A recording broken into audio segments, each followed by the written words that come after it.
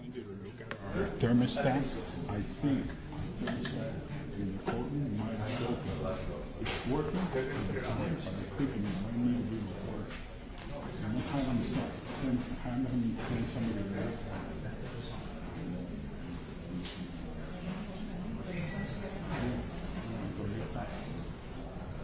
We're good? Wait, I don't have a mic.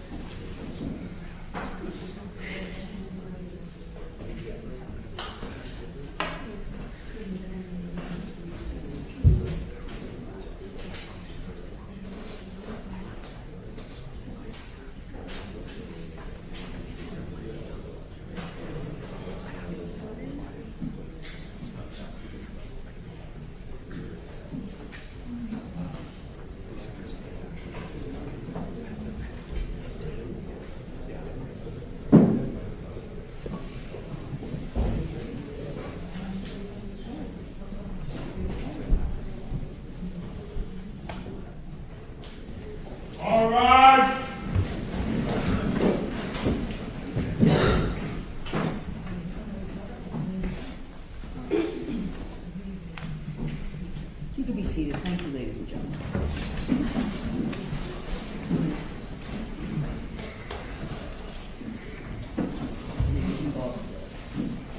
I'll text you.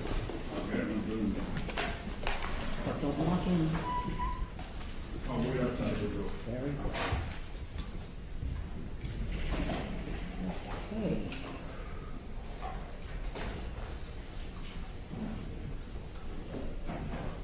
I apologize to all of you for keeping you waiting. I apologize to all of you for keeping you waiting. I had some matters placed on my calendar that I didn't expect to see today. So it took a little longer than it should have.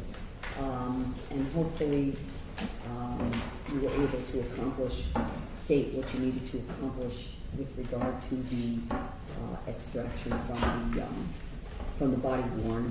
And you've all had a chance to look at the body worn. Anyway, State of Florida versus George Pino. Parties, please announce.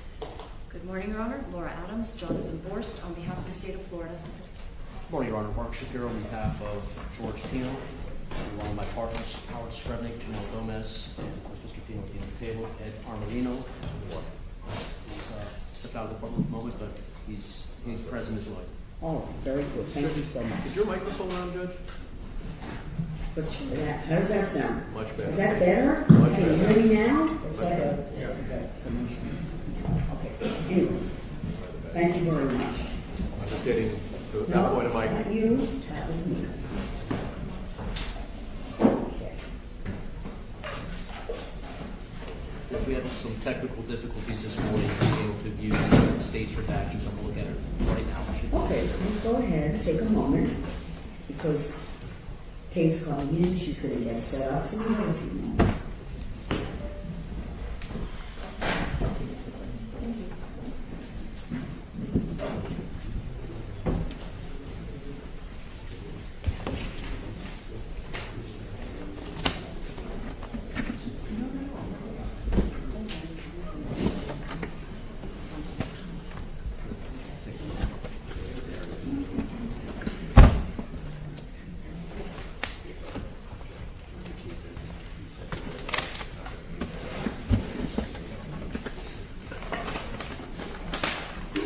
Judge, there's one matter I thought we could alert you to now, because Sure. for a witness coming this afternoon. Sure. The state is planning on calling.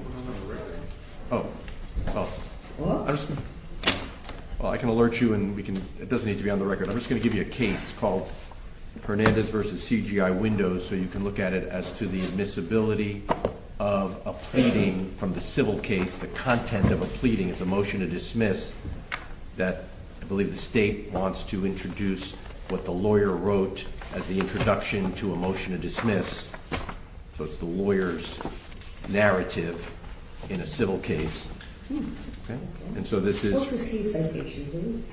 347 Southern 3rd, 113, 3rd District, 2022, and I brought an extra copy. That witness is not expected until afternoon. Okay, great. That approach. Sure, thank you.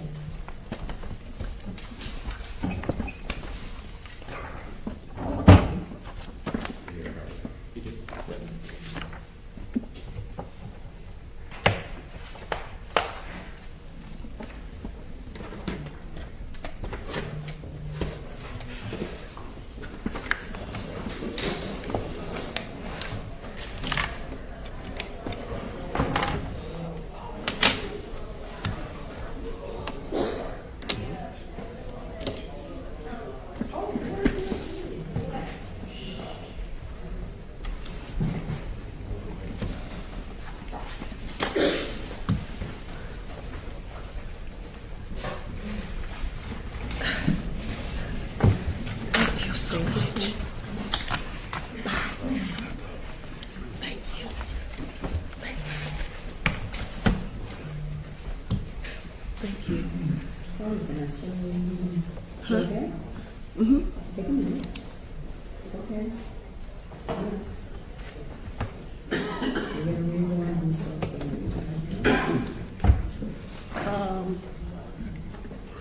Take As soon as I plug in, I'm ready. Take a breath. Take a breath. Okay?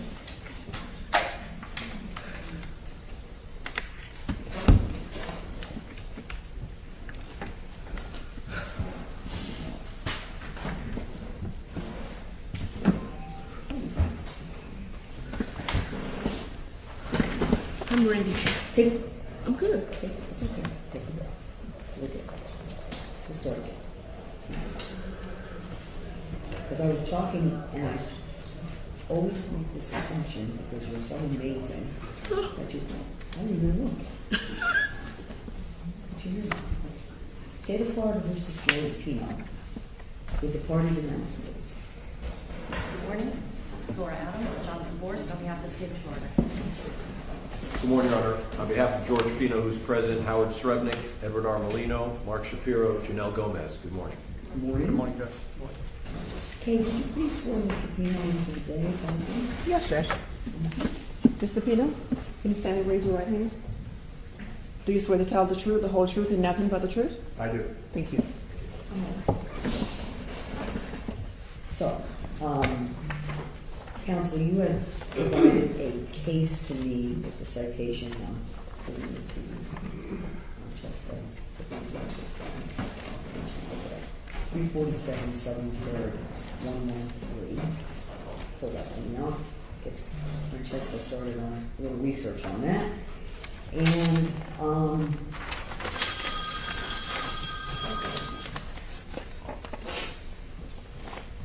we have the jury ready.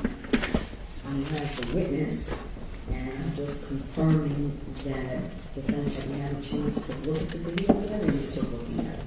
I've seen about a third of it, Judge. Okay, but also I think it would require audio for you, right? Yes, I'm gonna take it in the back room and listen. That's all Why right. don't you go ahead and do that? Okay.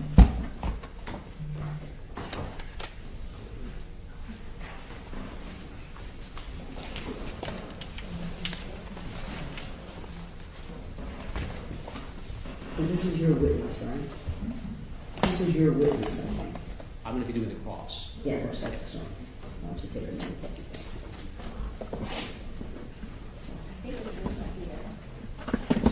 Come back over here. Thank you. Okay. And if I could see the council, just on a housekeeping matter for our work for tomorrow morning, just need to get a little information from you. Yes, on Judge. with court reporter to sidebar. Actually, Judge, can we just address it in open court? Well, there's a couple things I want to ask you at sidebar. Understood. Okay?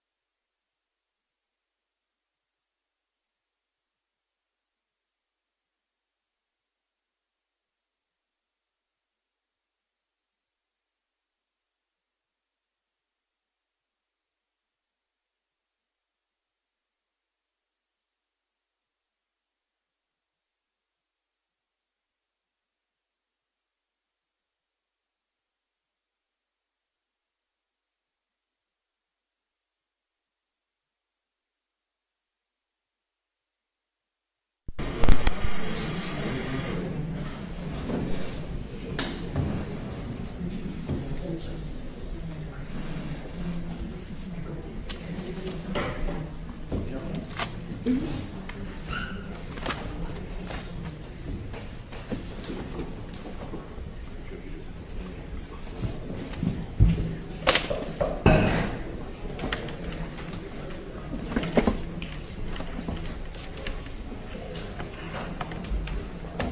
right, so what we are going to do, we're not bringing the jury in yet.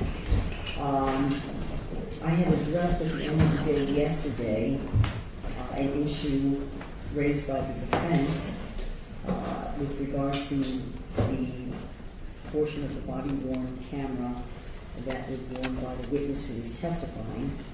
And I had already determined that certain audio parts of the body-worn camera, I directed the state to excise them out,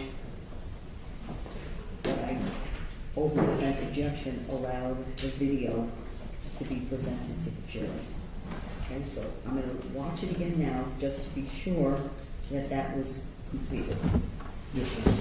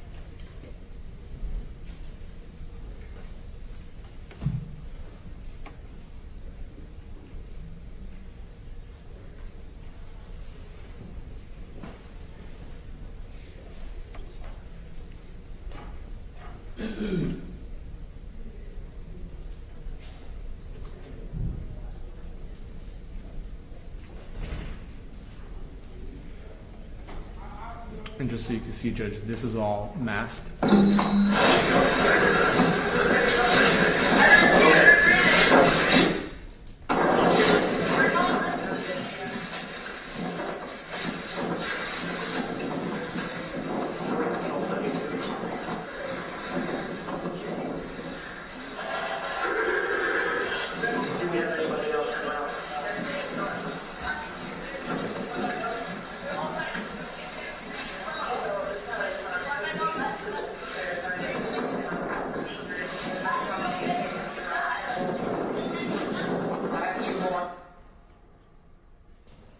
And this is masked.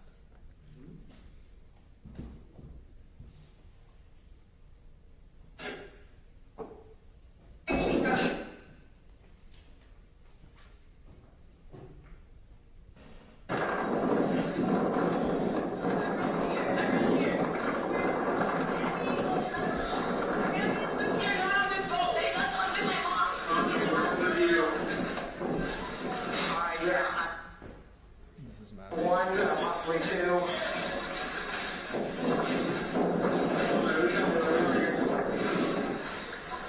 It's out of the ICW, almost like pumpkin tea.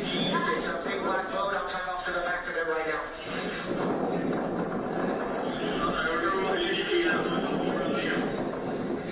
All right.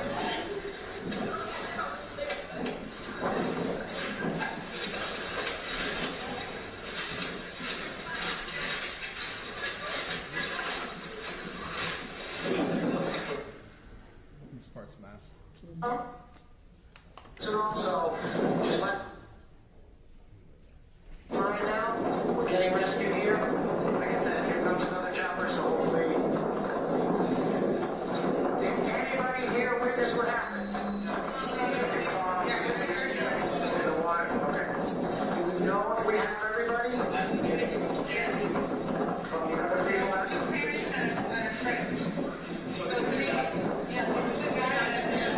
was he on that boat? Do we have everybody that we know of? Okay. We took one female from that boat and two other people. I don't know was a female, but I'm not sure if the other was a male or female. So there were three. Okay, but there were three people that left from the boat that left. It went to any key to be transported to the hospital. So your dad. So we are. Everybody's accounted for that, right? Everybody's accounted for.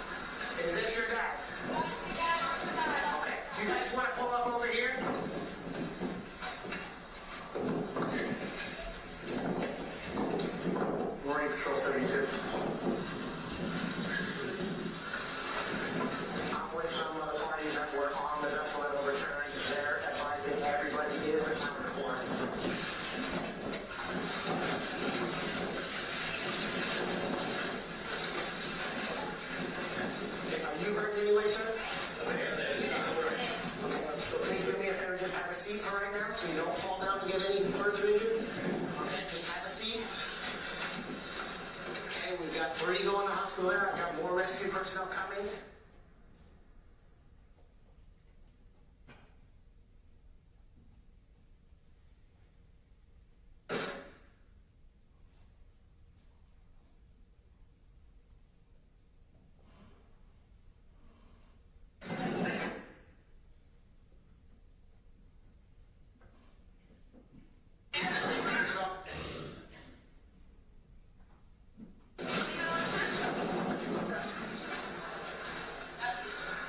Sure. Like I said, please just sit down so you don't fall down. I see you got some injuries. Okay? I just don't want you to get further.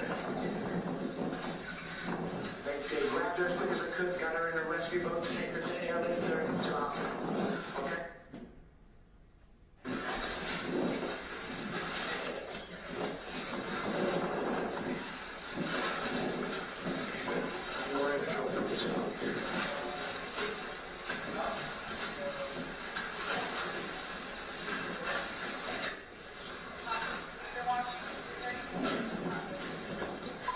Wait until 32.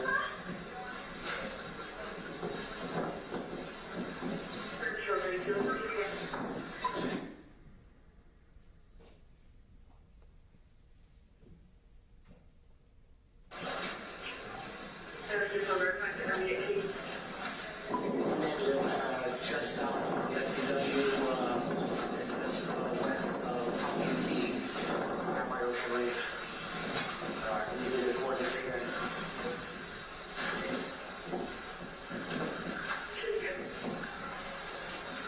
Two five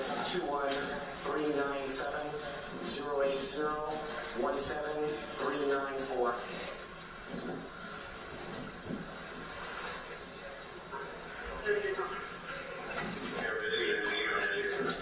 Just be careful. Careful coming over. Please don't move.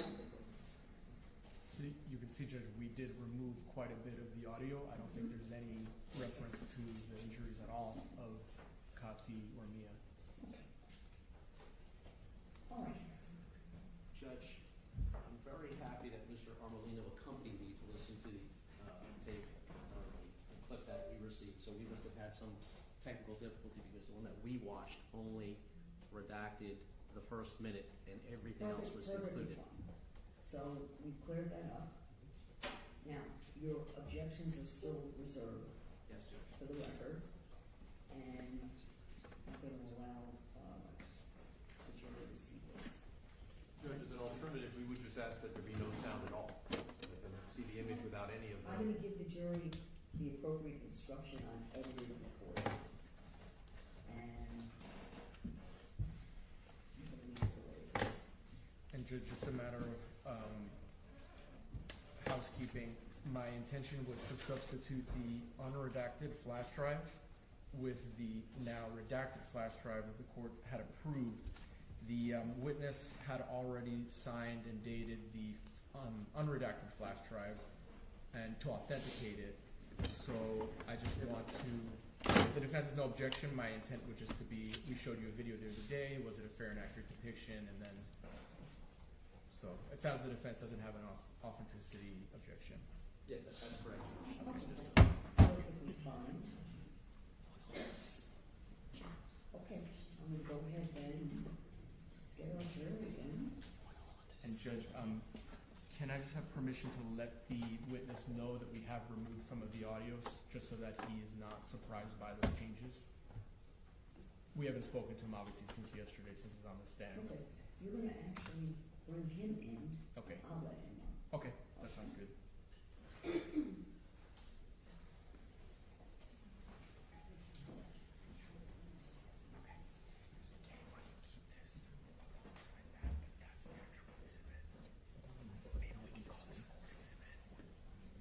Do you want to go ahead and get your rules? Yes, Judge.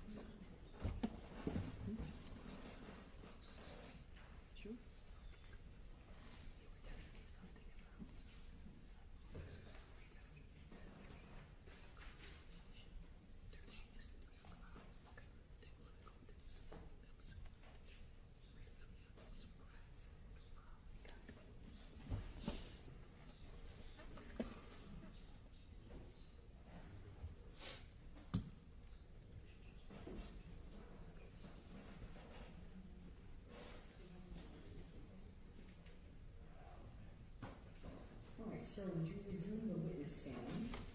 You remain under oath. And let me advise you that there are some redactions to your body worn. Okay. All right? Still, the same body worn with certain redactions. All right? Thank you.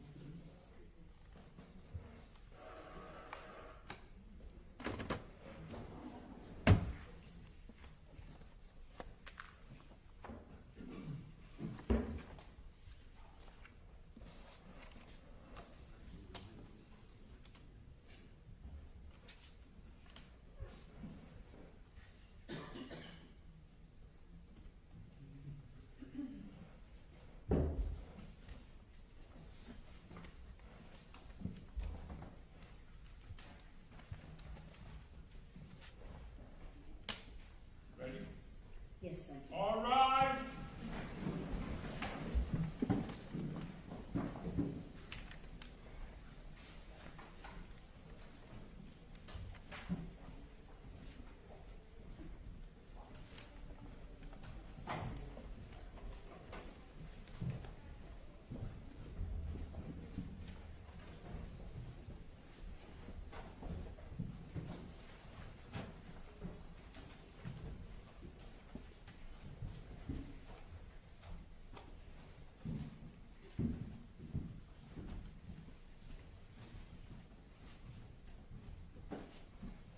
Everyone, please be seated. Thank you.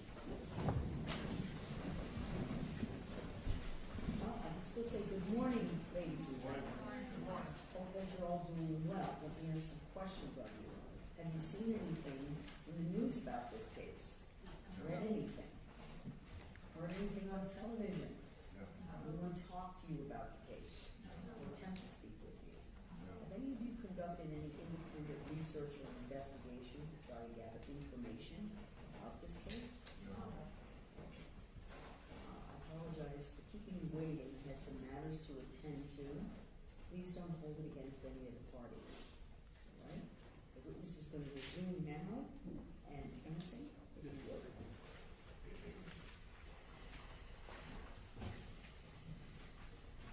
You might want to take it back a question, you say so. You might want to take it Yes, back a yes, question. Judge, thank you.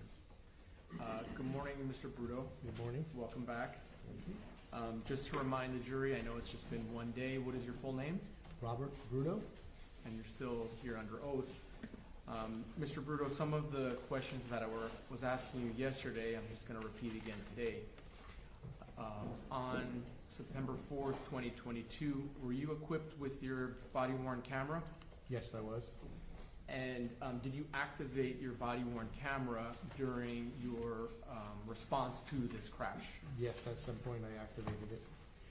Now, body-worn camera video, is it in military time? It's not in military time, it's in world time.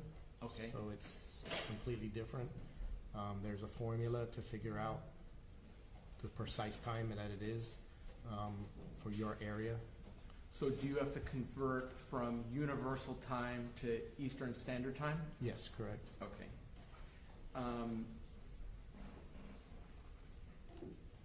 Earlier this week, I believe it was on Sunday, did you, Miss Adams, and I view a portion of your body-worn camera video? Yes, we did. It was actually Saturday, but yes, we did. Okay. And the video clip that we watched together, did it fairly and accurately depict what you saw and what you did on September 4th, 2022? Yes, it did. Judge, at this time, I would ask that the exhibit be introduced. If I could just get that from our clerk. This is without previous objection, Judge. All right, so noted. This is to be for identification. Admitted over objection. State Exhibit 2B, previously marked for identification, will become State Exhibit number 19. Your Honor, may I publish dates 19? Yes, I would like to instruct the jury. Ladies and gentlemen, you are about to view and listen to an audio-video recording. I'm instructing you that this recording has been edited to eliminate irrelevant portions that would not add to your understanding of the case. The fact that the recording has been edited should not concern you in any way and must not impact the way you view and or listen to and consider this evidence.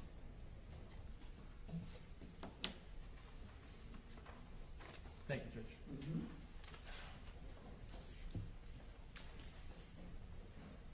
And could the witness step down from the witness stand to help me publish the exhibit, Judge? Yes, just keep your voice up, sir. Thank you. You want to stand or sit over here? I think sitting is fine for me.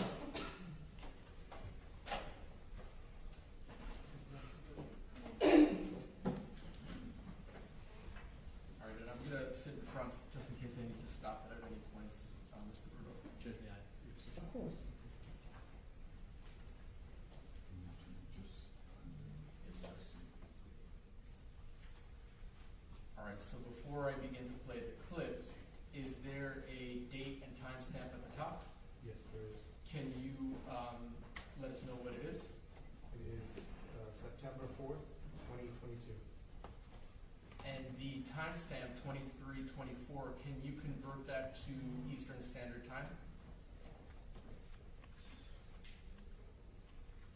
There's a formula. It's roughly 4 hours you have to subtract. So So it's 20, in military time, it's 11, so you minus 4, is that about 7:24 p.m.? About 7:24. I'm sorry, sir, you're going to need to keep your voice much louder. About 7:24 p.m. Okay.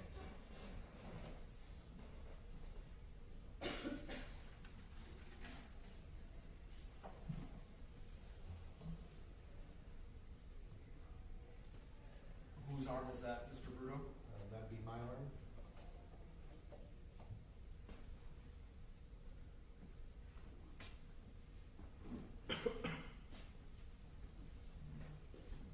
And is this when you arrived at that second boat? Yeah, correct. That's approximately when I start the camera. The initial 30 seconds, there's no sound. Then it'll come on.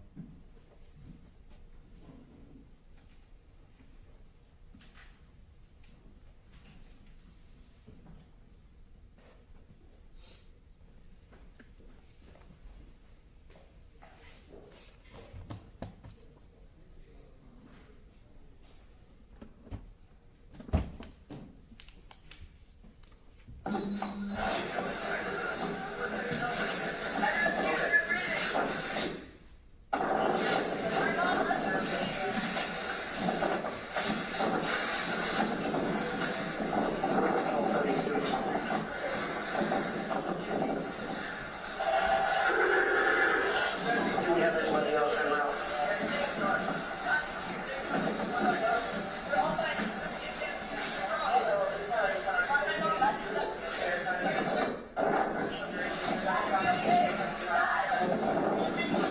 I have 2 more.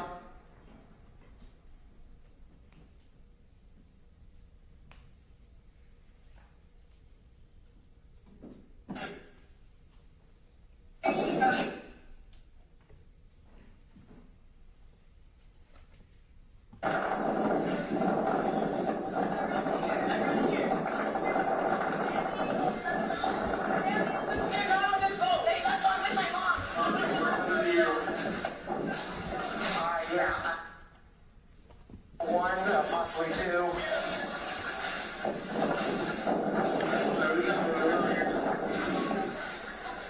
South of the ICW, almost by Pumpkin G. It's a big black boat. I'm trying off to the back of it right now. Mr. Bruto, you said ICW? Yes, the Intercoastal Waterway travels That travels where? north and south along the coastline.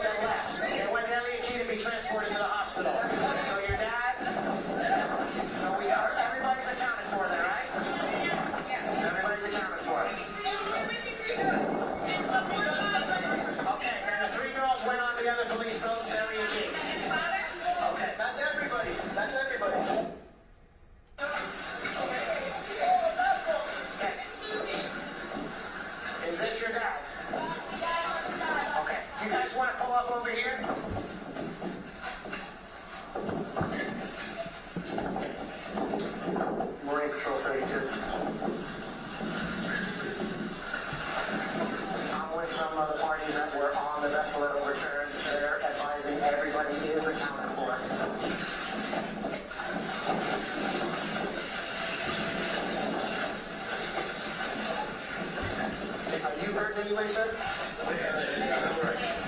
So please do me a favor, just have a seat for right now, so you don't fall down and get any further injured. Okay, just have a seat. Okay, we've got 3 going to the hospital there. I've got more rescue personnel coming.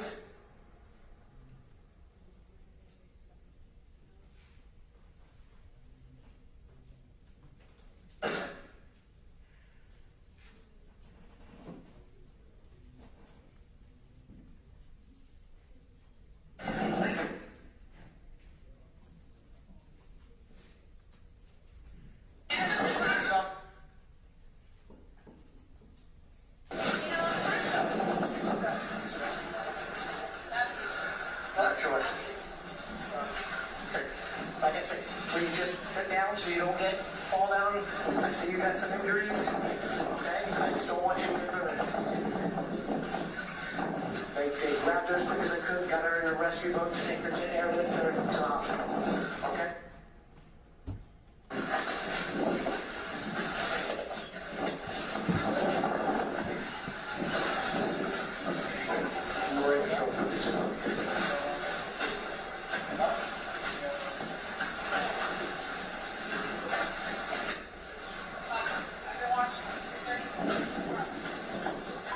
Wait until 32.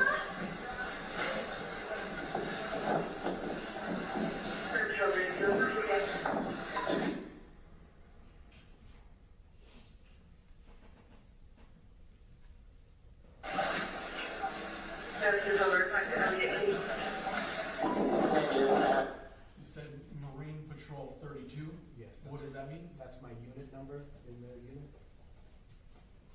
Just south of SCW, just west of Pumpkin Key, down by Ocean Reef.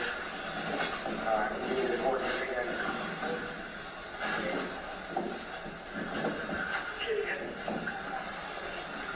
2521-397-080-17394.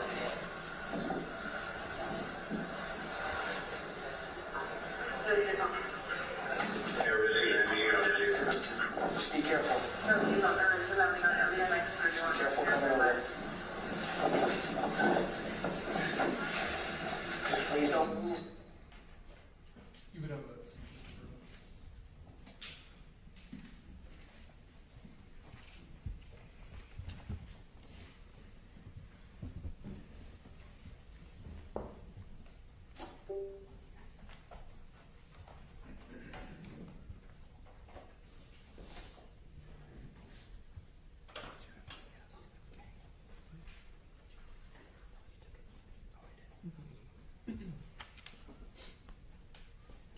Mr. Bruto, at the end of that clip, there was an adult male boarding that boat.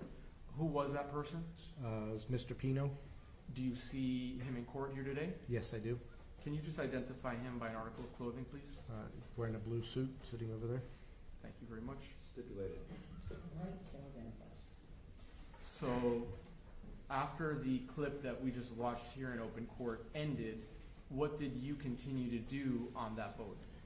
I continued to monitor the 2 females that were on the back and was just trying to coordinate getting fire rescue personnel as well as other Marine units to get over to get the help that they needed. How long did it take for other units to arrive to assist you?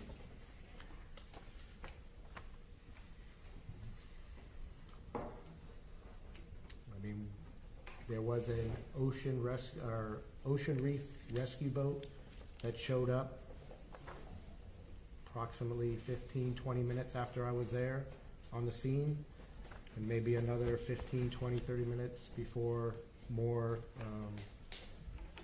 Marine units from the different agencies started showing up.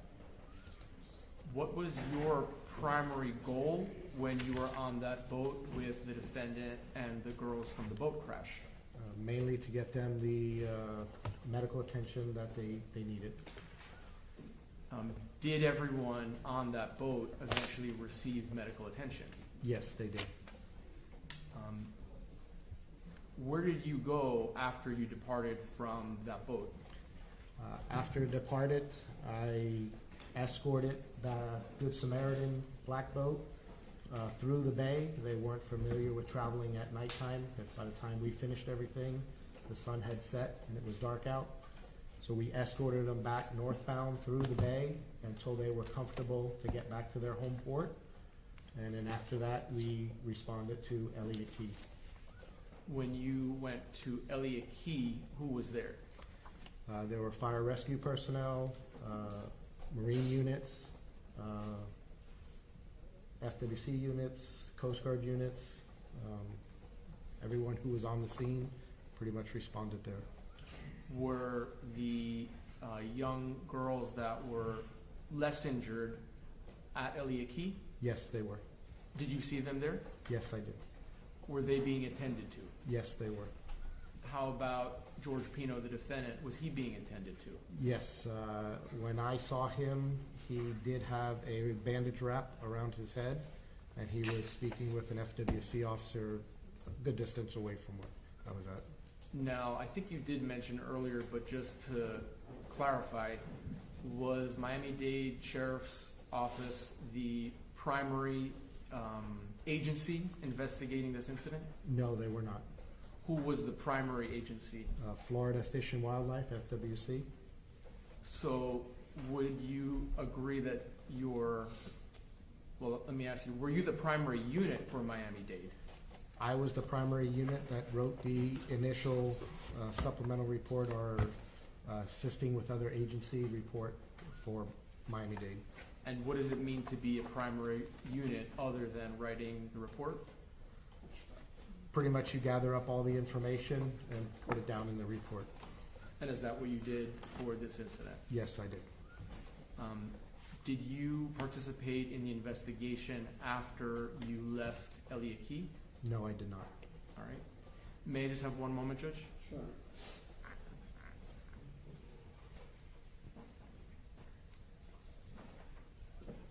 Thank you, Mr. Brito. I don't have any more questions for you now. The defense may have a few, and then I may have a few after. But thank you for coming back. Okay.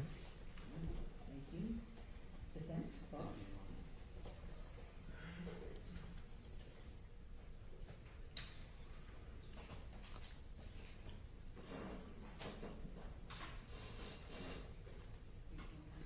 Judge, may we decide?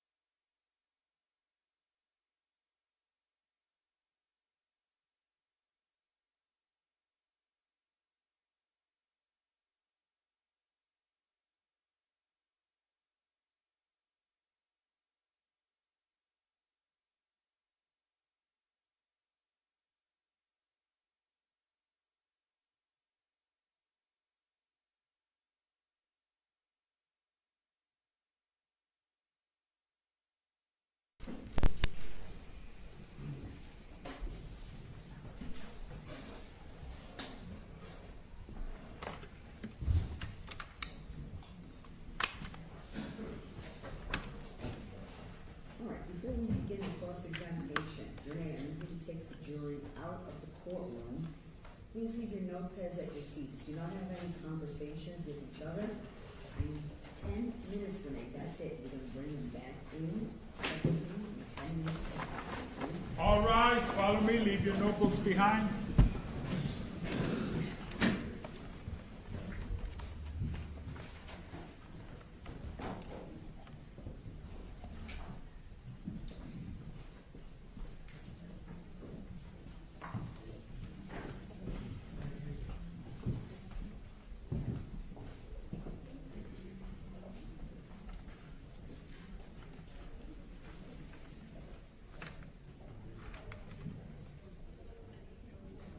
You can all be seated. If anyone who is here wishes to take a 10-minute break, please do so at this time. We'll be addressing the evidentiary matter. All right, counsel, you have Sorry, a body worn, portion of the body worn. yes, for this witness, Judge, we All don't right. have a portion of body worn camera footage Okay. that was provided to us by the state of There we go. discovery. Counsel's going to show you some. We're asking to view body worn. Don't say anything. Just review it. And then counsel's going to ask you a few questions. Okay?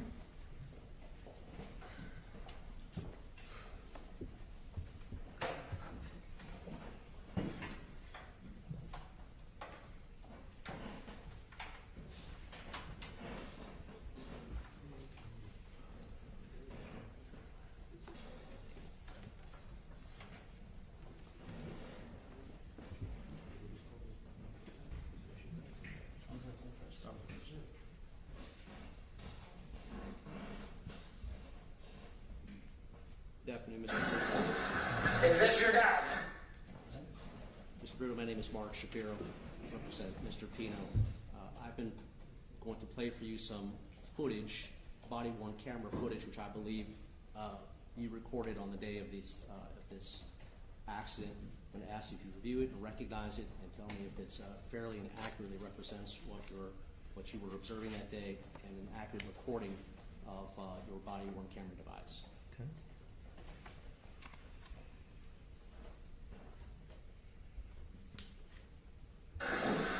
Is this your dad? Okay, you guys want to pull up over here?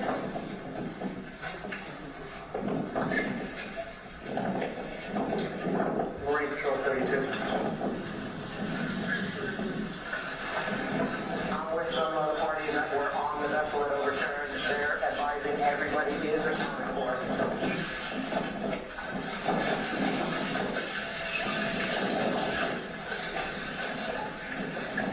Are you hurt in any way, sir?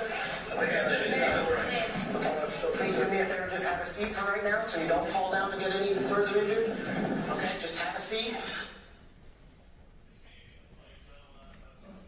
Mr. Bruto, what you just viewed, does that fairly and accurately represent what your body-worn camera recorded on the day of this incident? Yes, it is. Play the next one, please. It's also, Mr. Bruto, similar, if not, it's actually exact or virtually exact video that you just viewed a few moments ago while under direct examination. Is that correct? Yes. Oh, 1 second. What was the timestamp on the first one? And for the record, Your Honor, The first one is 04.02 Is what? 04.43.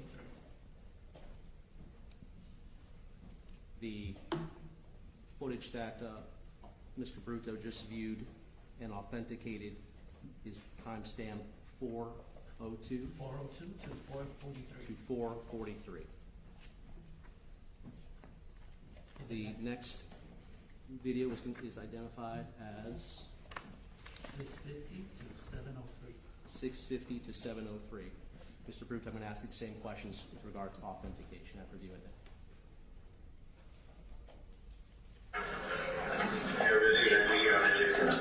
Just be careful. Careful coming over. Please don't move them. Mr. Bruto, is the videotape that you just viewed, which is date or timestamp 6:50 through 7:33, does that fairly and accurately represent what you viewed while you were, while your body-worn camera was recording the incident in question on that day? Yes, it is.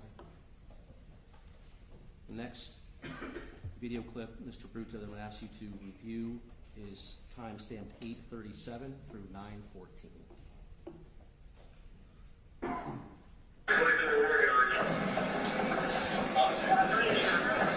Please just stand in. I just need to get some information. I'll give you a pad of paper if you can just fill out your information. Did you see what happened? All you did was pick up him? Okay, what?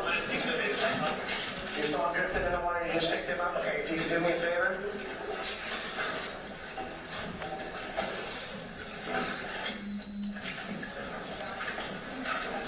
Just write your name, address, a contact number, your FLs, please. Mr. Bruto, did the videotape depicted at 8:37 through 9:14 fairly and accurately represent what your body-worn camera footage picked up on the day in question? Yes, it does. The next video I'd like you to view is time-stamped 27:39 through 28:26.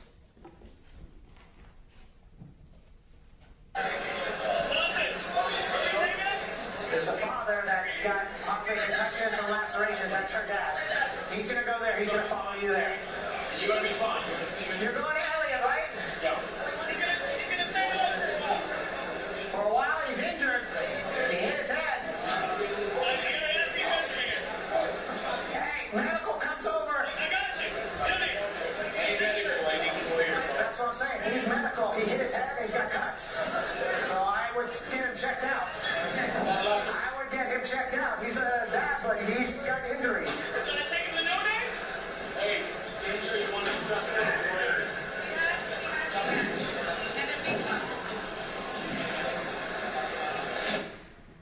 Mr. Bruto, is the video that you just viewed, which is timestamp 27:39 through 28:26, does that video fairly and accurately represent what your body-worn camera footage picked up that day? Yes, on it September does. 4th, 2022? Yes, it does. And the next video I'm going to ask you to view, Mr. Bruto, is timestamp 27:39 through 28:25. It's 31:16.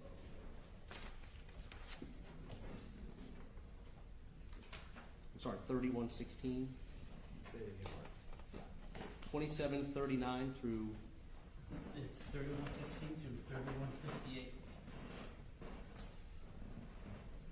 corrections, 31:16 through 31:58.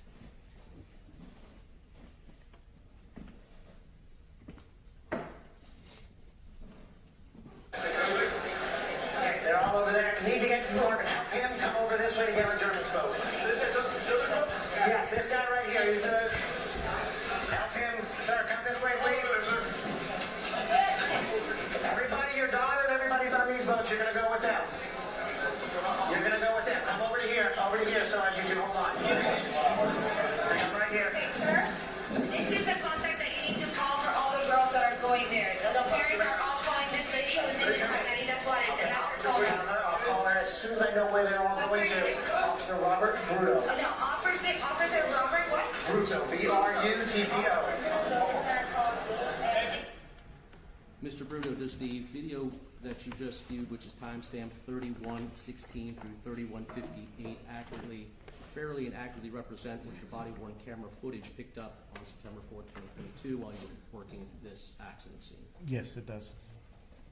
Those are all the videos, Your Honor. Oh, actually, there's one more. No, that's it. You have any questions? Counsel? No? Okay, very well. That's all this week. Take that out. Judge, we go ahead and mark it now.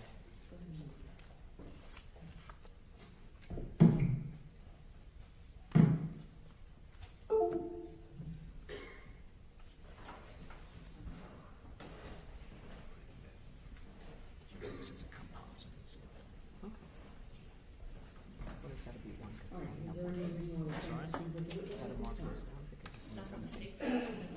Okay. And Judge, this would be defense B in evidence.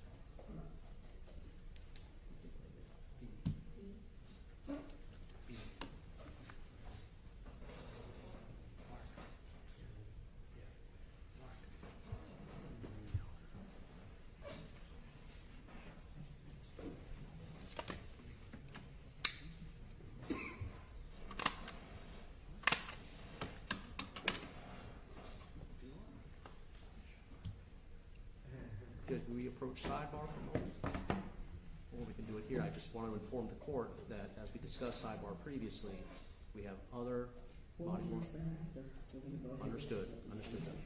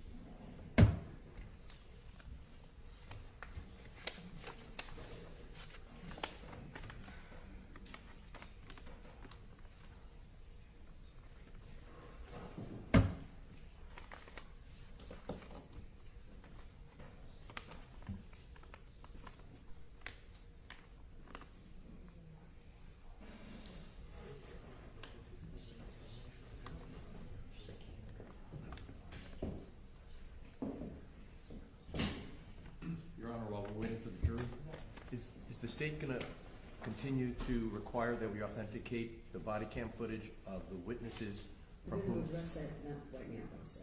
Okay, I will address that. so we can save time perhaps. We're gonna go ahead and finish this witness.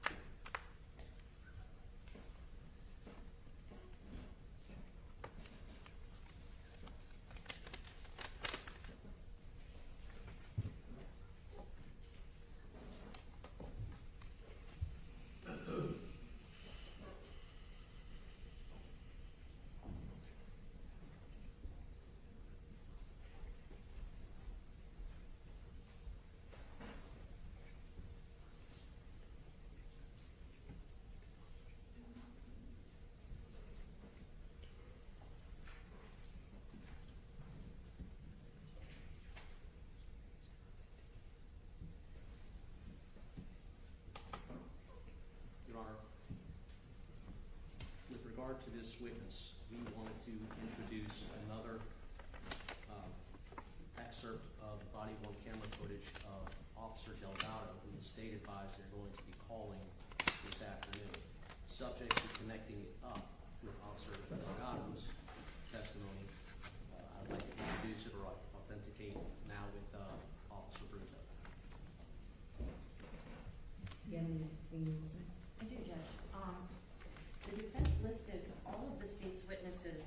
well over a year ago.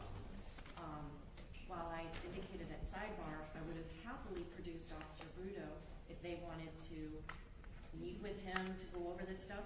I would have done so. I did so for him to go up here for a deposition. I never got that request.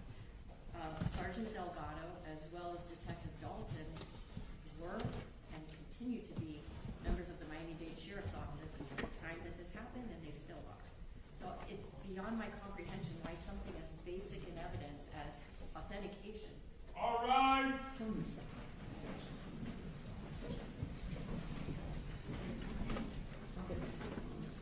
We're going to address this. This witness is going to continue on. You're going to continue with your cross-examination. Start and continue with your cross-examination. When I get to that point, I'll address it again.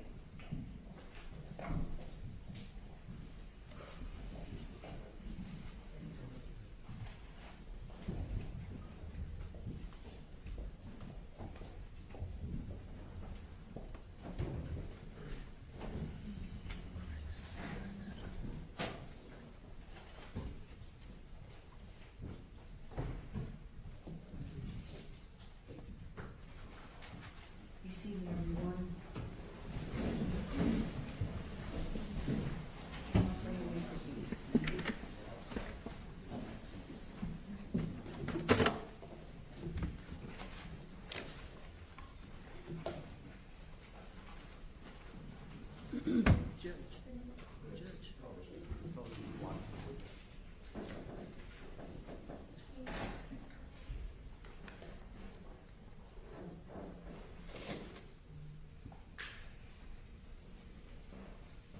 Good afternoon, Mr. Bruto. My name is Mark Shapiro. I represent George Pino in this case. Good afternoon.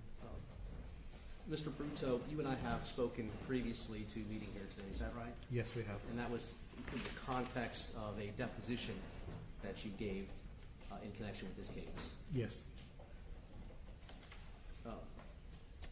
Mr. Bruto, you were dispatched to this accident scene at 6:49 p.m. on September 4th, 2022. Is that right? Approximately, yes. And your arrival time was 23 minutes later at approximately 7:12 p.m. Is that right? I believe that's when I arrived to Boca Chica, the initial call that went out.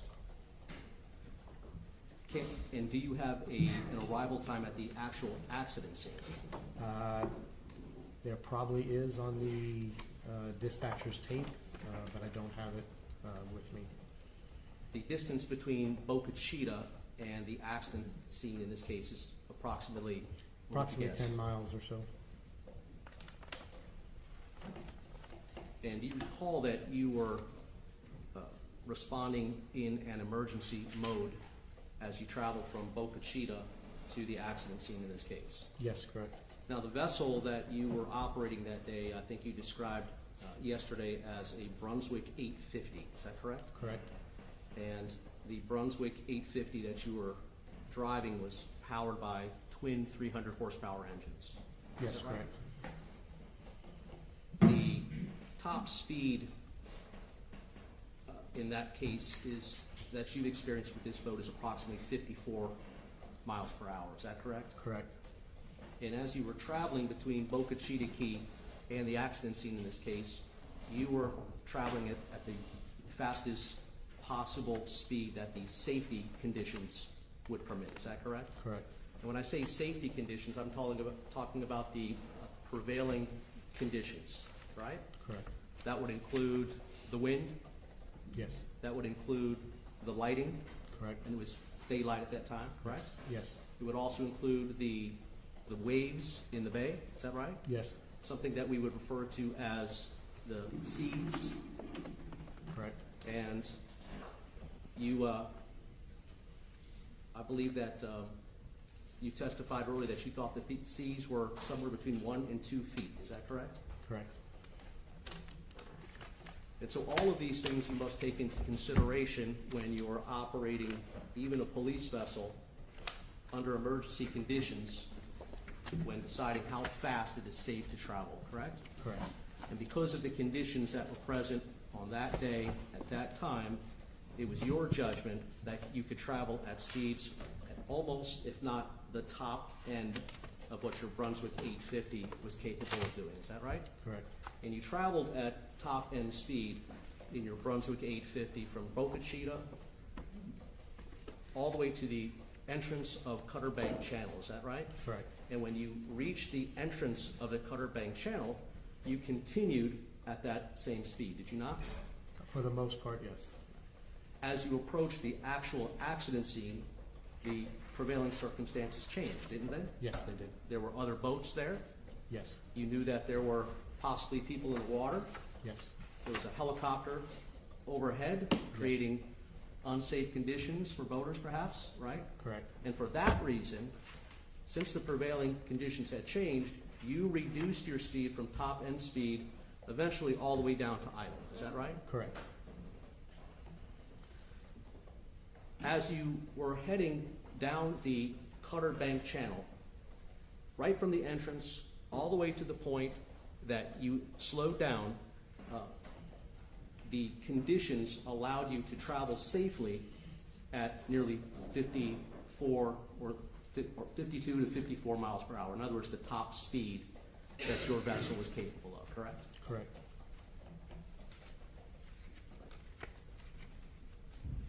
You have traveled, I presume, and correct me if I am wrong, through the Cutter Bank Channel previously from September 4th, 2022. Is that right? Yes, that's So in correct. other words, prior to the accident in this case, you have frequently gone south through the Cutter Bank Channel, correct? Correct. As well as north through the Cutter Bank Channel. Correct. You have good familiarity with the Cutter Bank Channel, which is the subject location in this case. Is that right? Yes. And it is a long channel, is it not? Yes, it is. Approximately 1.5 miles long. Approximately. It is a wide channel, as you testified to yesterday, correct? Correct. In other words, two boats could easily pass each other in opposite directions. There's plenty of room in that channel for two boats to do that, is correct? Yes, correct.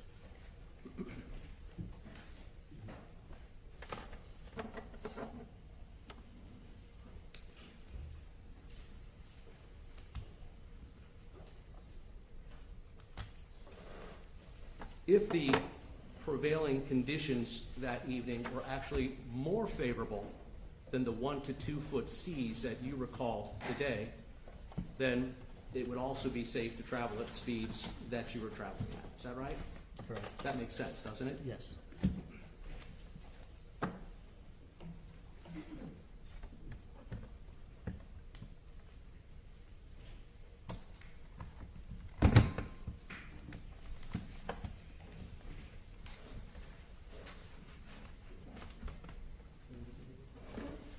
Mr. Bruto, I'm going to show you what is in evidence as Defense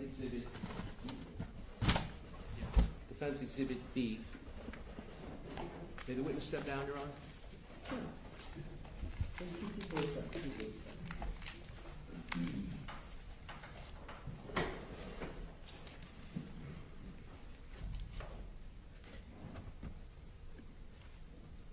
Counsel, for the record, I don't believe that while we looked at already, that it was announced to the jury. You said, your exhibit.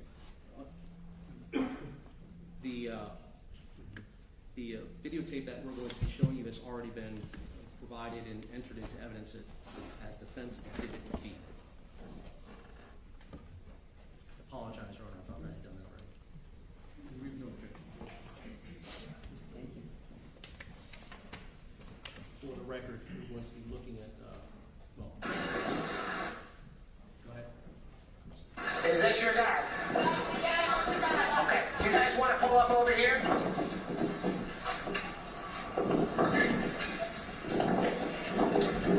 Marine Patrol 32. I'm with some of the parties that were on the vessel that overturned. They're advising everybody is accounted for.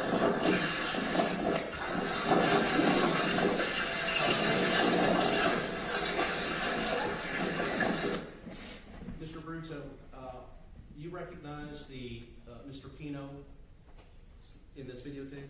Yes, I do. He is the gentleman wearing the pink bathing suit, is that right? I think the one is correct. Do you know how how it is that Mr. Pino got onto the boat that he is arriving at next to your vessel? I was advised by the operator of the vessel that he saw him drifting in the water near the area where the overturned vessel was, and that he picked him up. Continue, please. Are you hurt in any way, sir? Okay, so please do me a favor, just have a seat for right now, so you don't fall down and get any further injured. Okay, just have a seat. Mr. Bruto, I'm going to show you an additional videotape, and that's to watch as well.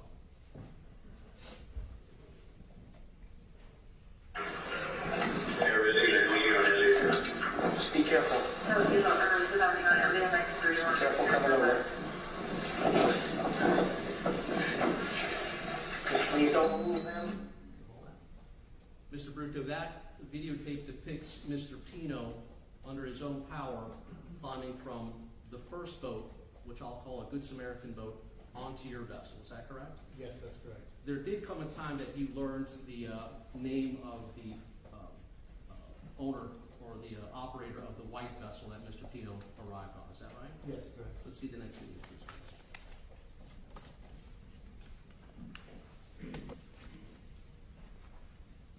Before you go there, Carlos.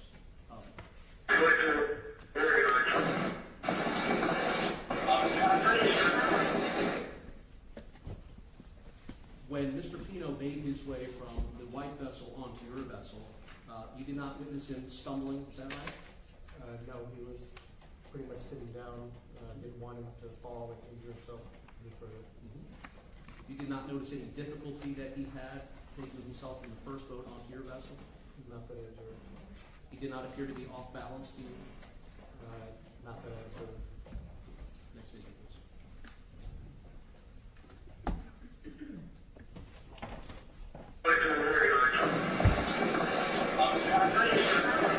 Please just stay a minute. I just need to get your information. I'll give you a pad of paper if you can just fill out your information. Did you see what happened? All you did was pick up him? Okay, what? You saw him drifting in the water, you just picked him up? Okay, if you could do me a favor.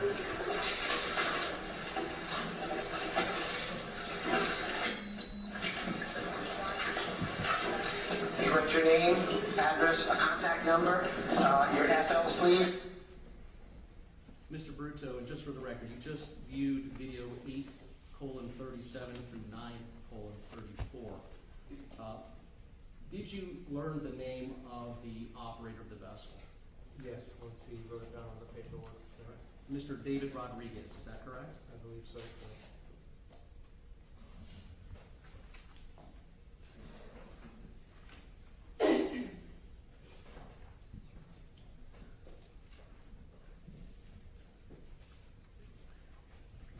I'm going to ask you to view the next video that we have, which is a timestamp 27:39 and 27:39 through 28:26.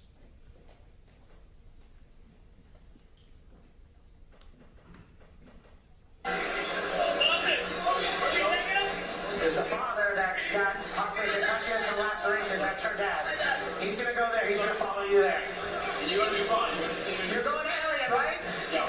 He's going to stay with us. For a while, he's injured. He hit his head. Hey, medical comes over. That's what I'm saying. He's medical. He hit his head and he's got cuts. So I would get him checked out. I would get him checked out. He's a dad, but he's got injuries. Should I take him to no name? Hey, you want to transform him?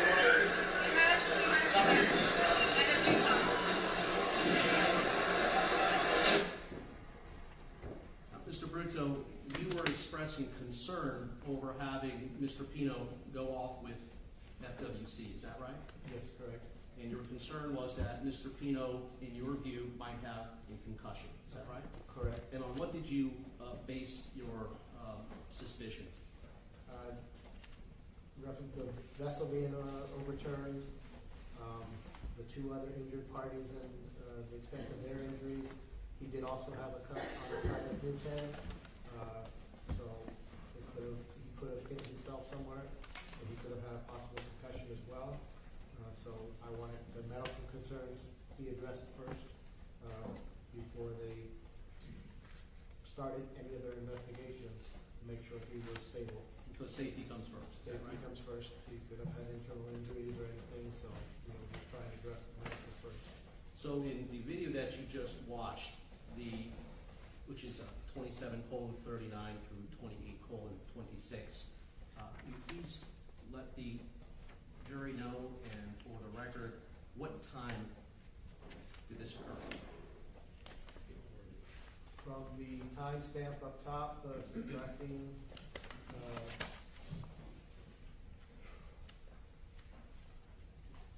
approximately 7:52 or so, PM.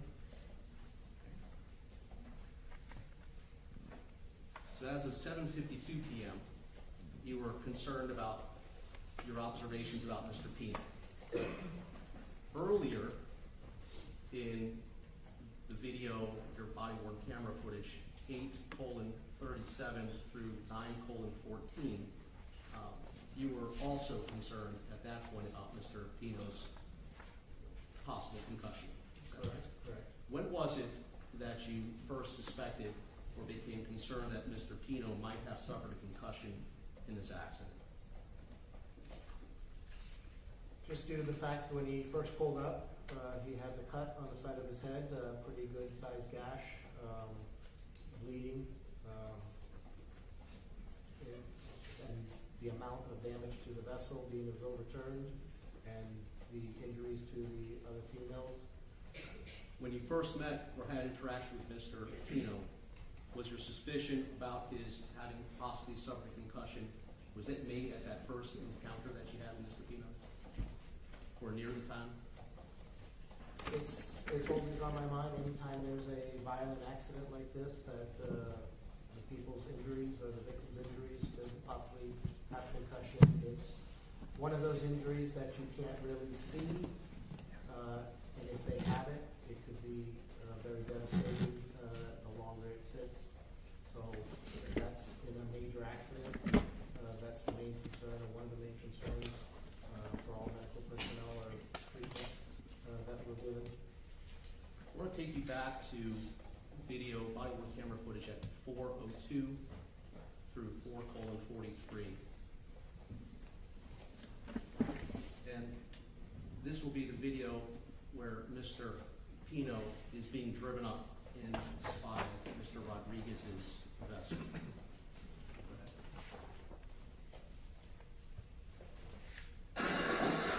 Is this your dad? Okay, you guys want to pull up over here? And just for the record, Mr. Bruto, can you tell us what the timestamp is on body-worn camera footage, timestamp 4:02 through 4:43? Approximately 7:28 p.m. So sometime after 7:28 p.m. Is when you started, is when you suspected that Mr. Pino might have suffered a concussion in the accident in this case. Correct.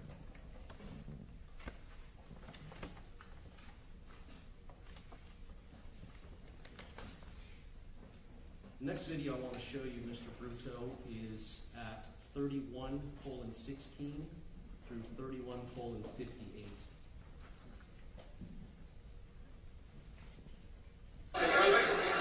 Okay, they're all over there. You need to get Marvin. Help him come over this way and get on German boat. Yes, this guy right here. He's gonna help him. Sir, come this way, please. Everybody, your daughter and everybody's on these boats. You're gonna go with them. You're gonna go with them. Come over here, so you can hold on. Come right here. Okay, sir, this is the contact that you need. Come over here, Mr. Bruto. Mr. Bruto, when this video began,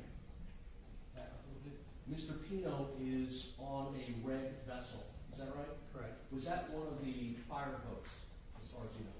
That is Ocean Rescue's volunteer fire boat. Yes.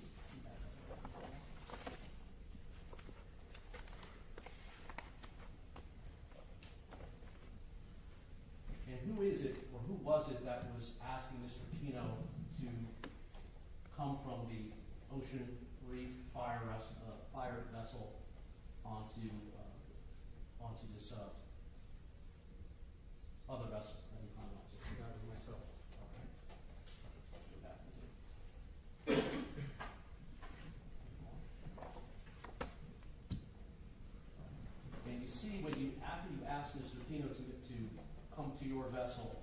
Mr. Pino goes from the Ocean Reef Fire vessel, and he steps up onto the top of the gunnel of that vessel. Is that right? Correct. And can you explain to the members of the jury what is meant by a gunnel? The gunnel is just the top portion of the side of the vessel, the structural side of the vessel. Now, there is not a lot of width present in this gunnel area that Mr. Pino is walking on. Is that right? Or about to walk on? Approximately 6 or 8 inches. In the water, correct? Correct. While the boat is having movement as the waves and current through the area are taking place. Is that correct? Correct. Yet he's able to climb up on the gunnel, right? Walk a few steps, correct? Correct. Keeping his balance, correct? He's holding on. We always ask them to hold on to something when even we do it, when we do the same movements. Well, that would be the safe thing for anybody to do, right? Yes, correct. If someone were impaired by alcohol, for example, they might not make the decision, the wise decision, to hold on to the wall as they're walking along this narrow 6-inch gunnel. Is that right? Correct. And that's what Mr. Pino was doing. Right. Unassisted, by the way, correct? Correct.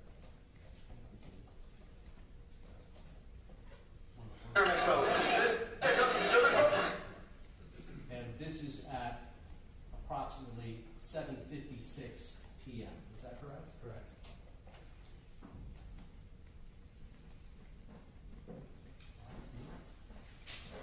Yes, this guy right here, he's gonna help him. Sir, come this way.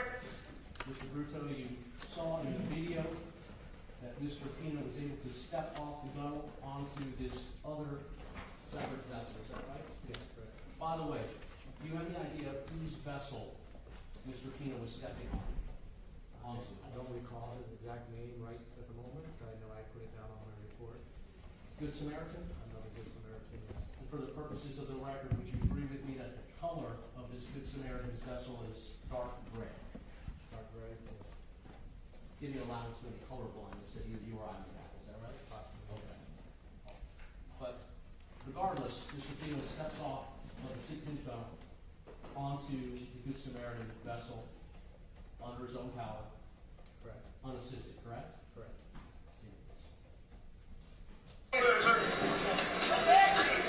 Everybody, you're dotted, everybody's on these boats, you're gonna go with them.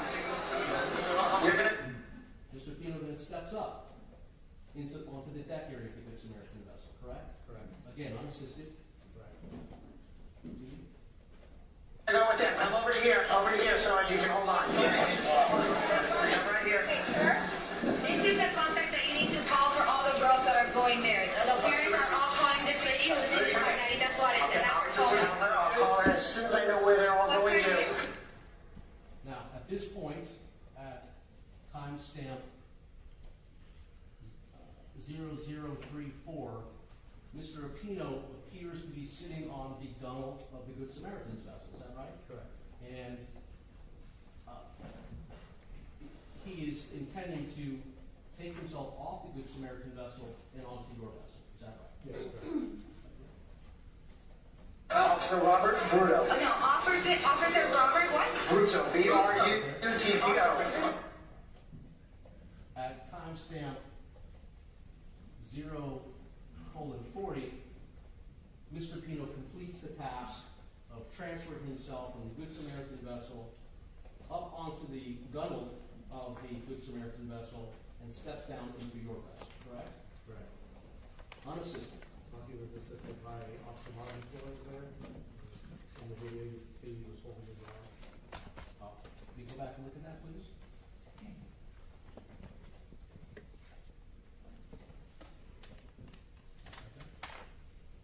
His right arm. Robert Bruto. No, Officer Robert what? Bruto, B-R-U-T-T-O.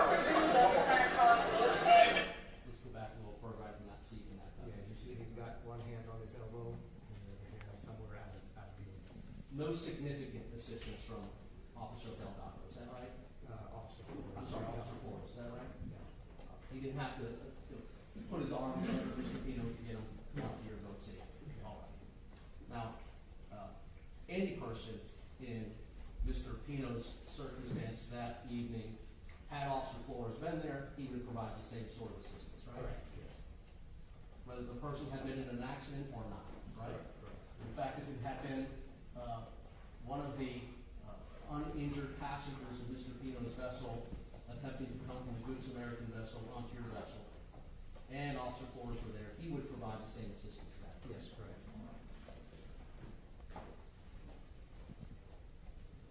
You take your seat.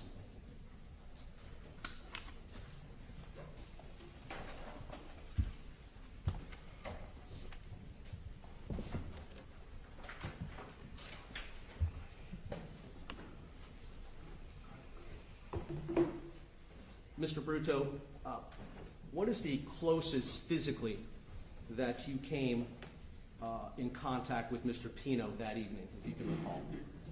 Approximately 3 feet or so. And in those 3 feet, you didn't have any, you observed no signs of impairment at all, did you? Not that I could observe, no. No odor of alcoholic beverage, correct? Correct. No bloodshot eyes, correct? Correct. Did you hear Mr. Pino say anything in your presence? He was talking a little bit, but not that anything that concerned me. His speech did not, what you did hear him say, his speech did not sound slurred to you, is that right? Correct. And at any time, seeing Mr. Pino, once he was on your vessel, did you see Mr. Pino have a problem with balance? No, the majority of the time I had him sitting down. And that was for Mr. Pino's safety? Correct. Because you knew that he had a head injury? Possible head injury, yes. A moment.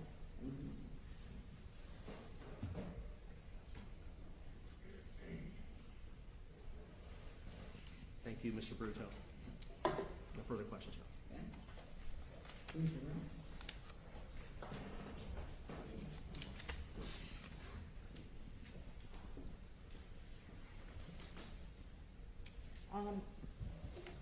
Mr. Bruto, let me ask you, there were a number of teenage girls that were on that vessel that had the platform, right?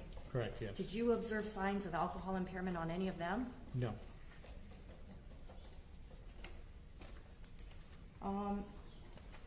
The attorney asked you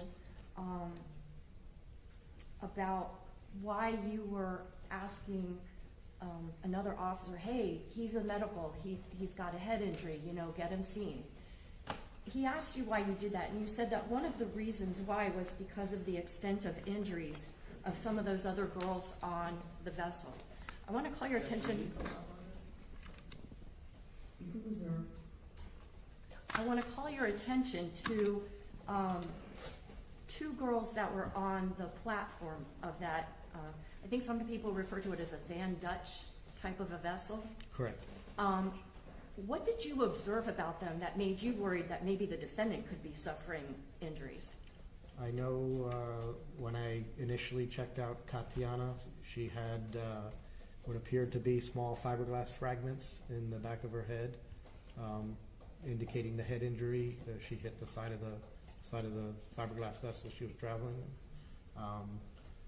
The other female on the other side didn't have any fiberglass in her head, but her head area had disheveled or messed up, possibly indicating in the fact that she wasn't really speaking, just kind of nodding. Possible head injury on her as well, hitting the vessel.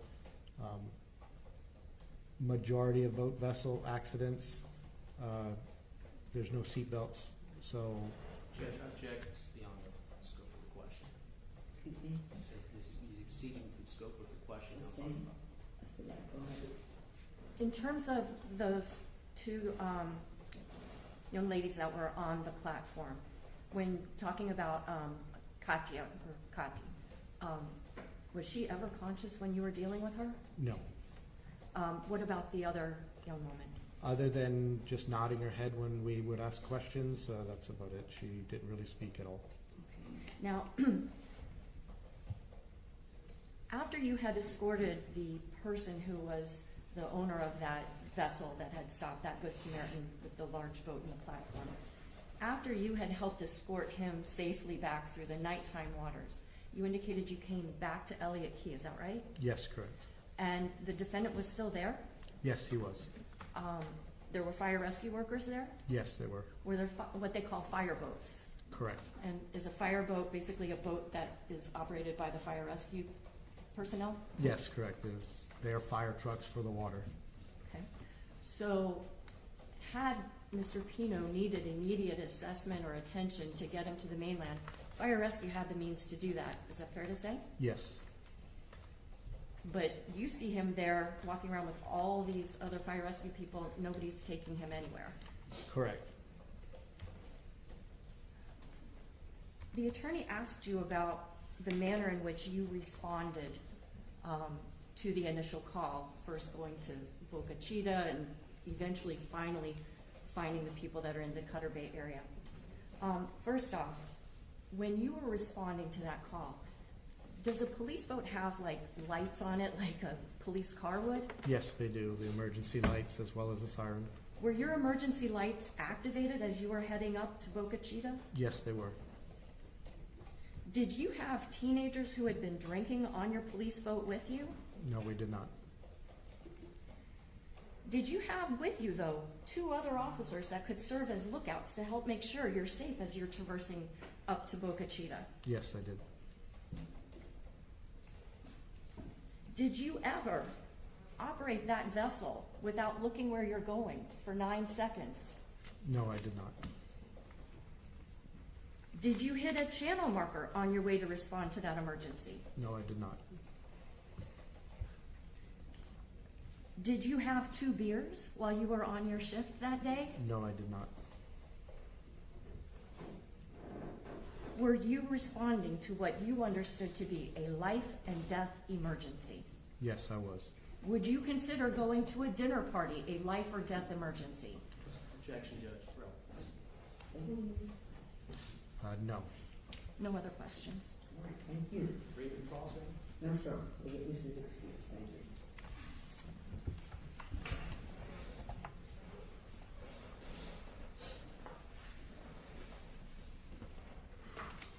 All right.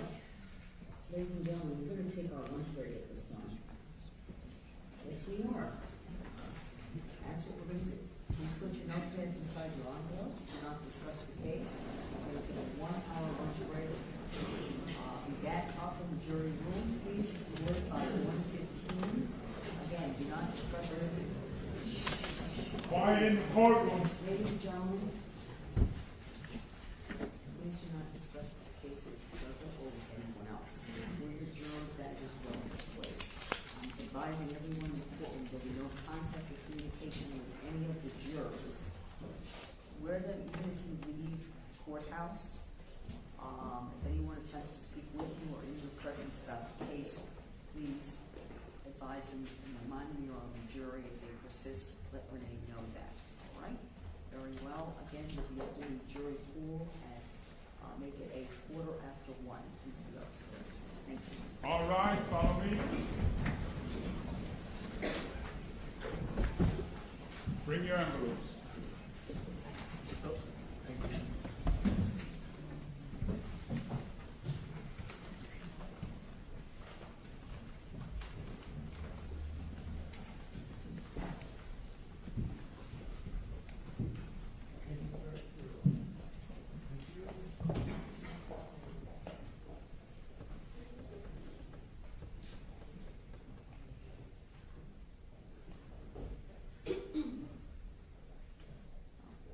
Seated. We'll give them a moment to work their way down the hallway. And we are going to be in lunch break. We're going to handle a couple of other matters here before we take our lunch break.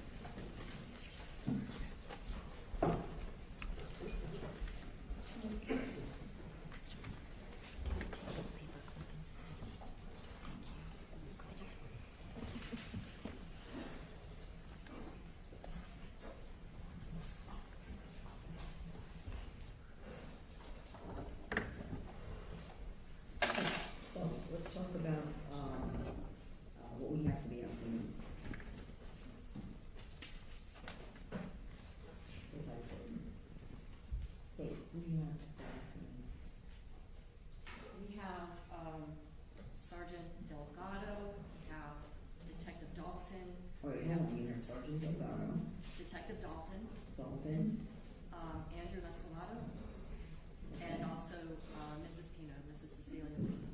okay, And that should take us up to the time where we're gonna then go up to FWC.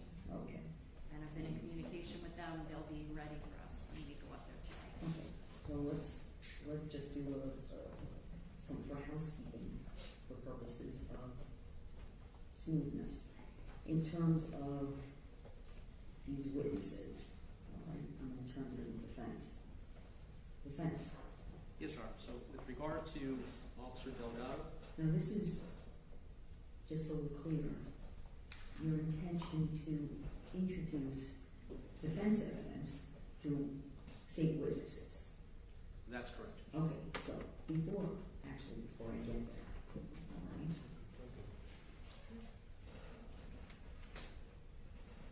As in terms of Sergeant Delgado, what evidence would you be intending to introduce through the state witness?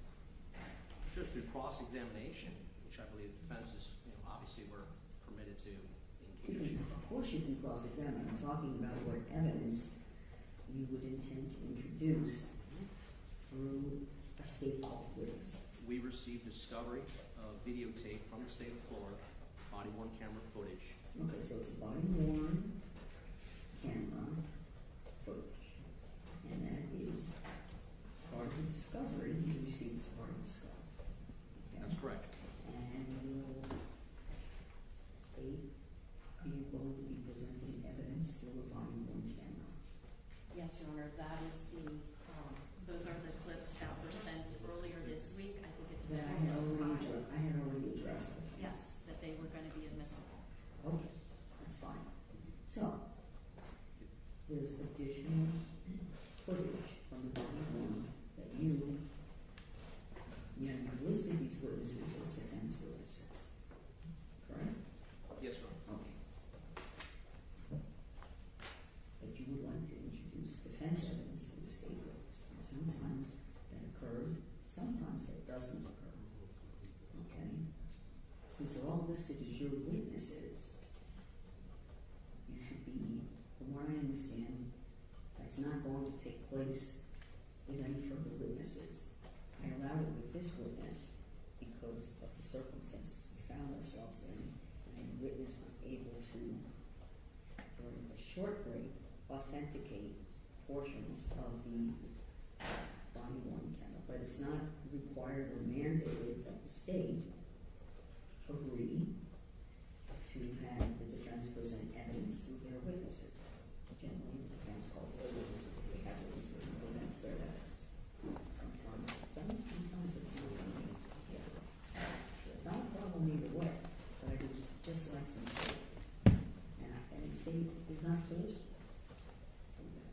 Whether it's state evidence and discovery is provided, that's your case, you wish to put your case on, that's fine. Sometimes it's done to alleviate the problem with bringing the witnesses back. But it's not a requirement of the state to do that, okay? You have your cross-examination, that's fine, but what happens is, also, there's not going to be a recross under those circumstances if you are going to admit any defense evidence, okay, as a state witness's testimony. I'm not going to say you're going to probably maybe show me a case on rule of completeness because it's a body, is that what you're going to show me? I got your body-worn camera and you're going to complete because that's the exhibit. But they can present their evidence and you have evidence to present. Even though it might be somewhat duplicitous or from the same larger footage, you can do that when you present your witnesses. And allow you for the sex witness. Let me just make sure if I'm stating if there's going to be through Sergeant Delgado, the state intends to introduce body-worn footage, and we've already addressed that. The additional body-worn footage that the defense, and I'm going to say it's not the same body-worn footage. It is, Judge. Oh, it is. Yes, we were presented. The same. We were presented presented 6 clips in connection with Sergeant Delgado. And it is at least one of those clips that we intend to use in the cross-examination of Sergeant Delgado. This is evidence that the state is going to be presenting. I don't know if they're going to introduce it or not, Judge. Well, that's my point I'm trying to make here. They can present their case the way they wish to present their case and present their witnesses with their evidence. They're not required or mandated, and I'm not going to require or mandate the state to then list these witnesses and subpoena these witnesses, and I would have instructed the last witness that he would have to come back so that you could present your evidence with the witness. Even though I don't see what the rule of completeness says, okay? Under these circumstances, there's not an agreement. I'm not going to force the state to allow the defense to present evidence through their witnesses. Not going to force that. So, Just, first off, I would say that the rule of completeness has to do with statements by a person. For example, the state can't cherry pick one part of the defendant's statement and not the other. So I don't think the rule of completeness I'm not is even gonna- applicable. the legal part of it, I don't think is relevant really to my discussion. Beyond that, Judge, yes, there were 6 clips. One is 5 minutes long, one is 50 seconds long, the third is 2 minutes, 10 seconds long.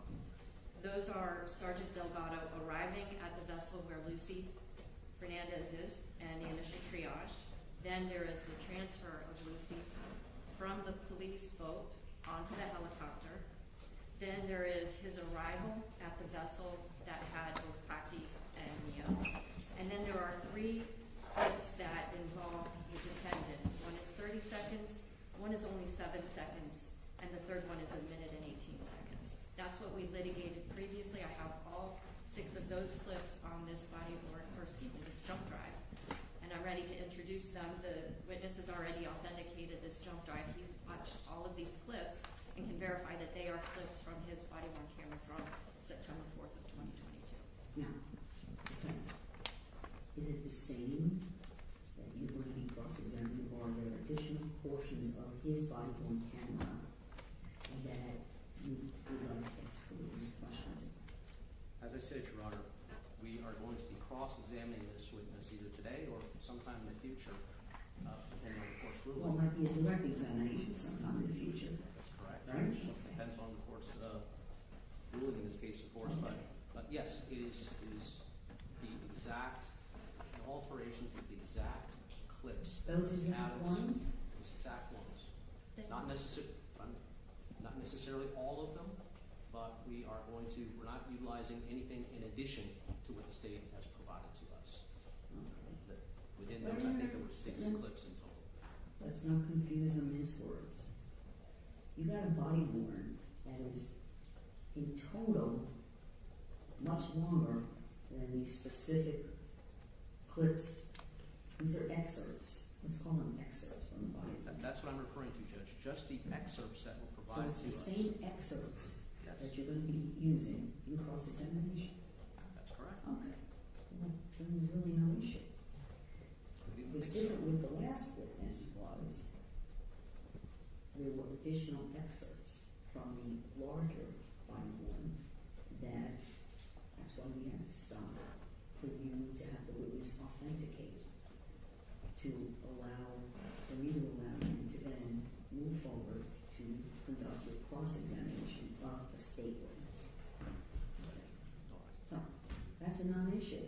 Yes, because I'm going to be moving this That's into it. evidence, and if he wants to Okay. replay it for the jury, I just wanted to avoid, of course. having to do a direct examination and then to have to take another long way to do an authentication like you just said. So we're avoiding that. So that's Sergeant Delgado. Judge, just to be clear, there are how many excerpts? There are 6 excerpts, Judge. I'm not looking to replay. Hang on. So there's 6. Let's assume the state decides this afternoon to introduce 5. Let's just assume that. She just said she's going to Let's introduce assume they change their mind. I'm not and going to change counsel. Let me tell you all this. We're not going to do this. Okay? We're just trying to save time. I'm getting the commitment right now because this really impacts the jury and everyone else. So if I'm getting representation as an officer of the court from the state that they intend to introduce the 6 excerpts. Right? Yes, Okay, absolutely. that's it. So there's no further discussion. There's not going to be a change in that. And that's okay. So that takes care of the Dalton. Then we have Detective Dalton. Is there anything in terms of physical evidence that is going to be introduced through Detective Dalton that we might encounter the same concern? No, I'm not introducing any body worn camera footage. Okay, so let me ask the defense with regard to Detective Dalton. Yes, Judge, we have some body worn camera footage excerpts from Detective Dalton. Okay, so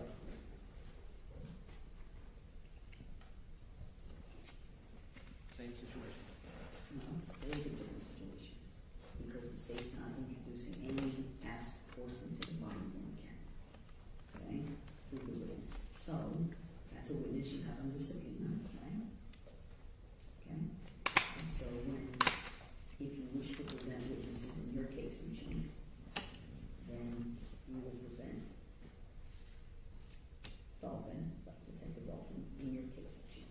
Understood. Okay, so we'll handle that. And back with regard to,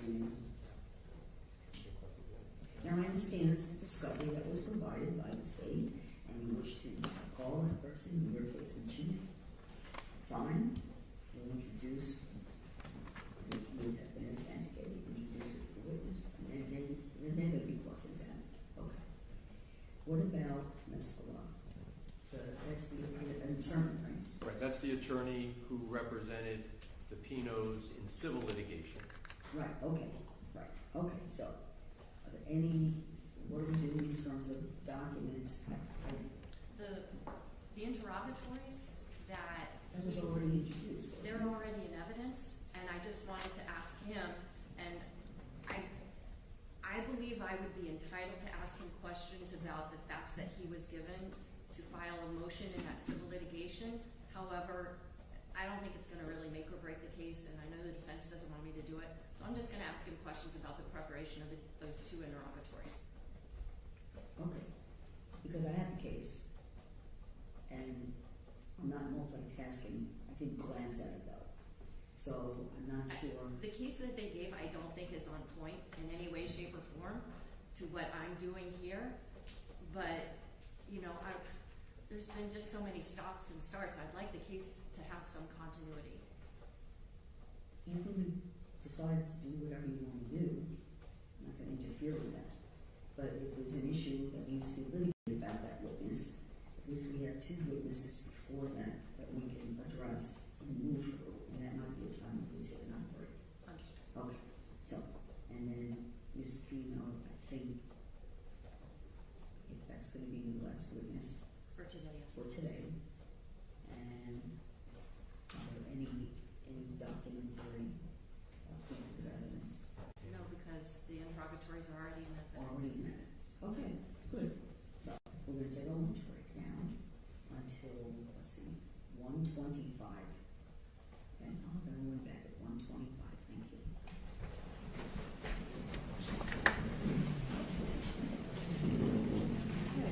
See, I should have bring lunch. Whenever we have, you're gonna have to start bringing lunch. Next time I'm here, I'm bringing lunch.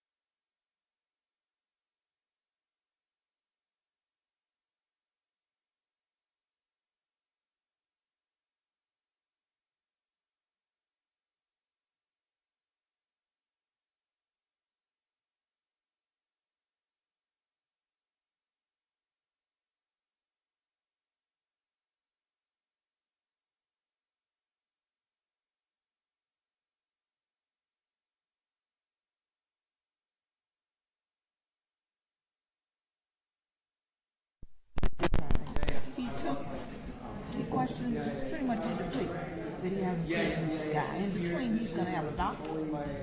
He's gonna have a couple other witnesses. Hey, honey. You know, I gotta go over here. Let me go over here and get some stuff. Because I asked them this morning, did they have anything? You get a break tomorrow morning. And I was told no. Yes. Oh, you get a break tomorrow morning. Oh, wait. Okay. Talk to you later. You don't need to be there. Janet will take care of it, and Gus will take care of it. You don't need to. Yeah. And she's gonna be done in no time. So yeah. And she's gonna do it first, and she's gonna knock it out in 10 minutes, 20 minutes. How big is it? Oh, you did. Okay. Oh. That's why I said 10 minutes, and you're gonna be done. Oh, I see you. Oh yeah. But why didn't you ask James? James not in trial.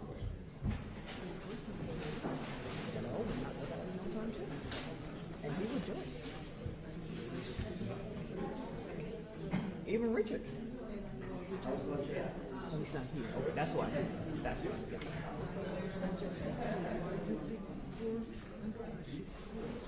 But you know she don't mind. I know she don't mind. She don't mind. I know.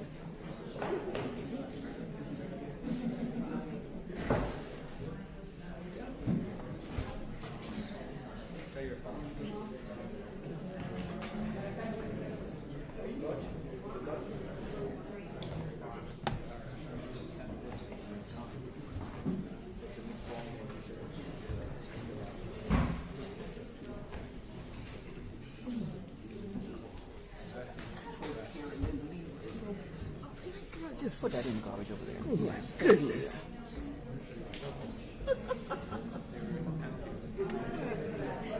She covered the weekend, right? And Tinkler, Yeah. one had in the month. Yeah. And when I come back, it's all kind of nasty. What do you mean she covered the weekend? In Tinkler's school. I do 3 weeks shift one. Yes, I know. Okay. And But things are like when you think I don't like them kind of here, it's kind of right here.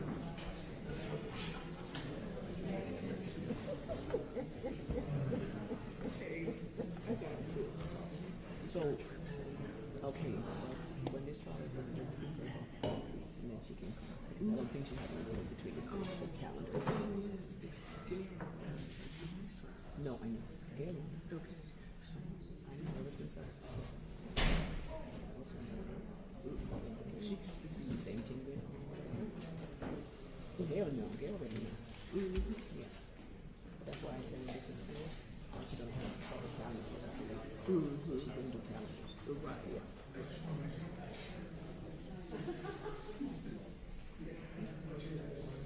so here, when I finish up here today, Yeah.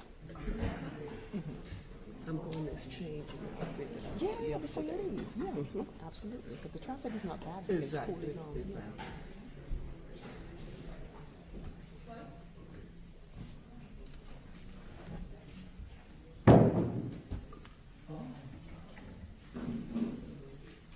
Can you hear me?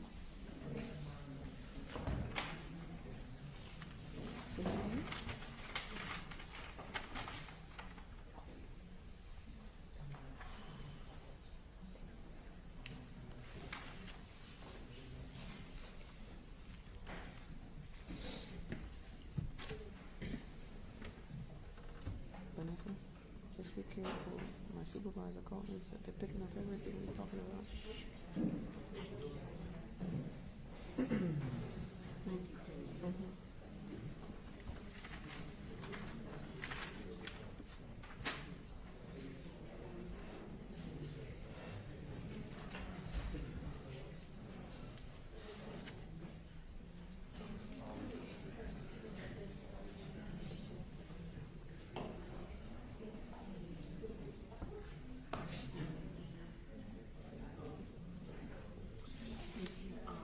Just so that you know, Yeah.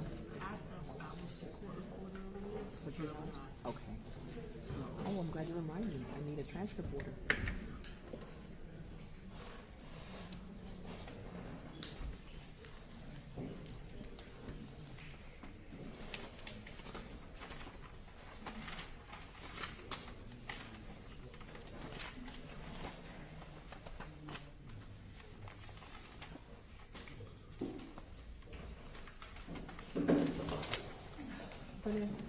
was that for?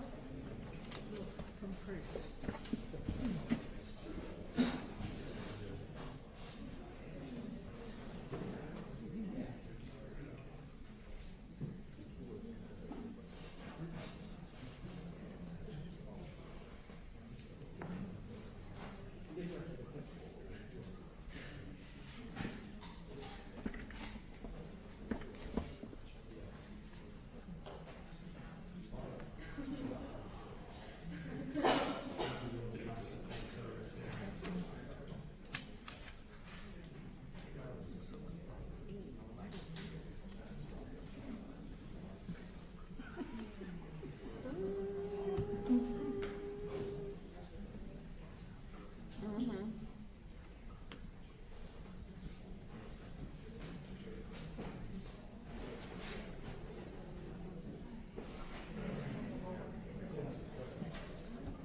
See the calendar so I can get the name of the event.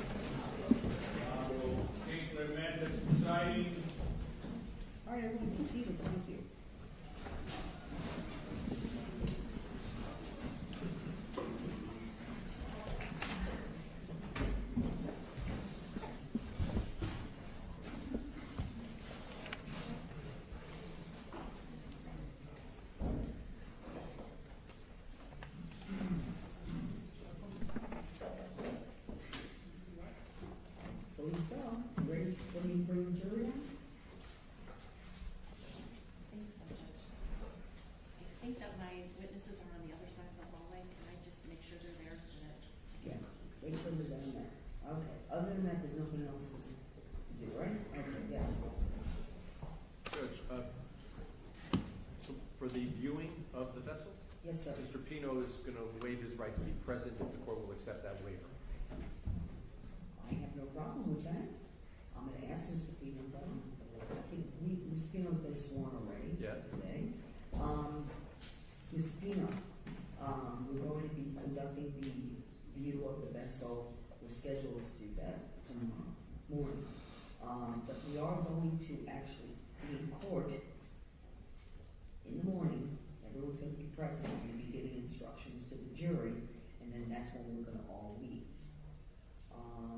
You have the right to be present during this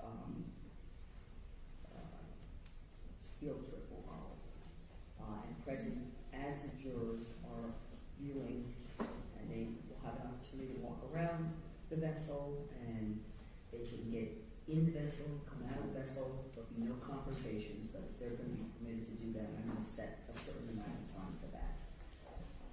I understand that you do not wish to attend this viewing of the vessel. Is that correct? That is correct, Your Honor. Okay. And you have the right to be there. You know that. Thank you so much. Okay. Has anyone influenced your decision in this Not at all. way? Not at all, Your Honor. So this is purely your decision. That is correct. We are going to continue with the proceedings though, but we probably won't be, we'll be back, excuse everyone for lunch, and then we'll probably resume in the afternoon, somewhere around, I'd say about this time, about 1:30, because I think it'll take us that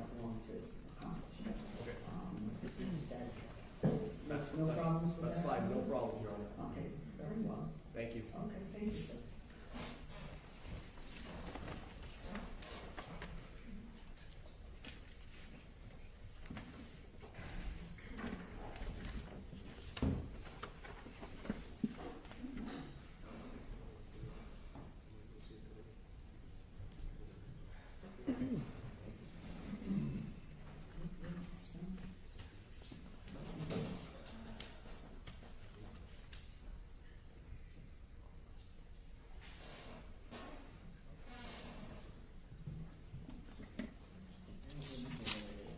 Oh, that's a good. Transfer. Oh, can I see that?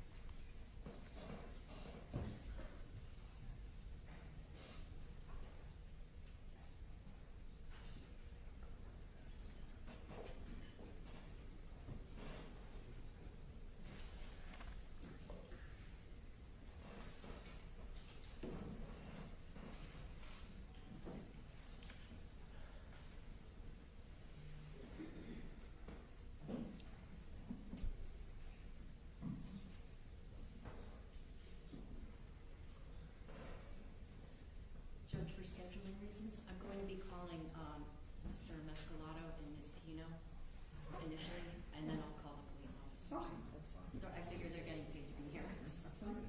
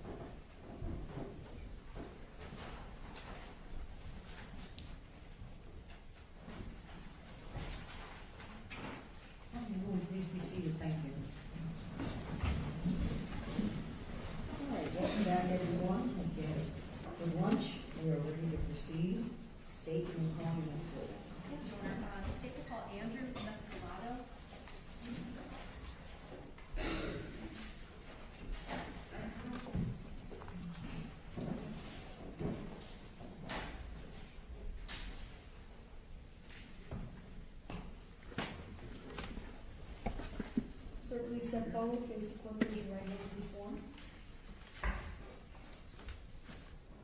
Do you solemnly swear from the testimony you're about to give will be the truth, the whole truth, and nothing but the truth?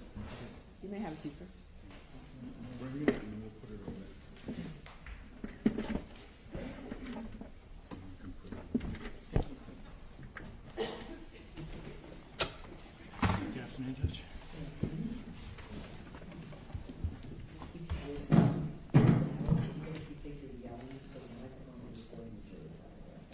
Yes, Your Honor.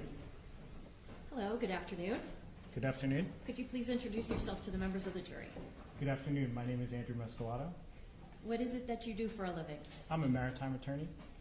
How long have you worked in that type of field in law? It will be 20 years this September. Okay. Are you a sole practitioner, or do you work with other attorneys? No, I'm a partner at the law firm of Furtick and Gramling. We're located in Fort Lauderdale. About how many attorneys are in that firm? We have 3 partners, including myself, and 4.5 associates. And a half? A woman that works part-time. Gotcha. I would like to ask if you and your firm were retained to defend George Pino and his wife Cecilia Pino in regard to a lawsuit filed by the parents of Katarina, also known as Kati Puig. We were retained by for that lawsuit, but we were involved before the Puig's lawsuit against the Pinos. Understood. But you did in fact represent George and Cecilia Pino in conjunction with that lawsuit? Yes. Do you see George Pino in the courtroom today? Yes, I do. Can you please point to him and describe what he's wearing? He's the gentleman on my right side of the defense table with the blue blazer and blue tie. For the record, pardon me? We stipulate. So noted. Mr. Mescalato, could you tell us, do you, in the course of your practice, engage in a process called discovery? Yes. Could you explain what is discovery? So one area of my practice is representing persons in civil lawsuits. And the rules of court in Florida allow for certain activities in litigation, whether you're the plaintiff or the defendant, to better understand the issues raised by the adverse party, and to gather information you would need to discuss settlement or prepare the case for trial. So the rules of civil procedure allow for, in simple terms, written discovery where you're sending certain kinds of papers to the adverse party, and they also allow for live testimony in terms of a deposition. They allow for medical examinations of people that have injuries. There's various tools you can use to prepare your client's case for trial. Are interrogatories one of those tools? Yes, the written discovery I was describing includes interrogatories. Okay. Can you describe for the jurors what is an interrogatory? It sounds technical, but very simple. It's a list of written questions that your attorney sends to the opposing party, asking questions about liability issues, damage issues, other information that's pertinent to the case. So the questions are sent. The party that receives them has 30 days to read them, object, or answer under oath or under penalty of perjury. In the course of your representation of Mr. and Mrs. Pino, did you receive from the Puig's attorney a list of those questions, also known as interrogatories? Yes, we received 2 sets of interrogatories from the attorneys for the Puig's. One was directed to Mr. Pino, and the second set was directed to Mrs. Pino. In order to answer those interrogatories, did you have to communicate respectively with Mr. Pino and Mrs. Pino? Yes. And is that because you were not there at the time the subject of the lawsuit occurred, specifically a vessel crash that occurred on September 4th of 2022? In part, yes. Okay. Now, in order to answer a question as to how the crash happened, did you have to rely on information from your clients? In part, yes. And did you tell your clients that the answers that they would give on these interrogatories had to be truthful under the penalties of perjury? Yes. I'm going to show you 2 exhibits which are in evidence, and they are states exhibits 13 and 12. Are these the interrogatories that you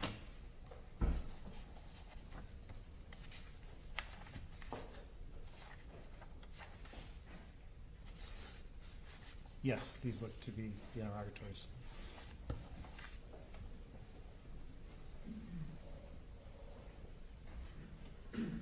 Thank you, I have no other questions.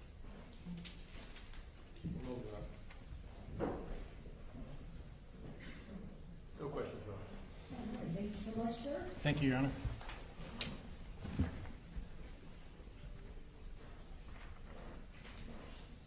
Thank you.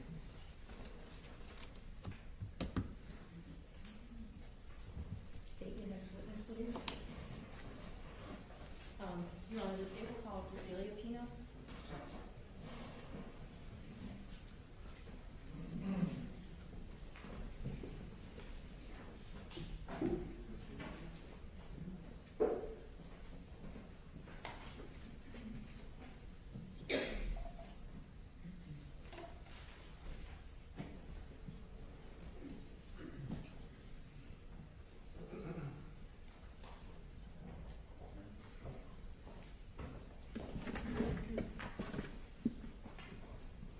Ma'am, would you please stand up and be sworn? Thank you. Do you solemnly swear from the testimony you're about to give will be the truth, the whole truth, and nothing but the truth? I do. You may have a seat, Ms. Pino.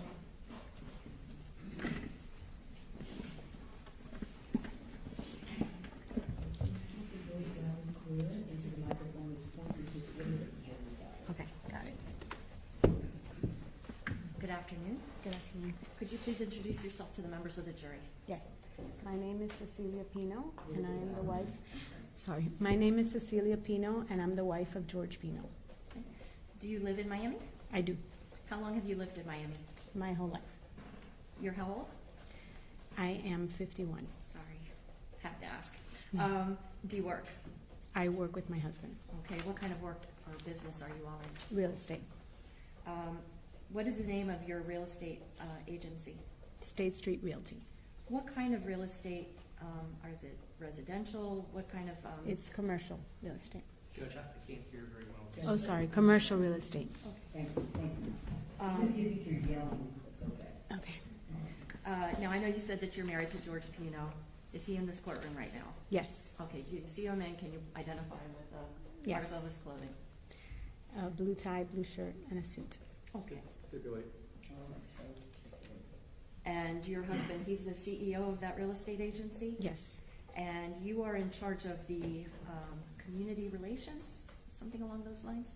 Community relations, and I'm a sales associate as well. Okay. And your father-in-law, is he the chief financial officer for that agency? Yes. And what exactly is the work that your husband does? He sells real estate. He leases and sells real estate. What kind of real estate? Commercial real estate. Okay. Has he been able to work since the time of this crash? He goes in and he's working to the best that he can. Okay. And does he actually have properties listed under his name as the selling agent? There are several selling agents on all the listings. But is he one of the listed agents on? Yes, he is. Does your husband drive a car? Yes. And has he been able to drive since the time of the crash on September 4th of 2022? Yes, he drives. Has your husband traveled internationally in December of 2022? No. Internationally? No. Did you go out of the country at any time after the vessel crash on September 4th, 2022? We have gone out of the country. Okay. To where? We went, my daughter studied abroad, and we went to Spain to visit her. And when was that?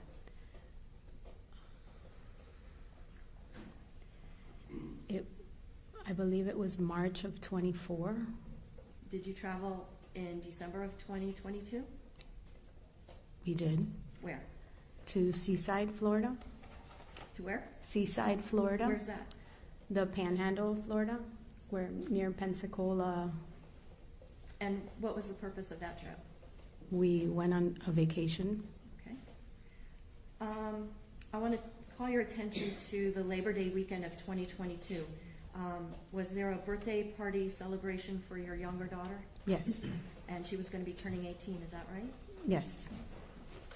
How many girls were invited to attend the festivities over that weekend? There were, including my daughter, 12 girls. Okay. where were they supposed to stay for that weekend? We rented a house that we all stayed in. Okay. Was this house like a mansion? No. Can you describe to the best of your ability what it looked like? It was a typical normal house. It had about three bedrooms and bathrooms. Okay. Did you guys have inflatable mattresses for some of the girls? I believe we did, yes. Was there a party planned for Sunday night of September the 4th of 2022? Yes. And was that supposed to be at a place called The Point? Yes. Who coordinated that party? My husband did. Were you involved in the planning or paying for that party? No. Before that party, did you and your husband take these 12 girls, including your daughter, out onto Biscayne Bay? Yes, we did. I have an exhibit here. It states exhibit number 8 in evidence. Can you take a look and tell me if this list represents the people that went out that weekend on the boat with you and your husband, including you and your husband? Yes, that's correct, yes.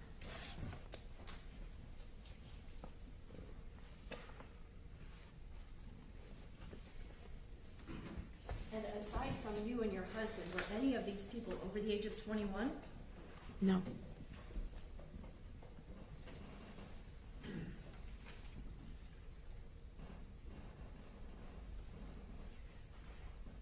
When you went out into Biscayne Bay that day, was this the first time your husband had ever operated that boat? No. Had you ever operated that boat? Yes. On that day, on September the 4th of 2022, can you tell the jurors, did you operate that boat? No, I did not. Who was the only person that operated the boat on September 4th of 2022? My husband.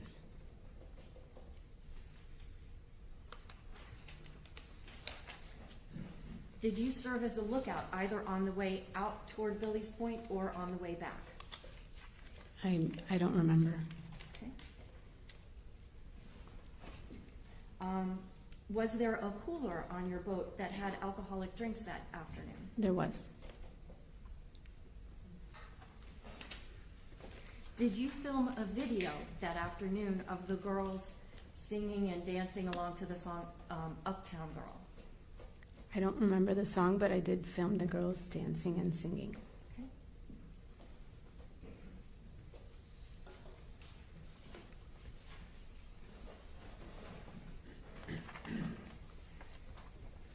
Showing counsel states exhibits 2G and 2H for identification.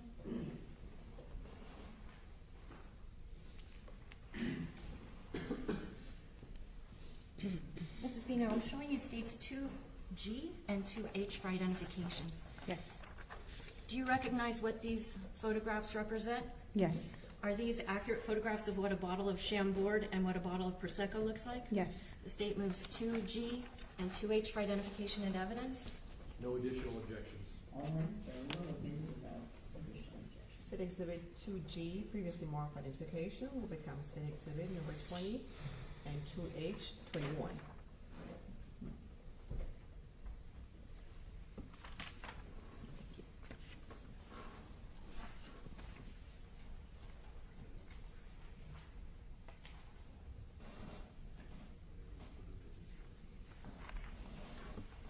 And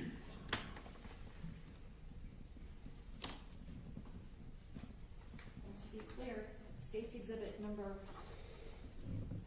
20 is a bottle of Chambord. Correct.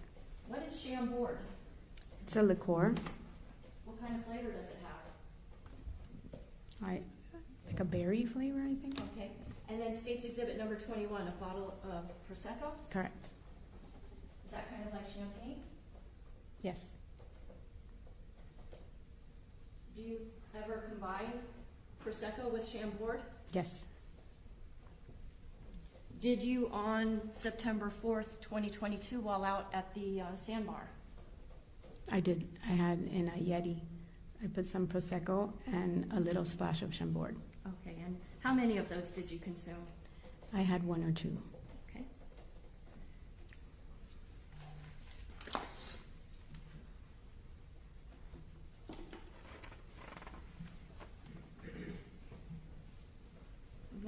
State's Exhibit number 10 in evidence. Do you recognize the girls in this photograph? I do. Are these the girls that were on your boat, with the exception of Mia, who took the photograph? Are these all the girls that were on your boat?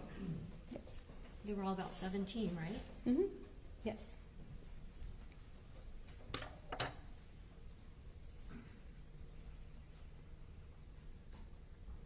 Do you know how it is that your husband wound up smashing into channel marker 15? The accident, how it occurred? How did he wind up crashing into it? I do not know. Why not? I was looking at my phone trying to send a text to the moms, a video of the video of the girls dancing. I was trying to send it to the moms, and I remember looking at the blue line and being upset and frustrated that it wasn't going through the text, and I was looking at my phone. I'm showing you now State's Exhibit number 1. Who is this? Lucy.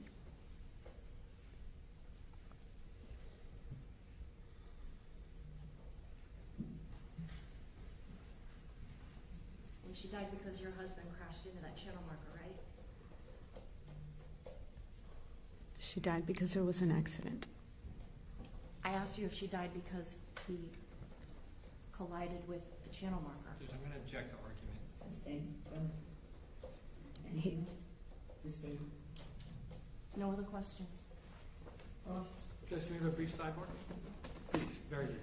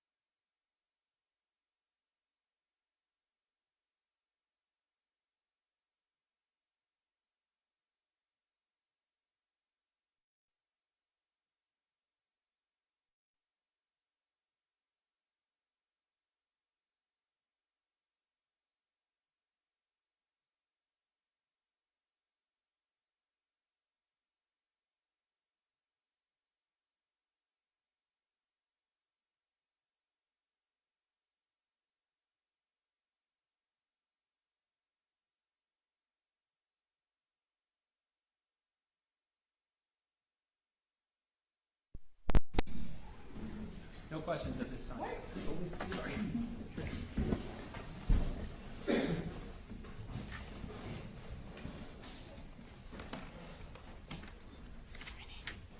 Okay, so there's no cross-examination, and the witness will be under subpoena.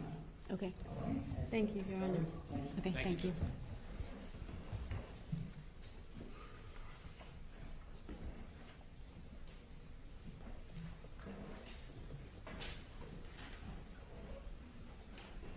State, you may call the next witness.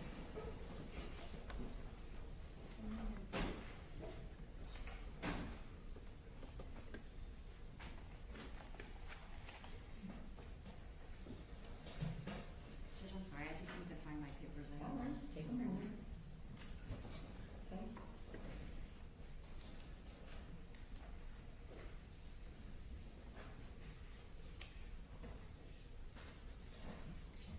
Peter Delgado, please. Sergeant Peter Delgado.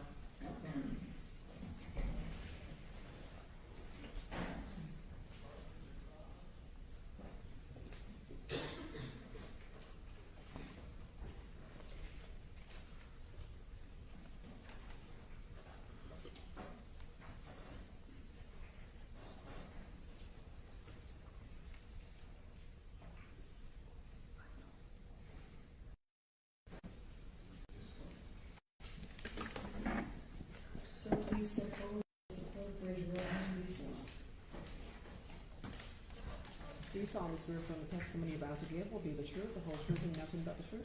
So help me God. May I have a seat, Sergeant?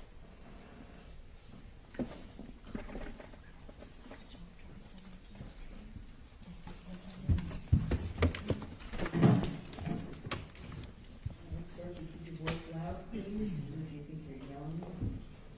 Okay, microphone's this way, the jury's that way.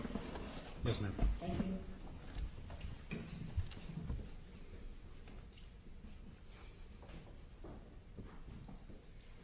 Good afternoon. Could you please introduce yourself to the jurors? Good afternoon. My name is Peter Delgado. I am a sergeant with the Miami-Dade Sheriff's Office. Pardon my voice. Yes, ma'am. Okay. How long have you worked for the Miami-Dade Sheriff's Office? I've worked for the Sheriff's Office for 10 years now. All 10 of those years, has it been called the Sheriff's Office? No, ma'am. Can you explain to the jurors what the change was? Yes, ma'am. We recently had a transition from the Miami-Dade Police Department to the Miami-Dade Sheriff's Office. In 1961, we were a Sheriff's Office. We became a police department, and we are now a Sheriff's Office again. Okay. Has that transition changed the type of work that you do as police agency? No, ma'am. We still have all the same functions. Can you tell the jurors, what is your current position within the Miami-Dade Sheriff's Office? Yes, ma'am. My current position is Sergeant of South District. I'm one of the supervisors in the south end of the county. It's the largest area in Miami-Dade County. Been a supervisor now for 1 month down there. And when did you become a sergeant? May 11th. Okay, well, congratulations on your promotion. What is it that you were doing prior to becoming a sergeant? So my prior assignment, I was assigned to the Marine Patrol Unit Underwater Recovery Team. And how long did you work in that capacity? 6 years. Okay. Now, I want to ask you, what is your day-to-day life like now as opposed to what it was when you were with the dive squad? Yes, ma'am. My current assignment now is to supervise road patrol officers, ensuring that they're doing their duties as officers. Paperwork, mostly administrative, handling complaints, making sure reports are turned in on time, and that arrest affidavits are correct. You were in, forgive me, what is the name of the unit that you're in again? Currently or before? Current, pardon me, prior. The Underwater Recovery Team, Marine Patrol Unit. Okay. Is it fair to shorthand it with Marine Patrol? Yes, ma'am. Okay. When did you go into that agency, or that part of your agency? I believe it was November 2019. Before that, what were you doing? I was a road patrol officer in the Hammocks District of Miami-Dade Police Department. So were you one of the officers that you now are tasked with supervising? Yes, ma'am. Okay. What is it that fostered your transition from working as a road patrol officer to going into the Marine Patrol? I had a passion for diving as a child. I became a police officer like my father. We had a dive shop when we were growing up, and I was able to mix both professions into one. Okay. Could you tell the members of the jury what kind of tasks were you called upon to do when you were in the Marine Patrol Unit? My primary day-to-day tasks as a Marine Patrol officer was evidence searches, vehicle searches and recovery, unfortunately person recoveries, article searches, anything of value that a bad guy would throw in the water, we would go search for. I want to ask if on September 4th of 2022, were you working as a Marine Patrol officer? Yes, I was. Did you receive a call to go out to an area of Biscayne Bay where a boat crash had occurred? Yes, ma'am. Do you remember about what time of the day it was that you got that call? It was noontime, later in the afternoon, around 6:30, 7 o'clock approximately. Where were you when you got that call? I was at Black Point Marina. Is there a police station of sorts there? Yes, there is. Marine Patrol has 3 operational offices. Black Point Marina is 1, Matheson Hammock Marina, and Pelican Marina. Okay. Are you the only person that's at that location, Black Point Marina, when this call comes in? No, ma'am. Were there other officers that you go with to this call? Yes, ma'am. Now, because you were a member of the underwater recovery team, would it be normal for you to go out on a call like this? Yes, due to the fact that, We are boat operators as well. Got it. So who, if anyone, do you get on a police patrol boat with once you get that call? I got on the vessel with, at the time, Officer Bobby Bruto and I believe Thomas Kennedy. What was the staffing like for that weekend? That weekend, it was because it was a holiday weekend. We usually have all personnel working, so it was a little bit more beefed up than usual. Even if it took a while to ultimately get to the scene where help was needed, did you ultimately make contact with a person that you later learned was named Luciana or Lucy Fernandez? Yes, ma'am. Can you describe for the jury where was that location? It was on the scene of a boat crash, marker 15 at Cutter Bank.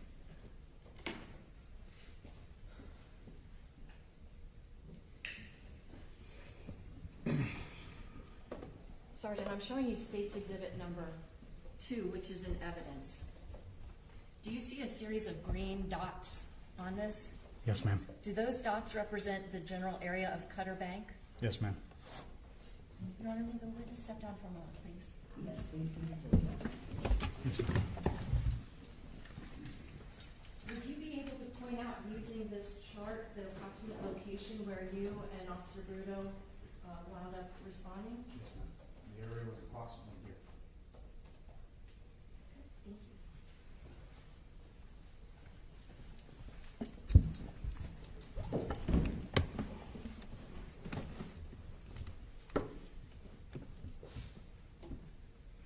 Can you describe for the jurors what's happening when you get to that location? What do you see?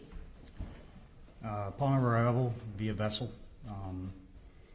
we observed the medical helicopter, Miami-Dade Fire helicopter, dropping down a paramedic, I guess with some sort of harness.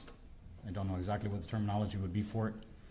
And several vessels with people on board.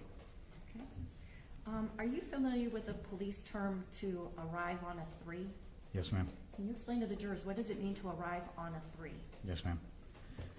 To arrive on a 3, a code 3 in Miami-Dade County is a high priority emergency, which means arrive with lights and sirens. Was the police boat that you were on equipped with emergency lights? Yes, ma'am. Do you guys use sirens too on boats? We do have sirens.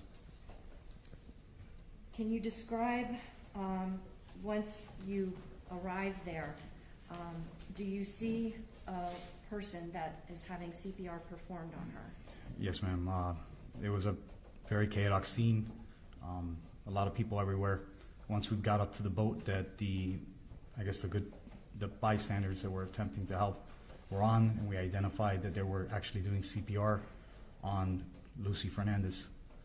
We went boat to boat and began to board the vessel to render aid.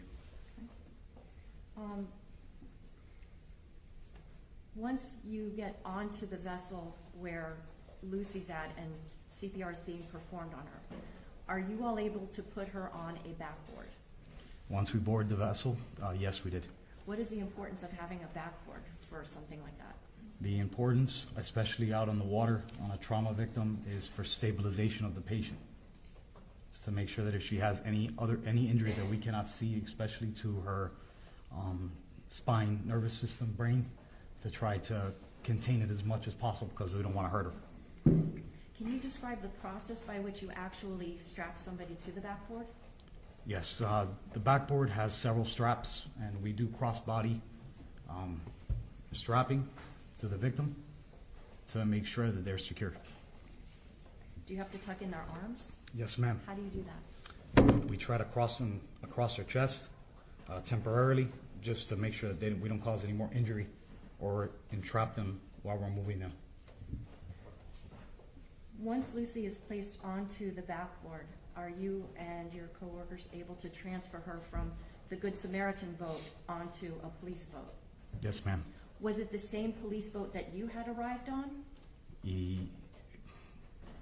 No, I think it was a different vessel. At that point, it was a larger vessel. Do you know an officer by the name of German Alec?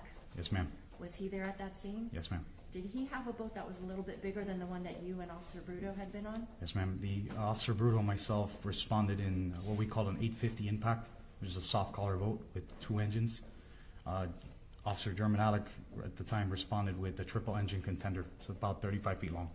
Is it a bigger boat? It has a lot more room in the back to perform our duties. Is it a faster boat? Yes, it is. Now, what was the weather conditions like that afternoon going into the early evening hours? It was a light chop in the bay. It was a pleasant day for the most part. A little bit of chop in the bay. Even if you're on a larger vessel like a contender, and the seas are relatively calm, if you're speeding through the waters, is it going to be bumpy? Yes, ma'am. Can you describe? So while you're moving underway, especially as you're picking up speed, you're going to go over chop, and that's going to cause vibration and movement in the vessel. Especially when you're trying to get on plane, the waves are hitting further back, so you're still receiving impact and motion on the vessel. What do you mean when you're on plane? I'm sorry. That's okay. When on plane, it means that your vessel is almost at the best running angle and speed, where you're touching the least amount of water and creating less drag. So that's where your vessel becomes more optimal for traveling at speed. Was the Elliott Key Ranger Station the closest place to where you were at that time that a helicopter could land? That is usually the case because it has a big clearing that we use, and usually those helicopters, because we can't just land them anywhere, that's usually the spot that we land them. Do you, in fact, remain on the boat that Lucy was placed on when it starts to depart? Yes, ma'am. And was it heading toward Elliott Key Ranger Station? Yes, ma'am. Can you describe what was going on the back of that boat as you were en route to Elliott Key? Yes. Judge, 9401, 9403. Go ahead. While in emergency mode, while performing CPR, we were on the vessel. We were with the paramedic. The paramedic was attempting to intubate and to get a positive airway for Lucy while we were doing CPR and trying to get the AED machine, the defibrillator, to try to see if the machine, if she was in what we call defibrillation, to get her heart started again. So we performed CPR to the best of our abilities while underway. It was very hectic, but we did the best we could until we got to the ranger station, or to Elliott Key. Have you had to undergo certification in and training in performing CPR on someone? Yes, ma'am. How many times have you gone through that type of training? We do a yearly training, and I am one of the instructors. Okay. In a best case scenario, patient is on flat ground. Is performing CPR easy to do? No, ma'am. It is extremely strenuous and very physically demanding. Can it sometimes result in bruised ribs or even broken ribs when done properly? Yes, ma'am. Did you perform CPR on Lucy yourself the whole way, or do you rotate out with other officers? No, ma'am. I did not perform CPR solely myself. We rotated amongst the other officers due to fatigue, and we wanted to maintain the correct rhythm and depth of compression. So we all rotated. Does there come a point in time when you wind up actually at the Elliott Key Harbor? Yes, ma'am. To your knowledge, was Officer Alec going as fast as he could to get there? I believe so, ma'am. Even if under the best of circumstances, it's difficult to perform CPR, what was it like trying to perform CPR on Lucy as you're underway in this boat? Extremely difficult.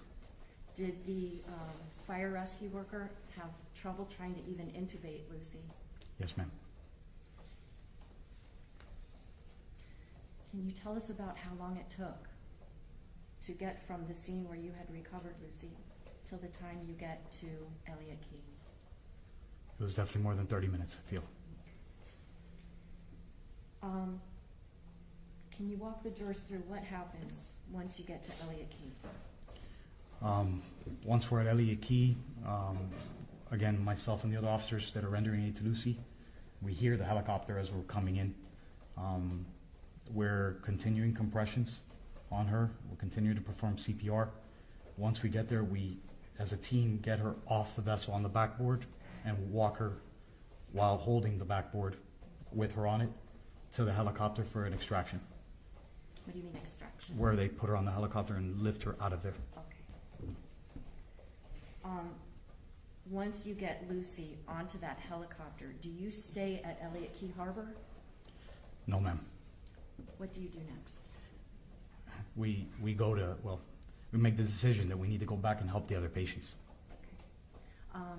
So do you go back to a scene where there's a larger vessel that has a platform on the back of it? Yes, ma'am. What was your primary focus once you get to that second vessel? Triage. What do you mean by that? For what that means is that I'm gonna start to evaluate different patients for injuries and treat from the worst. The worst takes priority. So we try to help the people that are in most need with what resources we have. Okay. At some point while you're dealing with that boat that has a platform, does another vessel come along with a person that you later learned is named George Pino? Yes. Did you ever make contact with George Pino that afternoon? Yes, ma'am. Do you see George Pino in this courtroom? Yes, ma'am. Can you please point to him and describe an article of clothing he's wearing so our record will be clear? George Pino, blue tie, blue suit with a pin. Stipulate.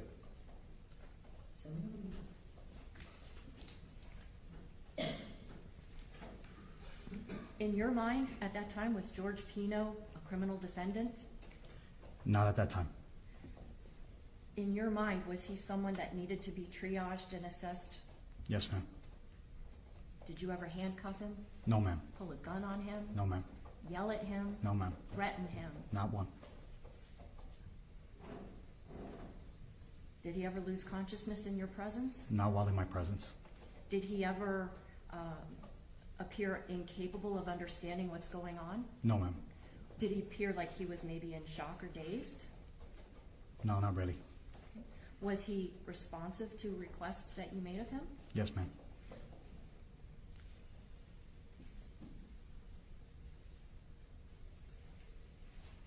At some point, do you wind up leaving that secondary vessel and terminating your work for that crash that day? At the end of the shift, yes. Okay. I want to ask if you were asked to come back to the Cutter Bank area the very next day. I was. Can you explain to the members of the jury what was the purpose of you going back out there? Yes, ma'am. So as part of being a Marine Patrol diver, part of our responsibility is to assist other agencies with evidence searches or whatever it is they need. We responded to conduct an evidence search of the crash site. I want to ask you a little bit more about your position specifically as a police diver. For how long have you been a police diver? At the time, approximately 3 years. Did you have to, even if you already knew how to scuba dive, did you have to take specific training in police diving that would be different from like recreational diving? Yes, ma'am. I have extensive training. My current title is Master Scuba Diver Trainer and Specialty Instructor. Can you describe what the difference is between recreational diving and diving for police business? The difference is that when we, as for recreational diving, you would be looking at fish or it would be joyful. Or when we do police diving, it's for a single purpose, and that is recovering evidence, things of evidentiary value. Can that even be at nighttime? Yes, ma'am. Can it be in murky waters? Yes, ma'am. Can it be in waters where you hardly have any visibility? Sometimes zero. And can it mean sometimes retrieving dead bodies? Yes, ma'am. In this particular case, when you went out to Cutter Bank to assist with the police diving, who was the agency that was leading that effort? FWC, Florida Fish and Wildlife. If any evidence was recovered from the bottom of the bay, who would be responsible for ultimately impounding it and preserving it as evidence? It would be FWC. Okay, but you're there just to assist? Yes, ma'am. How many times over the course of your career by that time had you done police dives, do you think? Police functions, hundreds at that point. Okay.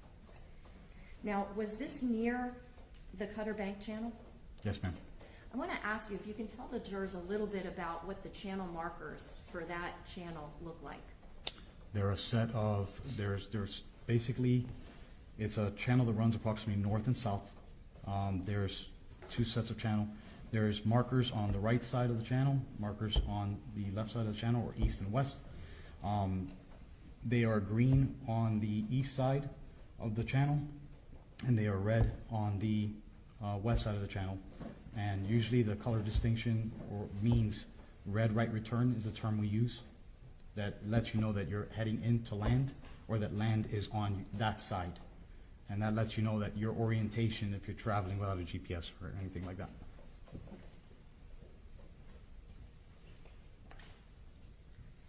Showing council states 2E and 2E for identification.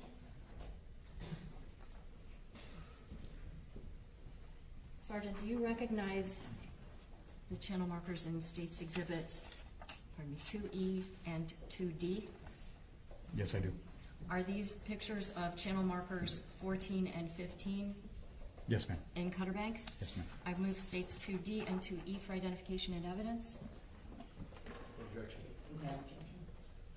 State Exhibit 2D, previously marked for identification, will become State Exhibit number 22. And State Exhibit 2E for identification will become State Exhibit number 23.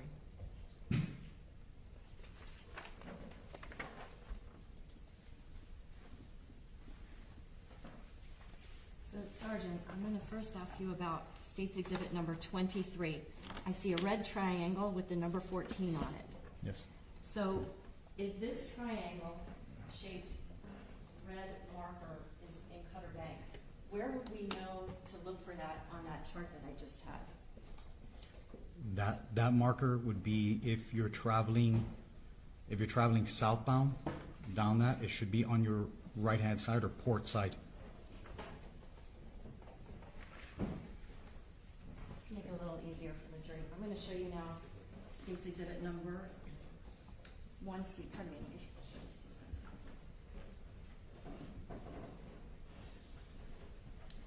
Do you recognize the location depicted in States 1C? Yes, ma'am. And is that an image of where Cutter Bank is? That is a very accurate depiction, yes. Okay. You want to make the witness have permission to step down for a moment? Yes, ma'am.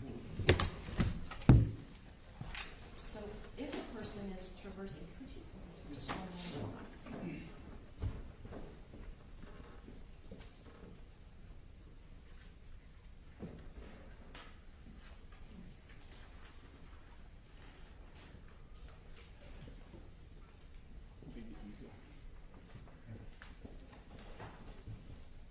So, if a person is going from the north to the south, okay, on what side of this exhibit would the red triangle markers be? The red would be closest to land, which would be this side. Okay, and so looking at State's Exhibit number 23, channel marker 14, where would that be in relation to this channel? Is it toward the northern part or to the southern part? Southern part. So that would be there, and now if I look at State's Exhibit number 22, we have a green square channel marker. Where would that be located in relation to Cutter Bank? Directly across from 14 here. I'm sorry, I need you to keep your voice up. Sorry, ma'am. It would be right here across from 14. Okay, so can I ask you to hold on to State's Exhibit number 23, and you hold that up, and I'll hold number 15 up. Is this kind of like an approximation of what we would see as we're approaching channel markers 14 and 15? Yes, ma'am. Thank you. Permission, Your Honor.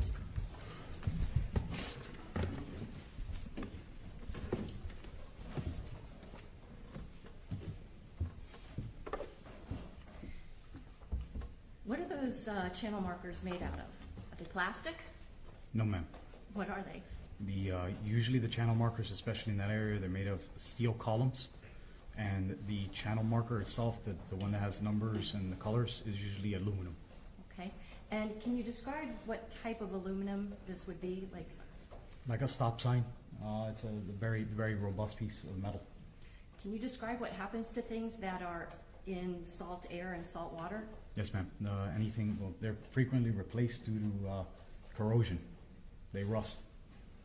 Are they prepared with any specific type of paint to try to help prevent that? I believe so. I think they almost use the same stuff that we use on the street signs here, like the stop signs, so that they last longer to the elements. Have you ever operated a vessel in that area at nighttime? Yes. Are you able to see the channel markers at nighttime? It's very difficult until you're very close. What about in the daytime? Is it difficult at all to see the either red triangles or the green squares? From my perspective, on a clear day, no.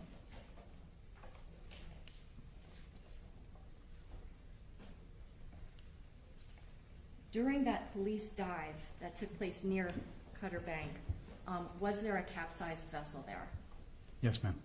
Can you describe what it looked like? A boat upside down with heavy damage. What kind of a boat was this? I don't remember the exact make and model of it. I know it was a twin-engine vessel. Did it have a canopy? I believe it did. I'm sure it did. It was just, I think, underwater or destroyed. Okay. Did you locate anything in the vicinity of that capsized vessel during your police dive? Yes, ma'am. During the evidence search, I was tasked to look for small articles. I ended up myself locating several cell phones and I believe a set of earrings.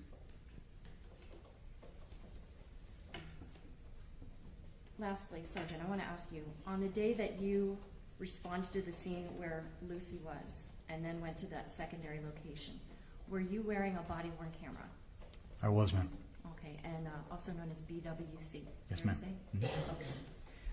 Did that BWC capture what was going on around you as you were either at the boat where Lucy was initially or your transportation of her from that location to Elliott Key Harbor? My body-worn camera, I activated it the entire time I was there. Were clips of that body-worn camera footage prepared for the jurors? Yes, ma'am. So we don't have to sit here for hours watching you traverse, say, from Black Point Marina up to Boca Chica? Correct. Okay. Did you have an opportunity prior to this trial to look at each of those clips that were isolated for you? Yes, ma'am, I did. And were those clips true and exact copies of what your original complete body-worn camera footage was? Yes, ma'am. And after viewing those clips, did you actually affix your initials to the jump drive that they were placed onto? I did, ma'am. For the record, I'm showing counsel states 2F for identification.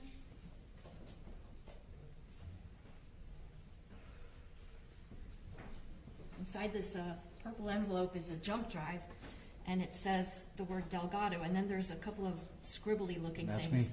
me. Did you put your initials on that? Yes, ma'am. And is that to signify that you've seen what's on this jump drive and it is a true and accurate depiction of your body-worn camera footage? Yes, ma'am, it is.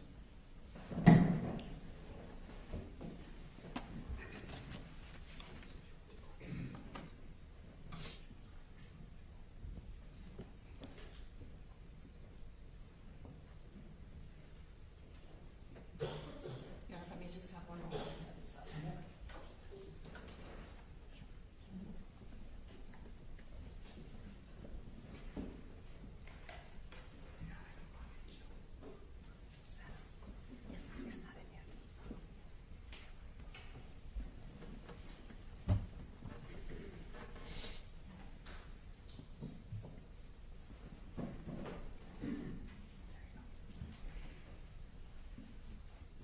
Sergeant, I'd like to ask, when you saw these clips, are they individually labeled?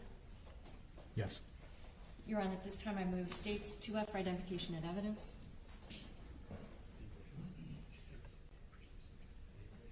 Yes, Judge. Previous objections. State Exhibit 2F, previously marked identification, will become State Exhibit number 24. 24, Judge. You're welcome.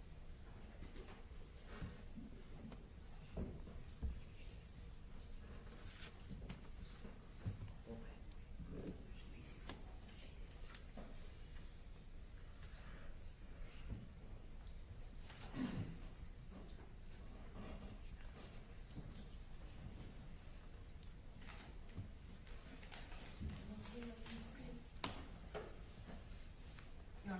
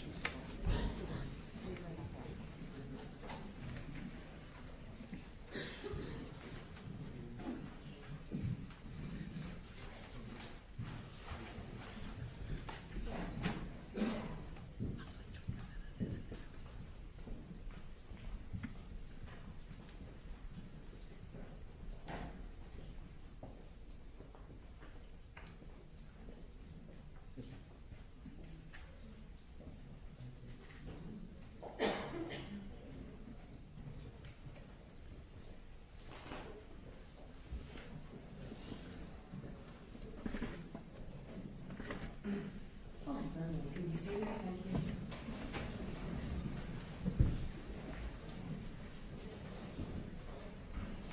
Watching the post. Can you see? Yeah, I'm good. Just for the record, this is going to be states number 21 from 6. 24. Thank you. This is states 24. There's clips that are labeled 1, arrival and triage, 2, transfer Lucy, 3, arrival at JP boat. The next one is Pino 1, then Pino 2, then Pino 3. I'll just play them in series if that's all right. Yeah.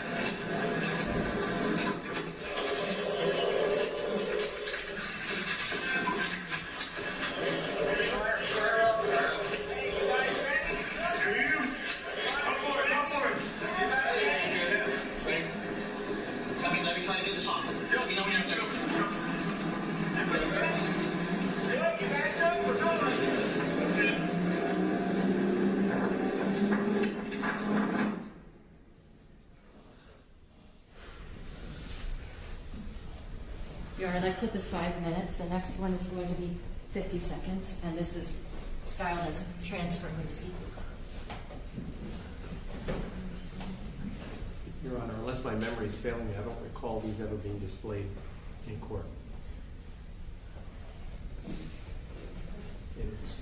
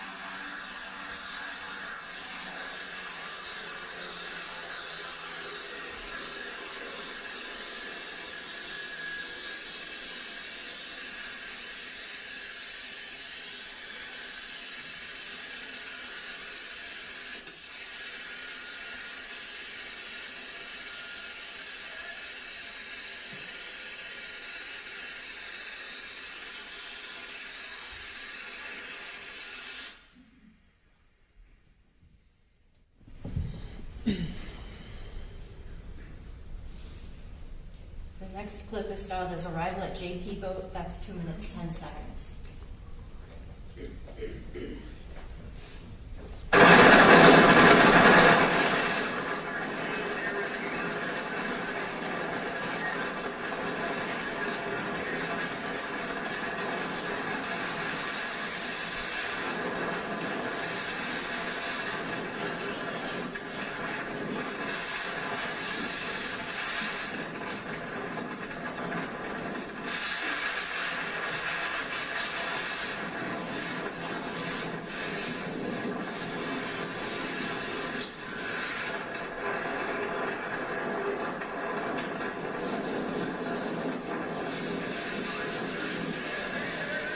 What vessel? What do you mean with water?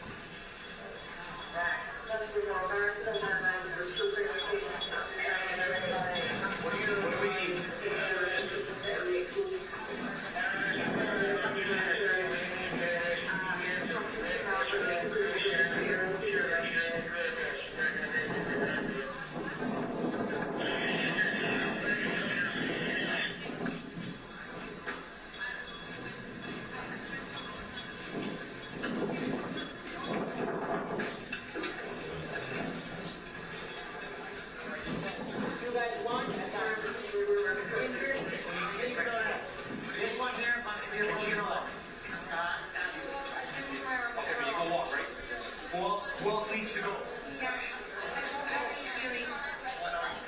Who else?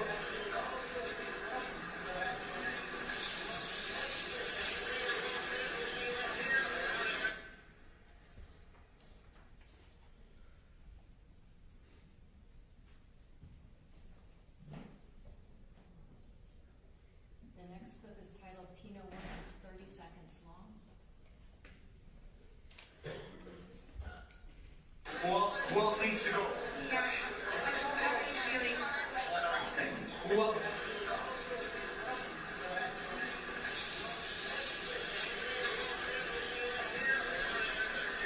Guys, what do you need? We're trying to get every single one's ever been brought to LEP. Okay. They're working. Got it. Got it. You guys need a back for this. She's in serious condition also, so we're going to need Yeah.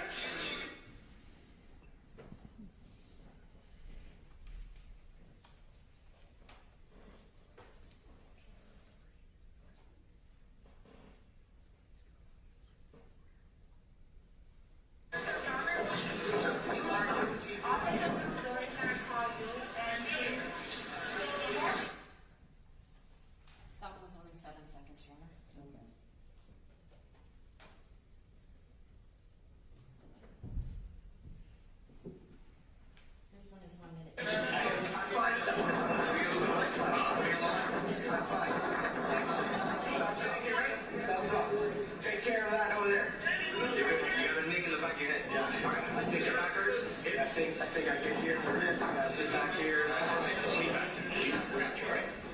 Do not close your eyes.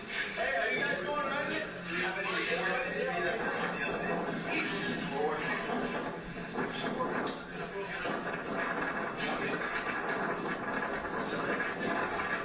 you know, they put a DND on her. I need him to have a 15 minute.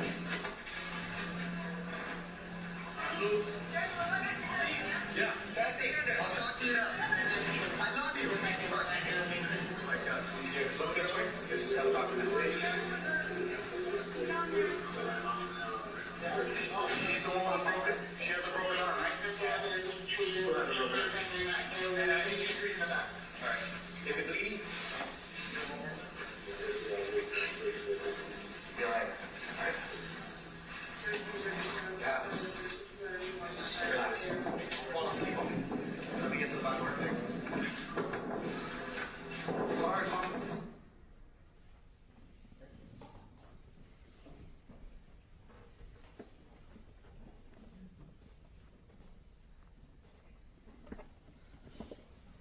All right, I'm ready to address.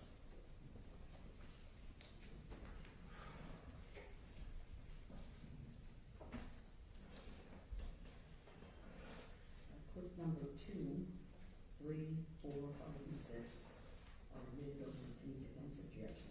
As far as clip number 1, the arrival up to the point of reaching Ms. Fernandez, the officer getting on the boat, initial, getting her on the backboard, moving her over to the other boat.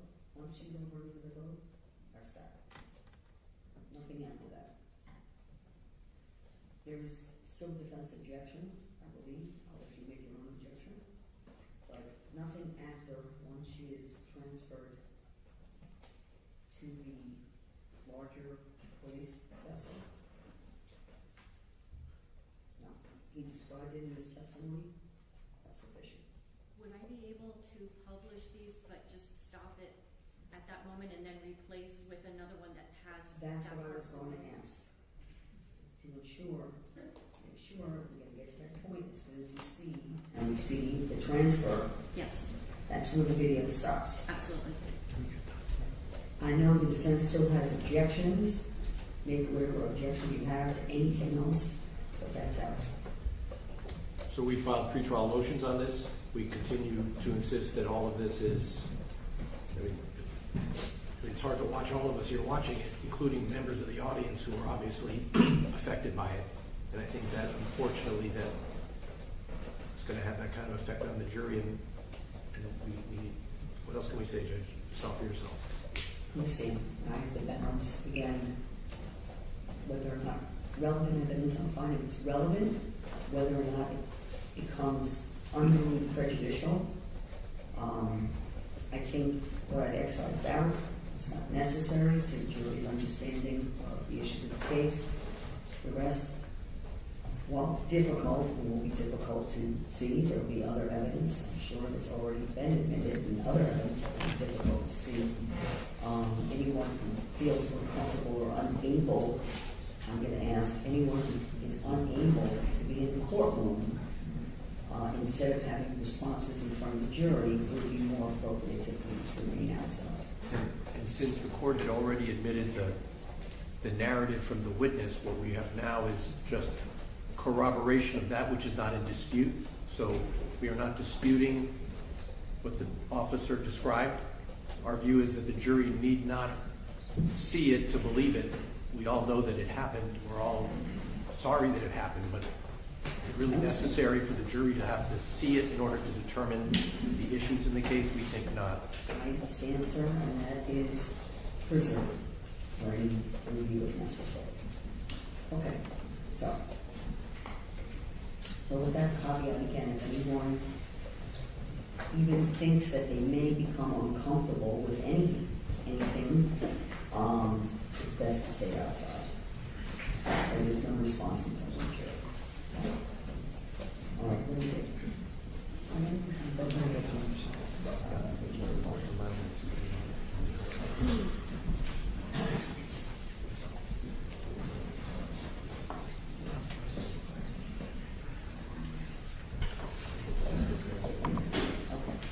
And if anyone's going to be outside, Renee's bringing the jury, when he brings them back and forth, just be very certain not to display any kinds of, and this, again, is a general comment to everyone, please not to display any kind of emotions.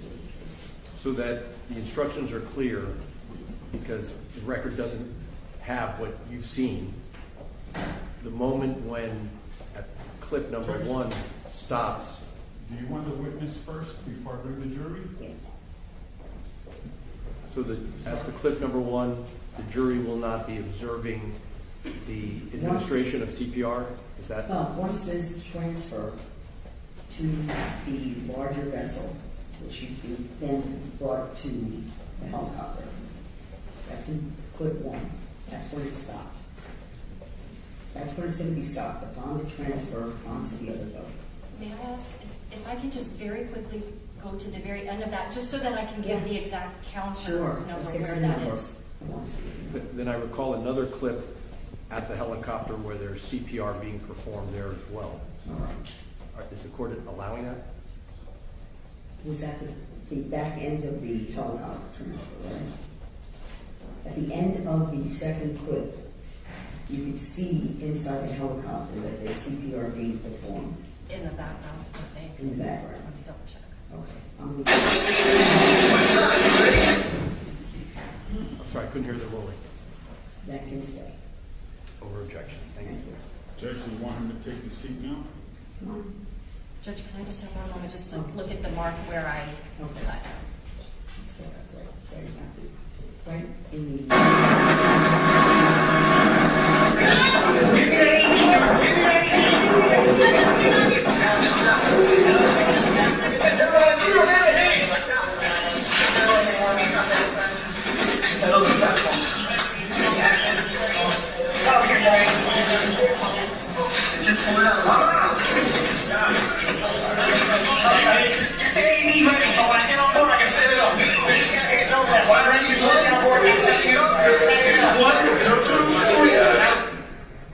I will stop it, Judge. The counter is at 1 minute 34 seconds.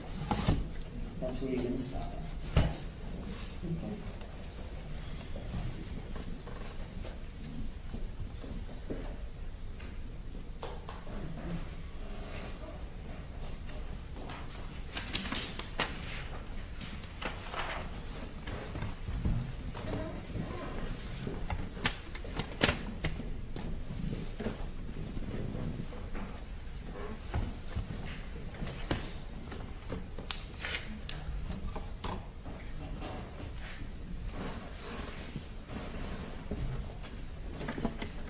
Your Honor, should I ask the witness to come up and be seated?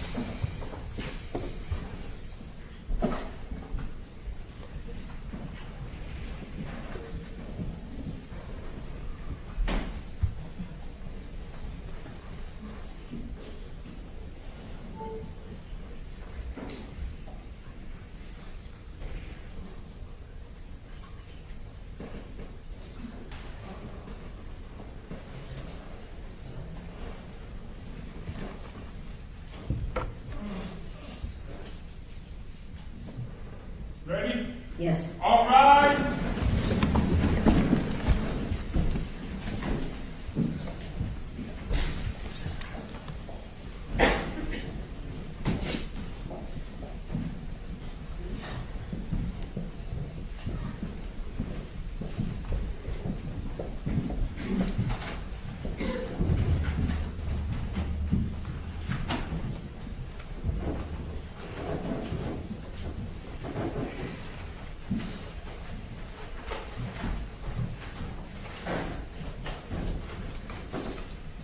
seated, thank you.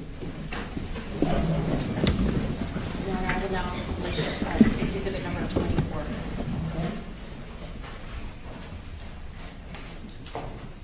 Clip 1.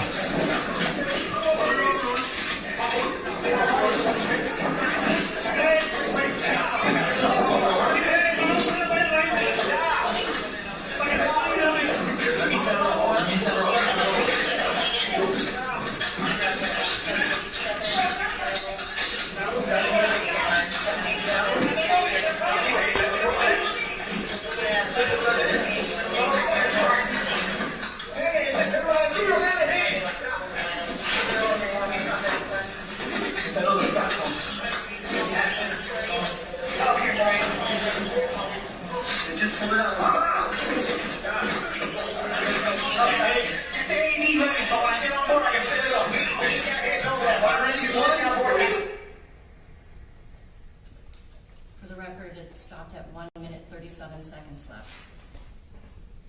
Okay.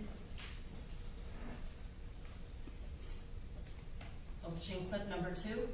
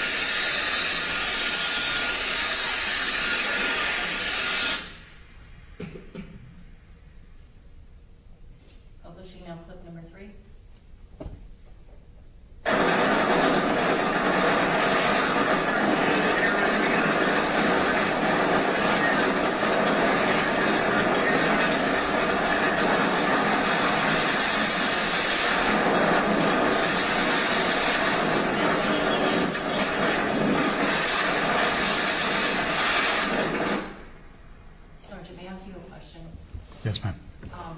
Would you, Your Honor, may you have permission? Sure.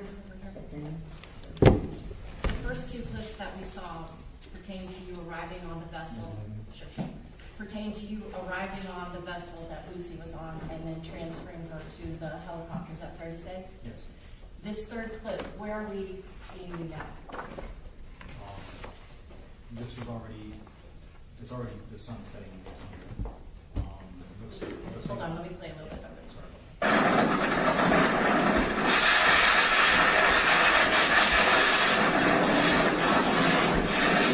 By now, are you on your way back out to the waters? Yes, ma'am. And do you wind up encountering a large vessel that has the platform? Yes. Okay.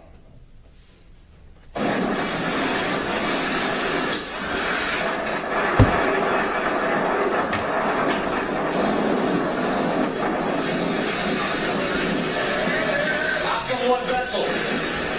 They might have a bar.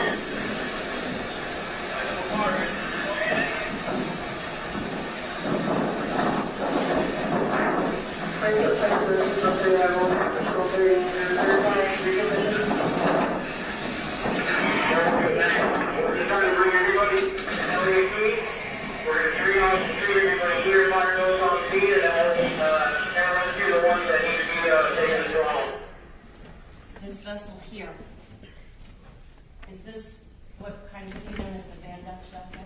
Yes, ma'am. Okay. And on the back, were there any people on the on that platform? Yes, there was. Upright or lying down? Several lying down.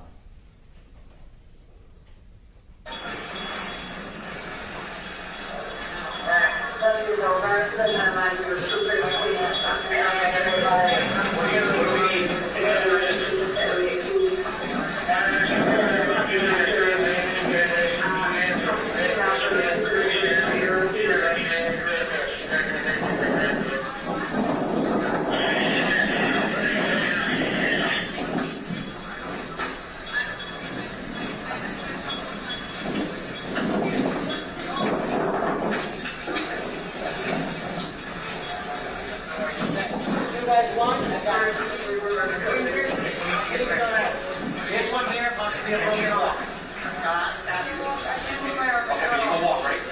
Who else needs to go? Yeah, I don't have any feeling. Who else? The person that's standing here with like the pinkish bathing suit, who was that person? That was a defendant. I can't hear you. Sorry, that is the defendant, Pino.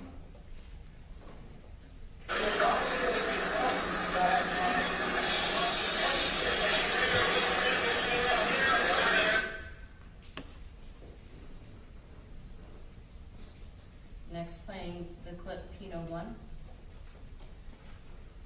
Who else needs to go? Yeah, I don't have any feeling. Who else?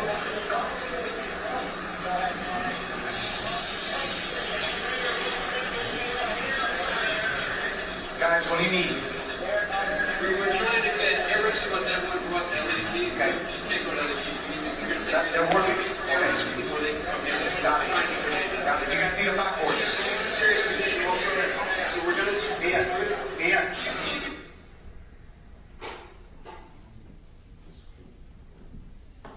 Now playing Pino 2.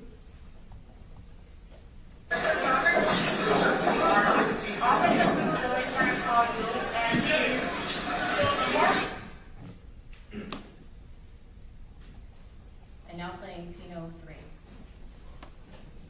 I'm fine.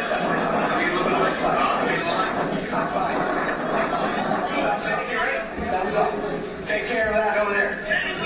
You got a nick in the back of your head. Yeah. I think your back hurts. I think I can hear the ribs. I think back here. Sergeant, let me ask you, is this you communicating with the defendant at this moment? Yes, it is. That's right. Do not close your eyes. Hey, are you guys going right in? Do you have any more of the three that were on the other end?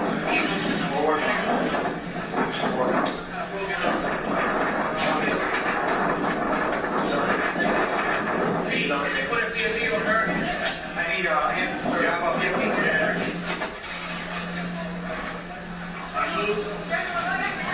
Yeah. Sassy. I'll tell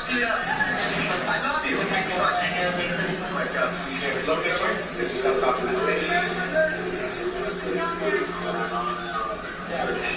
the one with a broken. She has a broken arm, right? Who has a broken arm?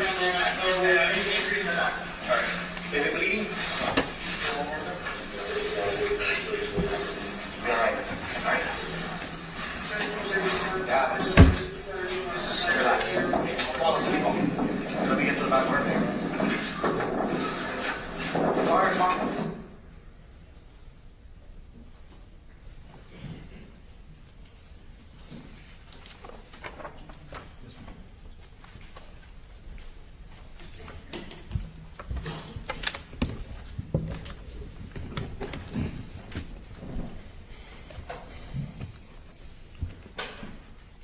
Sergeant Delgado, are you familiar with the term PFD?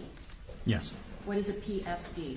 It's a positive flotation device. It's a device that we use on the water. It's when you're boating, if you fall overboard, it keeps you afloat, face up.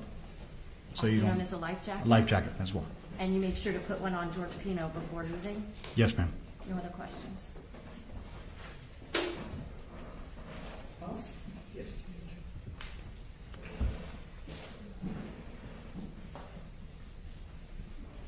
Good afternoon, Sergeant Delgado. Afternoon, sir.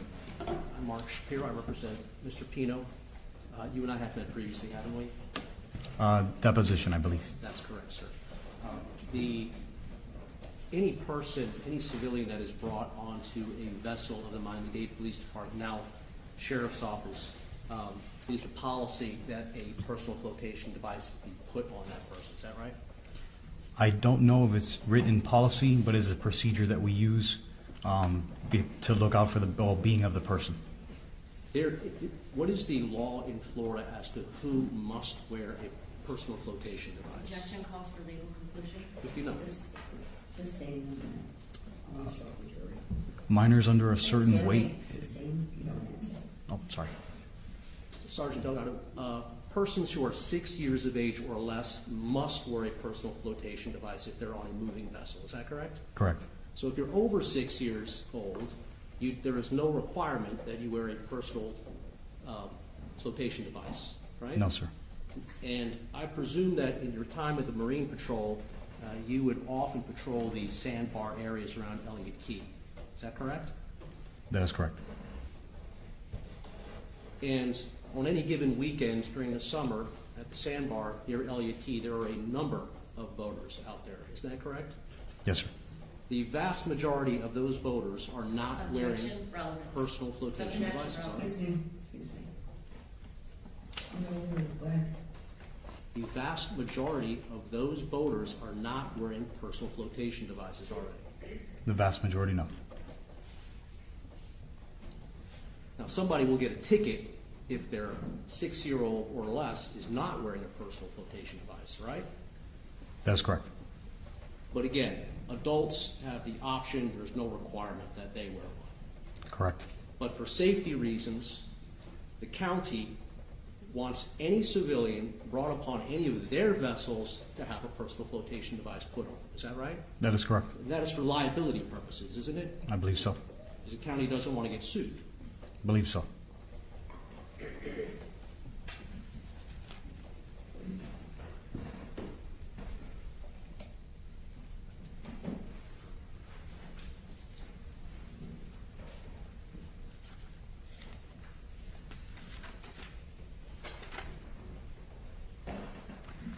You mentioned earlier in your testimony that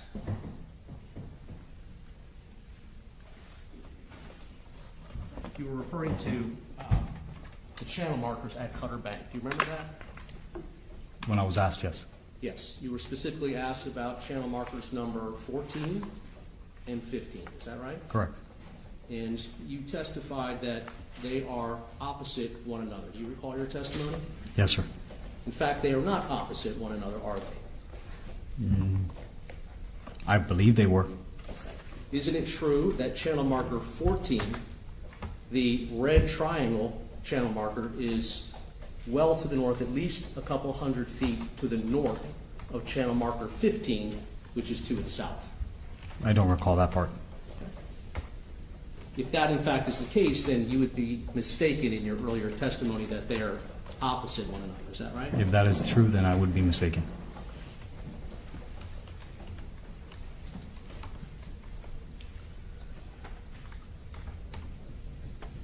And typically, channel markers are set up opposite one another so that when a boater is going through a channel, they can see that there's additional markers. Everywhere there's a marker opposite one another, they know that either they have reached the end of the channel or there are more ahead. Is that right? That's correct. And if it is in fact true that channel marker 14 is not opposite channel marker 15, that could produce a confusing situation for a boater going through the channel at Cutter Bank. Is that correct? I honestly wouldn't say so. Not a confusing. It's usually a red and a green marker. No doubt there is a red and a green marker, but if they're not opposite one another, as you believe that they are, it could cause confusion. If you're counting numbers.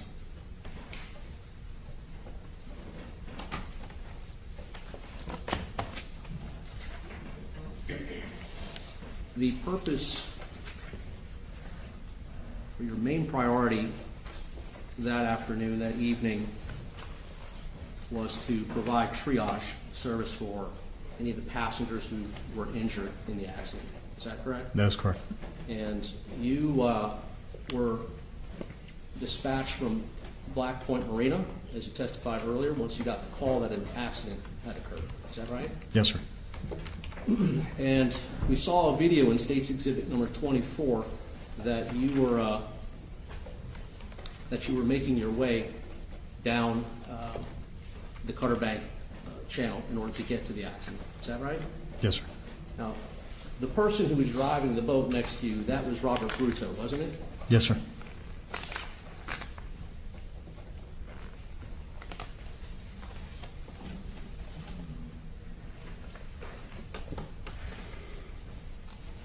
And you made several trips, I believe, or at least more than one trip, between the accident scene and Elliott Key Harbor when you were bringing patients back and forth. Is that correct? That is correct, sir. And that was your priority that day. Is that right? Yes, sir. Rendering aid. And there came a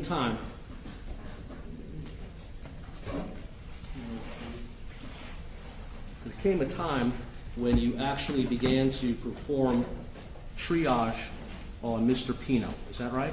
Yes, sir. And that is because Mr. Pino himself was injured in the accident. Yes.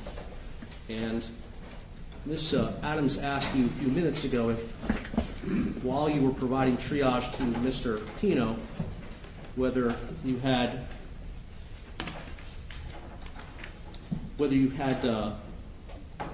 placed Mr. Pino in handcuffs. Do you recall her asking you that question?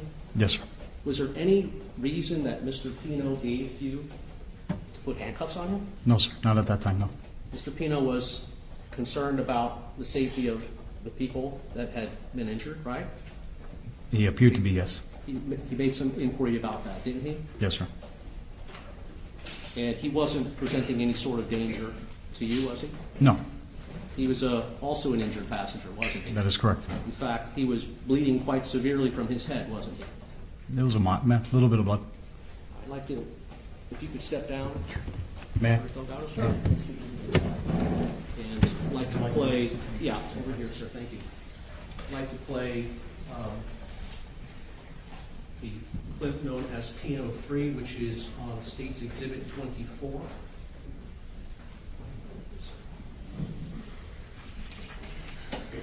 I'm fine. That's fine. I'm fine. Thumbs up. You ready? Thumbs up. Take care. Now you heard Mr. Pino say, I'm fine. I'm fine. Thumbs up. Take care. Right? Yes. And even appeared to throw a kiss at somebody. Didn't he? On video, yes. All right. Do you know who he was speaking to? No, sir. He was playing again. Continue on.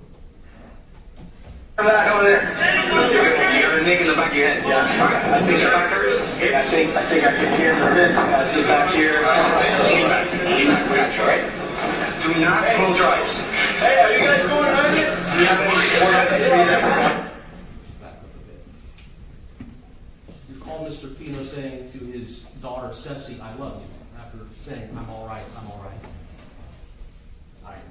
I just wasn't paying attention to what he was saying at the time. Understood. I was checking his injuries. Okay. Continue. Excuse me. Thank you, right? Thumbs up. Take care. Excuse me.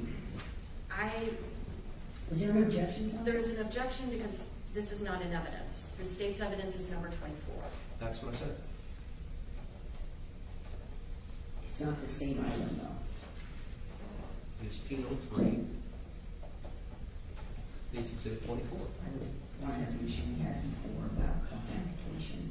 So, take the exhibit, if you would please. I got it right here, Judge. And we'll just substitute them and you can cue it up.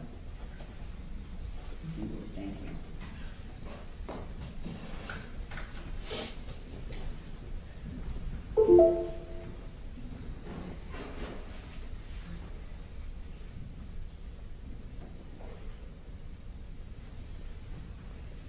I'm fine. That's fine. I'm fine. Sergeant Delgado, I'm showing you what is actually State's Exhibit 24, which was placed into evidence. Thus far, does it appear to be any different than what you viewed just moments ago? No. Thumbs up. Thumbs up. Take care of that over there. You got a nick in the back of your head. Yeah. I think your back hurts. I think I can hear the ribs. I got the back here. Lean back. We got you, right? Do not close your eyes. Hey, are you guys going on it? Do you have any more of the three that were on the other one? Now, you're providing a medical assessment, essentially, of Mr. Pino at this moment, aren't you? Yes, sir. And you ask Mr. Pino, or you tell Mr. Pino, do not close your eyes. Yes, sir. And why is that? Due to the head trauma, we always take into account, we don't know the severity of the impact caused to the head. The head, even if it's a small cut, can bleed a lot. But again, I don't know the severity of his impact to his head. And if there was a concussion, for example, a traumatic brain injury, then closing a person's eyes, leading to them perhaps go to sleep, could be a dangerous thing for that person, correct? Could be. Right. And that's why you told Mr. Pino not to close his eyes. Correct, to remain because that lets me know his alertness to conscious level. If he falls asleep or he starts to wander off, I wouldn't be able to monitor his condition. In fact, you tell Mr. Pino to close, not to go to sleep at one point, don't you? Correct. I believe this is not to go to sleep, but keep your eyes open. And at this point, you can see that Mr. Pino is bleeding pretty good from his head injury. Is that right? It looks like it's starting to dry. Okay. But you see a significant amount of blood, don't you? Yes, sir.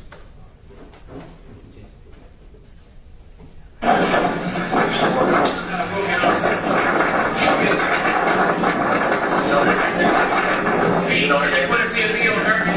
I need him to have a 15 minute.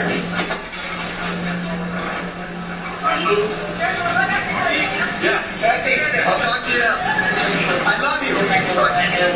Wake up. Look this way. This is how I'm talking to. She's the one with a broken. She has a broken arm, right? Who has a broken arm? All right.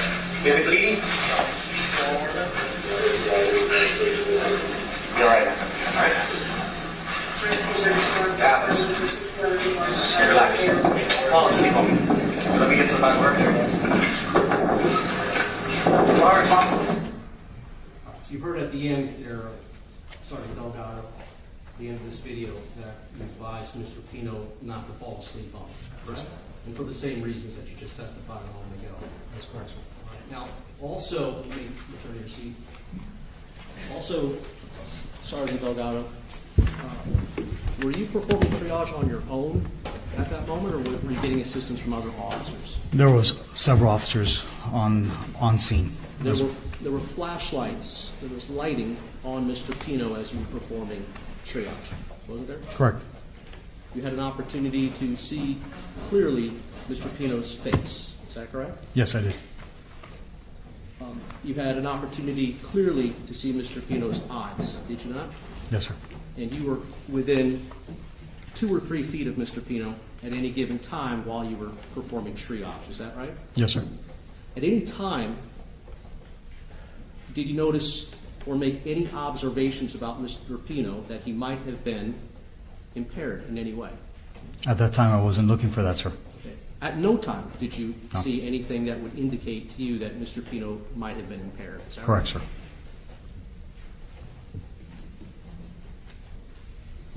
Did any of the other officers who were performing triage with you on Mr. Pino tell you that they observed any indication that Mr. Pino might have been impaired? Not to my recollection, sir.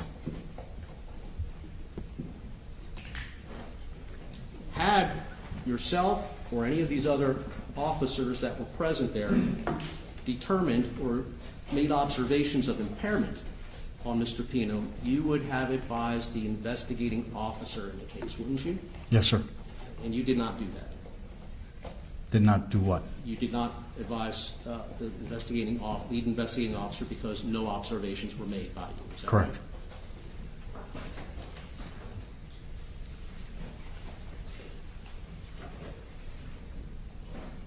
right? No?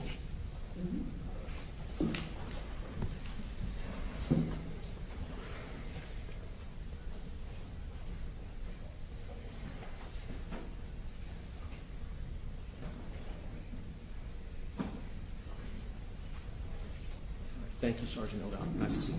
Thank you, sir. No further questions.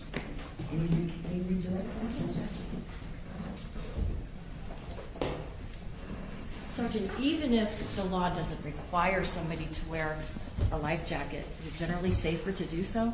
Absolutely, ma'am. The attorney asked if the county doesn't want people to get sued. And you said that that's part of the reason maybe why when a civilian is on your boat, you put them in a life jacket. Do you think it might also be that the county doesn't want people to die?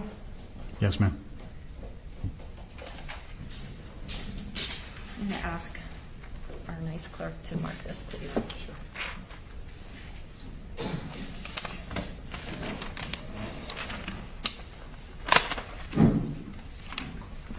Showing counsel states 2I for identification.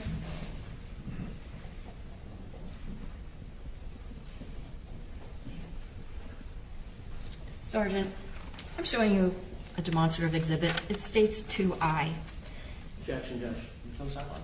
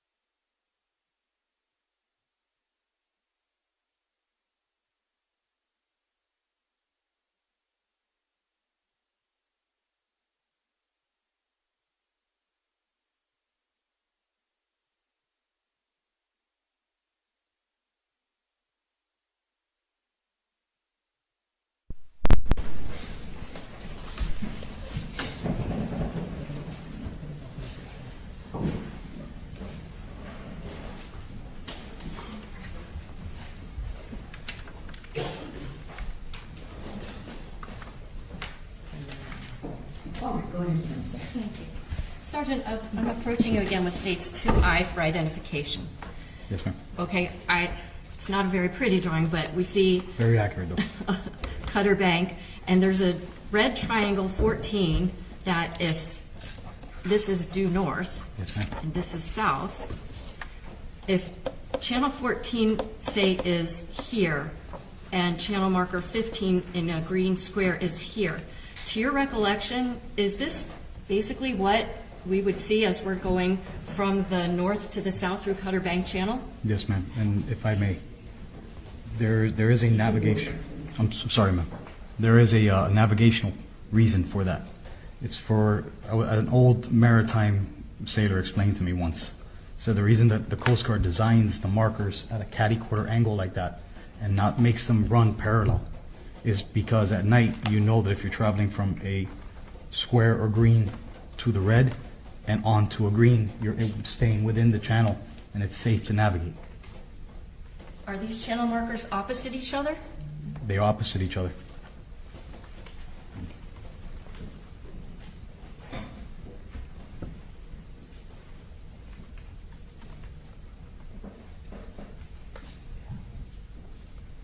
No other questions? Any recourse? I have no recourse, Judge. All right. This is itself, thank you. Thank you, Your Honor.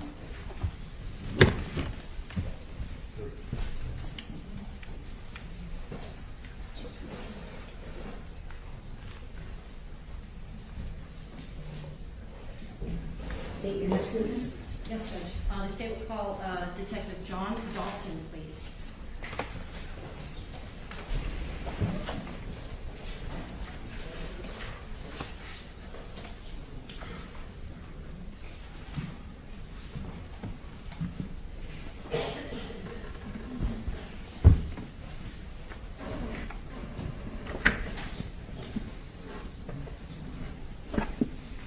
Please step forward, face the clerk, raise your right hand and respond. You solemnly swear that the testimony you're about to give will be the truth, the whole truth, and nothing but the truth? I do. You may have a seat, sir.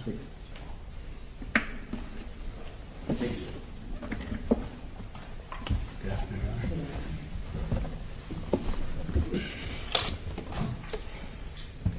Hello there. How you doing? Could you please introduce yourself to our jury? How you doing? My name is Detective John Dalton. Where do you work? I work for the Miami-Dade Sheriff's Office in the Traffic Homicide Unit. How long have you been with Miami-Dade, well, initially Police Department and now Sheriff's Office? Working on my 31st year. Could you explain to the jurors what was your initial assignment within that agency? Initially, when I started, I was on road patrol. About how long were you a road patrol officer? Approximately 4 years. After that, did you want to switch gears and do a different type of police work? Yes, ma'am. I went into investigations. Can you tell some of the jurors different types of investigations that you've handled? I did Up to when you went to traffic homicide. I did general investigations, shooting, stabbings, burglaries. I did prostitution. I did. Wait a minute. You did prostitution? Well, I was actually a certified decoy doing the prostitution details. Okay. So I worked prostitution. I did street level narcotics. Again, shooting, stabbings, burglaries. Just general investigative work. Are you familiar with the term FTO? Yes. What is an FTO? A field training officer. What are your responsibilities if you're an FTO? You're actually an officer that works on the road that trains all the new officers that are coming out to basically get them up to speed on being an actual one-man effective officer on the street. For how long were you an FTO? Off and on, probably 4 years. I want to ask if in 2016 you wound up going to another investigative unit within your department. Yes, I did. I went to traffic homicide. How many times have you worked in the traffic homicide unit? Twice. I'm on my second round. Okay. Just out of curiosity, the first time that you were in the traffic homicide unit, and for shorthand, do you all call it the THU? Yeah, THU. How long were you in the THU the first time? From 2016 to 2020. Okay. And then did you go somewhere else within your agency? Yes, I went to Marine Patrol. How long did you stay in Marine Patrol? From 2020 to 2024.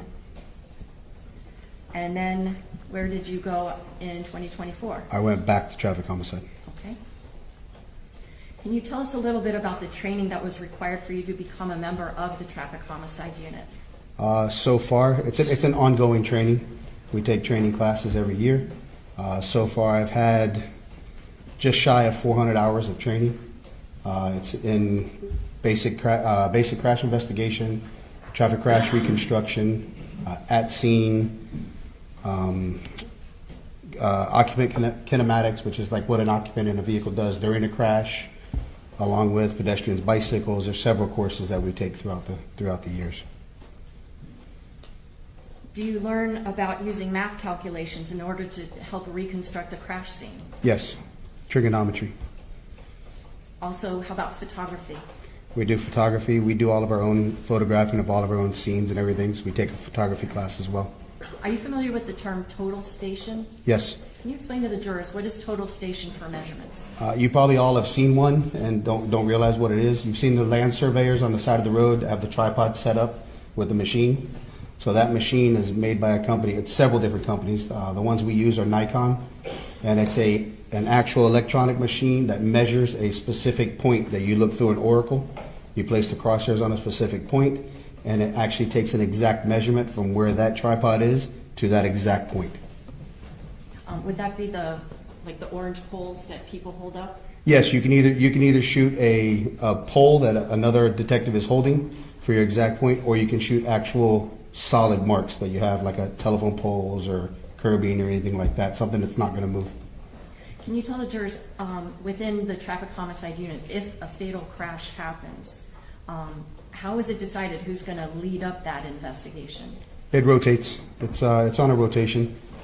It depends really on who's up, who has the more cases or the least amount of cases. But for the most part, it rotates. In our traffic homicide unit, the day shift where I work, we have 4 detectives and 1 supervisor, and then afternoons has 4 detectives and 1 supervisor, and we rotate amongst us. About how many cases of fatal traffic crashes have you been the lead investigator on? Probably upwards over 200. And how many fatal traffic crashes have you assisted with? Oh, over 800. In addition to investigating how a traffic crash happens, do you also have to perform a function called NOK notifications? Yes, ma'am. Can you explain what that is? NOK stands for next of kin notifications. That's where we, myself and then the backup detective and usually supervisor respond to the house of the victims, and then we notify them. It's probably one of the most difficult parts of our job. We notify the victim's family that one of their loved ones has passed away in a crash. It's generally a tragic event. It's not expected. I want to talk a little bit about your time with Marine Patrol. You were there for about how long? 4 years approximately. Why did you go into the Marine Patrol unit? So I did my 25 years with the police department, and then we have a thing called DROP, Deferred Retirement Program. So traffic homicide is a very grueling, very taxing unit. You are on call every other week, and it's on call long hours. You get called out any hour of the night. Sometimes I would leave the house, at 6, 7 o'clock in the afternoon. I wouldn't get back till the following day at 6 or 7 at night working one case. If there's leads on it where you're closely developing leads, you will just continue working through the case until you get to the end of it. So when I went into the DROP, I wanted to go to a unit where I could relax a little bit, thinking that Marine Patrol was going to be that unit. And boating has always been one of my things. I've owned boats since I was 13 years old. I was born and raised in Miami. I've been on boats my whole life. So I wanted to go to a unit that I really enjoyed, doing the out on the water. Now, as a Marine Patrol officer, were you tasked with the responsibility of investigating a fatal vessel crash? No, we do not handle fatal. Miami-Dade Sheriff's Office does not handle fatal crashes. We only handle boat crashes that are minor in nature, less than $1,000 with no injuries. Anything with injuries or fatal is going to be with FWC. Do you think that the training and experience that you had as a traffic homicide investigator was helpful to you when you would investigate vessel crashes, even if death or serious bodily injury did not result? Yes, because as a traffic homicide investigator, you have a different dynamic of looking at crashes. You definitely have a different way of looking at just even a minor crash. I think to the extent that I've gone so far as I can look at most vehicles as the damage on a vehicle and tell you exactly what happened in the crash. And it does correlate over to boats as well. Even though there's a vast difference between boats and cars, it does correlate over just because it's impact damage. And impact damage is what you normally look at. Back on September 4th of 2022, were you working as a Marine Patrol officer? Yes, I was. Did you get dispatched to a location known as Cutter Bank or Cutter Bank Channel? Yes, ma'am. Was that the first time you'd ever been there? No, ma'am. I've been through Cutter Bank several times. I mean, well over 100 times in my personal and my professional career. And is that location in Miami-Dade County? Yes, it is. Can you describe for the jurors when you arrived to that scene? What were you looking at? When I arrived, there's several law enforcement vessels, as well as I believe a Coast Guard and I believe there was a fireboat from Ocean Reef was there as well. But there's several law enforcement vessels and they're all rafted together. Rafting together means that they're all tied together. So I was one of the last ones to arrive because I was coming from Miami Beach where I was fueling up the boat. So I arrived and I actually pulled up on the end of the chain of boats that were lined up. When you're rafting together, like one boat tied to the next, do the boats just stay stationary all by themselves? No, but obviously it's water, it's fluid, it's dynamic, everything moves around. So when you raft up, everything is generally still floating, moving around, nobody's anchored, because at any time you need to pull the lines and get moving, especially in this type of situation. Were you the last in the line of vessels that were rafted up together? Yes, ma'am. I was the last boat tied up to an FWC boat. Can you describe what the additional responsibilities are for a vessel operator that's the last of the line for that? So in general, when you're the last one, you're actually the one that's controlling the movement of the entire line, because if you don't control the movement, the boats can actually wrap around each other and become a problem, because you'll start getting, if they go backwards, engines will start getting into engines and it becomes a problem, or the bows start touching each other. So your job as the last boat in the sequence would be to keep kicking the engines in and out of gear to maintain that line as straight as you can and not allow the vessels to wrap or to get, to put yourself in any type of bad situation or cause damage. On that particular night, if you're the operator of that vessel, do you stay on that vessel even if there are other vessels and other people that might need help? I was captaining the vessel. You stay on that vessel because you have to maintain control of your vessel. Now, at some point while you're there, are a number of teenage girls brought over the rafted boats onto the boat that you were captaining? Yes, ma'am. Were any of the girls that came over onto your boat seriously injured? No, ma'am. They all had minor injuries. At some point, do you disconnect from all these other vessels and take these girls somewhere else? Yes, ma'am. So as a rule, a policy for the Miami-Dade Sheriff's Office, anytime we put anybody other than law enforcement on our boat, everybody gets provided with a PFD. You all know what they are. It's the personal flotation device or a life vest. The ones we provide are the Coast Guard approved orange life vest. You see them when you go on a cruise. You see them. They're sold by pack. When you buy a new boat, they're sold by a pack. Everybody that enters onto our vessel gets provided with a PFD with a wraparound strap. So all the young ladies were brought over the boat. They were all given a PFD, and they were all advised to sit down on the console's front bench, but only seats 2, and then on the floor in the front. Where did you take the girls?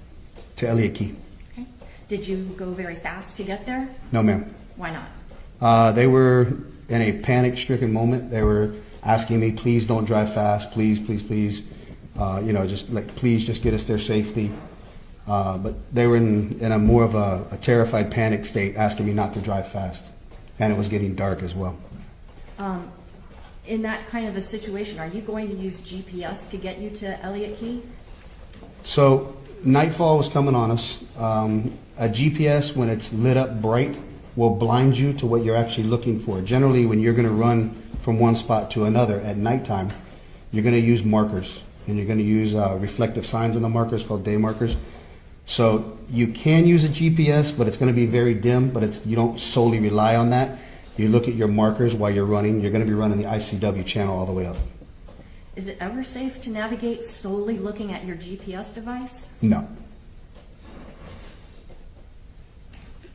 Once you bring the girls over to Elliott Key, are you involved in any further investigation of this case? No, ma'am.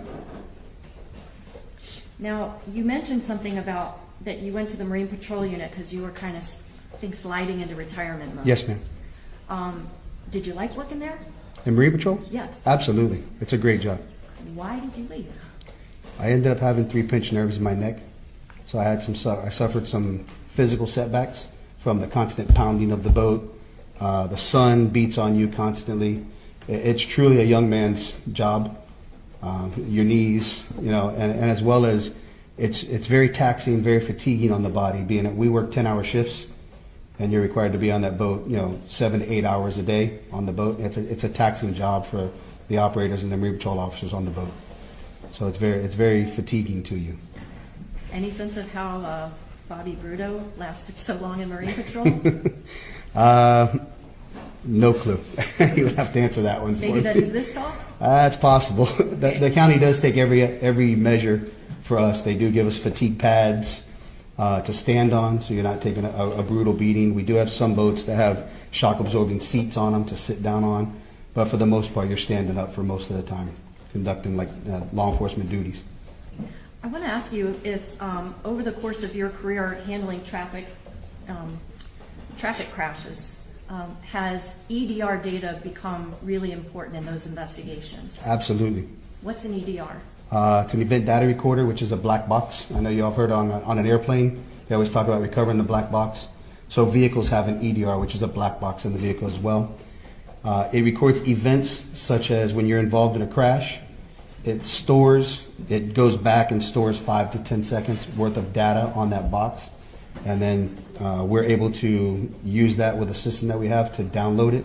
And it tells us exactly what the vehicle was doing, the dynamics of the vehicle, driver inputs, everything to that nature, steering, percentage of gas, percentage of brake, everything basically what happens to that vehicle, as well as speed and impact points. And it also covers change in velocity, which is when there's an impact, it moves at the opposite direction. Are you familiar with GPS data that is gathered on vessels? I know what GPS is. In terms of knowing what it is, not in terms of... I know what it is, but I don't know anything about downloading it or analyzing it. I've never done that. But you use GPS in your job? Yes, ma'am. Why would you say that it is not safe, or that you would not find it prudent to navigate a boat solely using GPS? So as it gets dark, every vessel is required to turn on their lights, navigational lights, red and green on the front, anchor light on the back.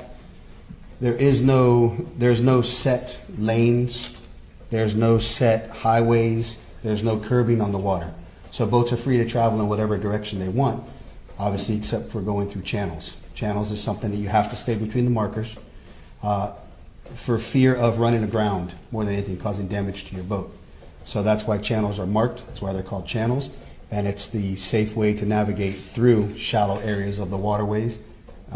Twofold, for you to be safe, and number two, to not damage any of the waterways out there, to damage the sand flats or the corals or anything like that. A secondary thing is you never know what boats are coming, and GPS doesn't pick up boats. The only way you can pick up a boat is with a radar unit. And a radar unit only picks up a trail on it.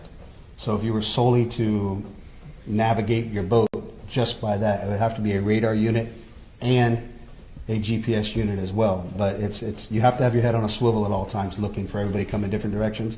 It's literally pitch black out there with a little tiny red and green light on it and a white light on the back of the boat. And the lights definitely get lost in the city light backgrounds, so you don't see them all the time. What about in the daytime? Would it be safe to navigate a vessel looking only at your GPS screen? Again, same rules apply during the day. There is no lanes. There's nothing designated on which direction you have to go. So vessels are coming from all different directions out there. So you can't solely rely on just your GPS. You got to keep your head on a swivel, we always ride 2 persons to a boat, 2 officers to a boat. One is constantly navigating the boat, and the other one is looking out for other vessels as well. And we're constantly, we do it all the time. We warn each other all the time. And we obviously point out to each other, hey, you see the boat coming from the right, or you see the boat coming from the left. It's always a 2-man system out there. Are you familiar with the term navigational rules? Yes.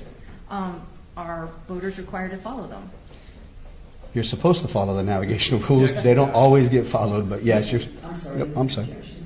objection to the question she said. You can go sidebar if you want. You can rephrase. Sure. Are you familiar with the navigational rules? Yes, ma'am. Is that what voters are supposed to follow? Yes, ma'am. And beyond that, are you familiar with the navigational rule about lookouts? I couldn't quote it to you, but yes, I know there is a navigation rule. Can you explain what the importance of having a lookout is, based on your personal and professional boating experience? Objection, Judge. Lack of foundation. Ask a few more foundational questions if you can. You just testified that you'll have other officers, at least it's a two-man unit at a minimum, and unit meaning a police boat. Correct. You'll have other officers there to help look for other items. Is that fair to say? That's fair. There's debris floating in the water and stuff like that. So yes, everybody on the boat's keeping a lookout. Okay. And is that to keep you safe? Yes, ma'am. And to keep other people safe? Yes, ma'am. Are the Judge, rules... can we go sidebar, please? Oh, dear.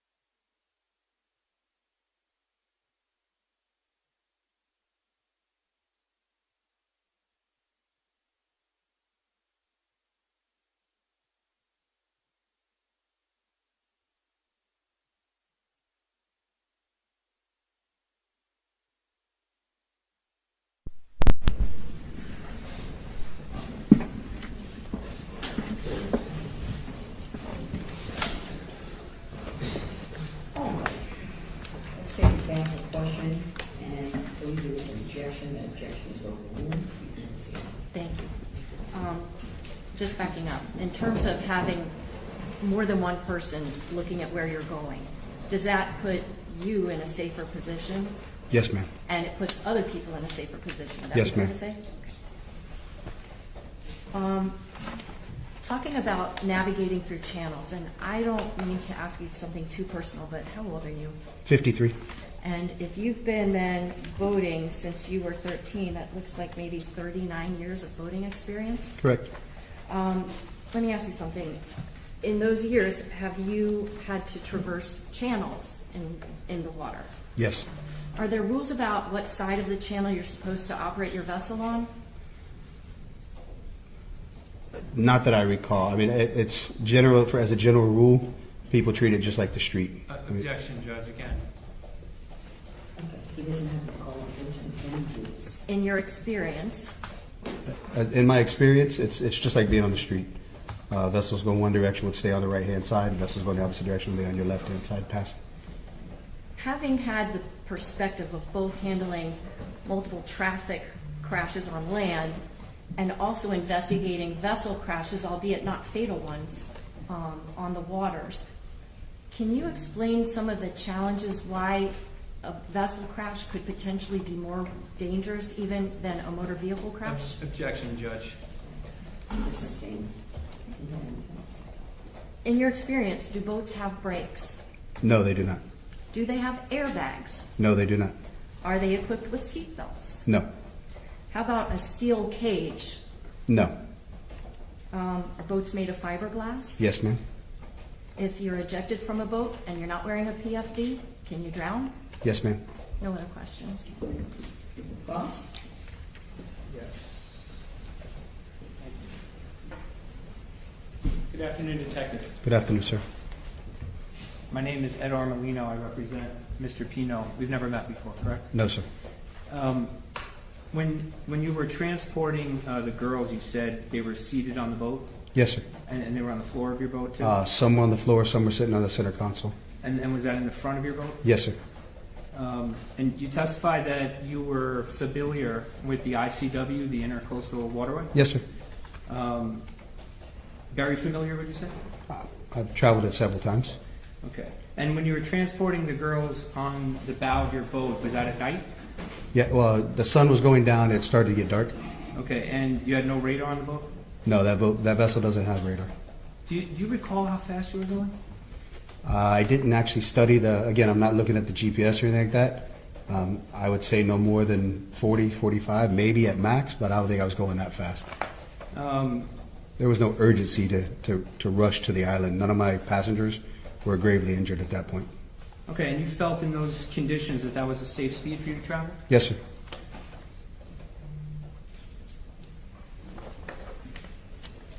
A moment.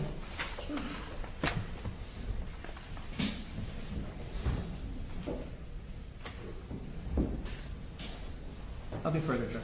Thank you.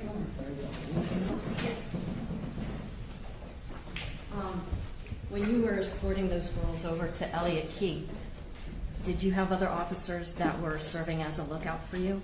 Yes, ma'am. When you did that, shift that day? No, not at all. I don't drink. I've never had an alcoholic drink in my life. And you have how many years of boating experience? 39 approximately. Have you ever crashed into a channel marker? No, ma'am. Nothing else. The witness is going to be under the subpoena. The state will speak with you. Yes, ma'am. Be available, and your excuse at this time. Thank you very much.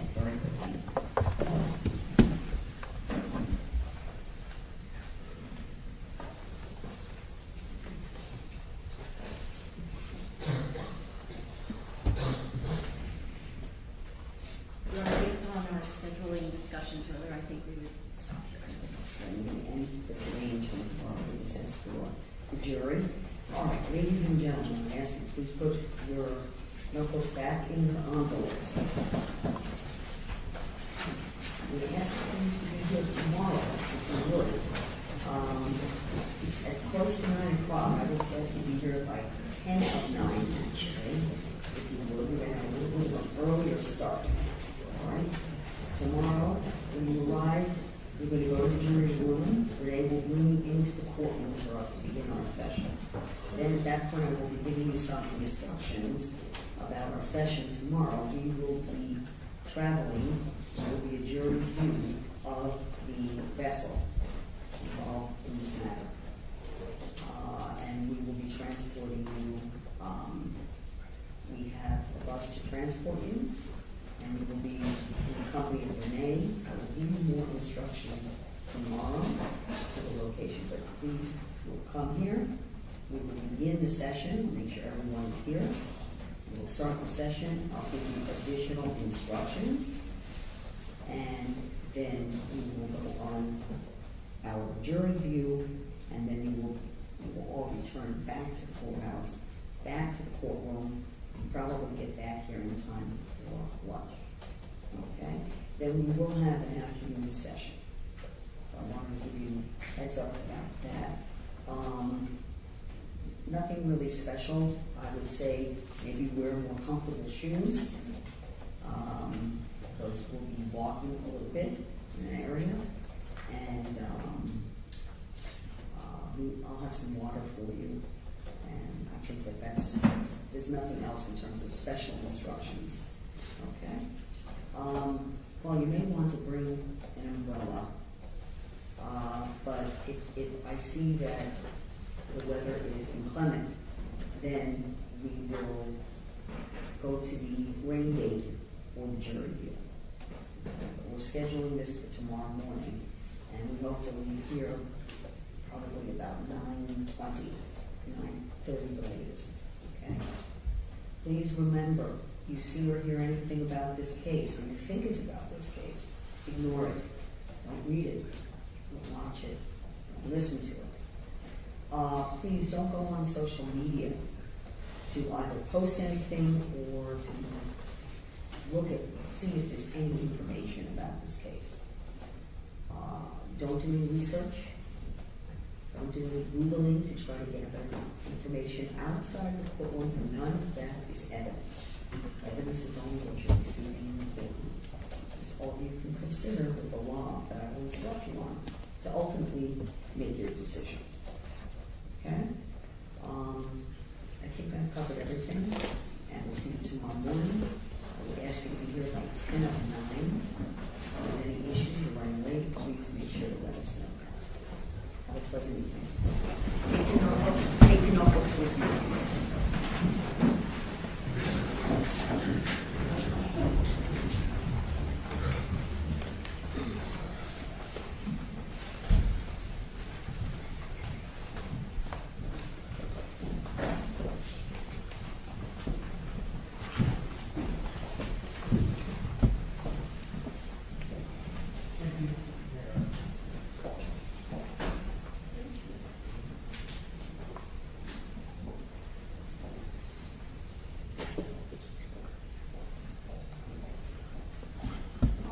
Please be seated.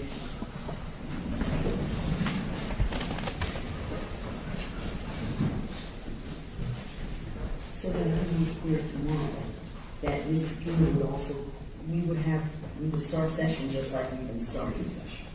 And then if you would like me to instruct the jury at all about Mr. Pino going with us or not going with us, I will. I'll leave that to you if you think it's necessary. I'll just certainly let the jury know. Okay?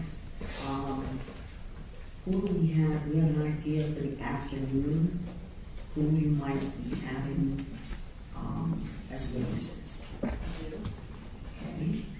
Well, what we want to be clear about is if any of those witnesses, again, I think it has to do mostly with the body-worn camera to make sure that if there's evidence through a body-worn camera or any other physical evidence that you intend to introduce, that if there are excerpts, okay, then we can get ahead of the question of what you're going to introduce. And if there are excerpts that the defense intends to introduce of a body-worn camera through any of the state's witnesses that are remaining, and again, you're not required to, I'm not going to order you to do that, then I would like to have either one or two things, either the opportunity again for the defense to be able to authenticate whatever the additional evidence might be, so that they might be able to, through cross-examination, present whatever evidence, which we allow that. It's not the typical option, but we allow it. And if not, it's perfectly fine, but then to make sure that the defense understands they will have to bring, like one or two witnesses today, will have to bring the witness when you start your case. Okay? So that's why I'm asking. I understand now, and I don't anticipate tomorrow there'll be any body-worn camera footage. Okay. All right, so we shouldn't. Does that include, there's also Lieutenant Thompson where they did drone footage, they did that whole experiment on the water. Is that tomorrow? I think that there'll be some footage from the recreation, Your Honor, yes. Okay. All right, so that's, you're going to take excerpted portions of the recreation, or you're going to play the whole? No, because each time the vessel goes through the channel, I don't know, maybe it's like a minute or so. So there's just footage from the drone of Lieutenant Thompson piloting his vessel through the channel. And so it's not that there's clips, it's just, there's... It's one video. No. Oh. There's multiple videos because the vessel was run through the channels on different times, and the drone was placed in different locations to film the vessel traversing the channel below. Okay. Does that mean it's the entirety of the drone footage that you're going to present, or there are segments of we had today? One is 6 segments. It's different than body-worn camera, Okay. which lasts, say, an hour long, and you select clips from it. Okay. What this is there were specific times, okay, like clip one or video one, probably more precisely. Video one might be, for example, the drone is at the southern end of the channel, and the vessel is traveling south toward it. Video 2 might be the drone is in the northern part of the channel and follows behind the vessel as it traverses the channel. So there's different videos. It's not that they're clipped so much because they're not part of a larger or longer video. Okay. From what you have of the Yes. drone video, let's take the totality of the drone video. Is it your intention to introduce all of the drone video? If it's not, that's fine too. But there may be aspects of the drone video that the defense might want to present. And rather than attempted authentication in court, just want to make sure that the defense understands that, and they would have to have that witness back to present whatever else of the drone video footage that might not have been shown that they would like the jury to see in their case. That's the reason for the question. So to clarify, it sounds like, I'm quite sure there are, the same event might be recorded by different cameras, different angles. It could be a drone, it could be a pole cam, it could be a camera on a boat. I don't know how many of those the state is using, but they created it and gave it to us. This is not an authentication issue. No, I didn't say it's it's what they created. Correct, and they turned it over to us as part of their discovery obligation. This is not about authentication. They are obviously authentic. Okay, but it was different from one, because you then created separate. We just took a smaller portion of what they produced to us. And created essentially your own, but it's the same information. We didn't create anything. We simply proposed to publish only a smaller I got portion you. of it. I understand the whole thing. We don't have to make this more complicated than Exactly. this, okay? They had... Present your evidence tomorrow. I will. Make sure you have the witnesses that you are going to be presenting or attempting to present any evidence through, subpoenaed, and ready to testify. If you cannot, through any of the witnesses, present defense evidence. Okay? I'm just perplexed why counsel thinks that just because the state turns something over in discovery, that that's the same thing as authentication from the witness. Okay, we don't need to discuss it anymore.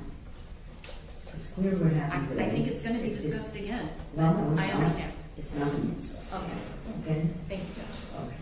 So, have your witnesses subpoenaed, whatever your evidence is that you wish to introduce. If it's something that is not presented during direct examination, and you would like to get it moved through the witness that's testifying, you'll present that witness as your witness at the appropriate time. Is there anything else? Yes, Judge. It's 403 or 408. Well, I think I'm going to make an independent trip myself. Okay. To just get a feel, and I can email everyone as to what I see if there's any potential difficulties. So I should advise FWC that you'll be there? Yes, at some point. Hour or so. Yeah, no, I know, just so I can give them a rough ETA. If you would. Of course. You know, So before 5:30. we're excused from that event? Yes. We have, and did, Sergeant Lopez, did he come in to see you? He did, and I provided him with the information he asked me Sergeant for. Lopez is the Miami-Dade police officer who is going to be escorting us and driving the van with the jurors and with Renee. So, but he needed his the contact person so that we get there and we don't have a locked gate. They know we're coming. But he's going to be in communication.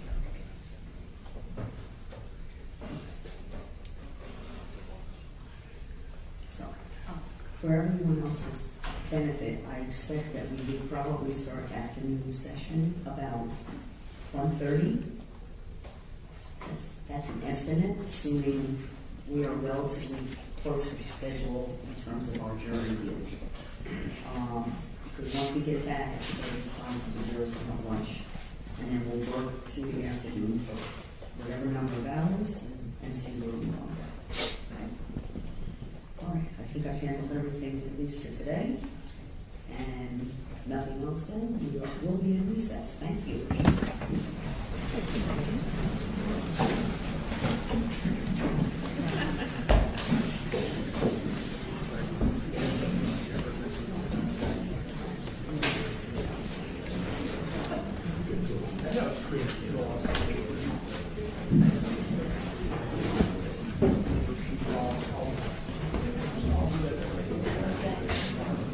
Vanessa, you know I write the attorney's name down. After.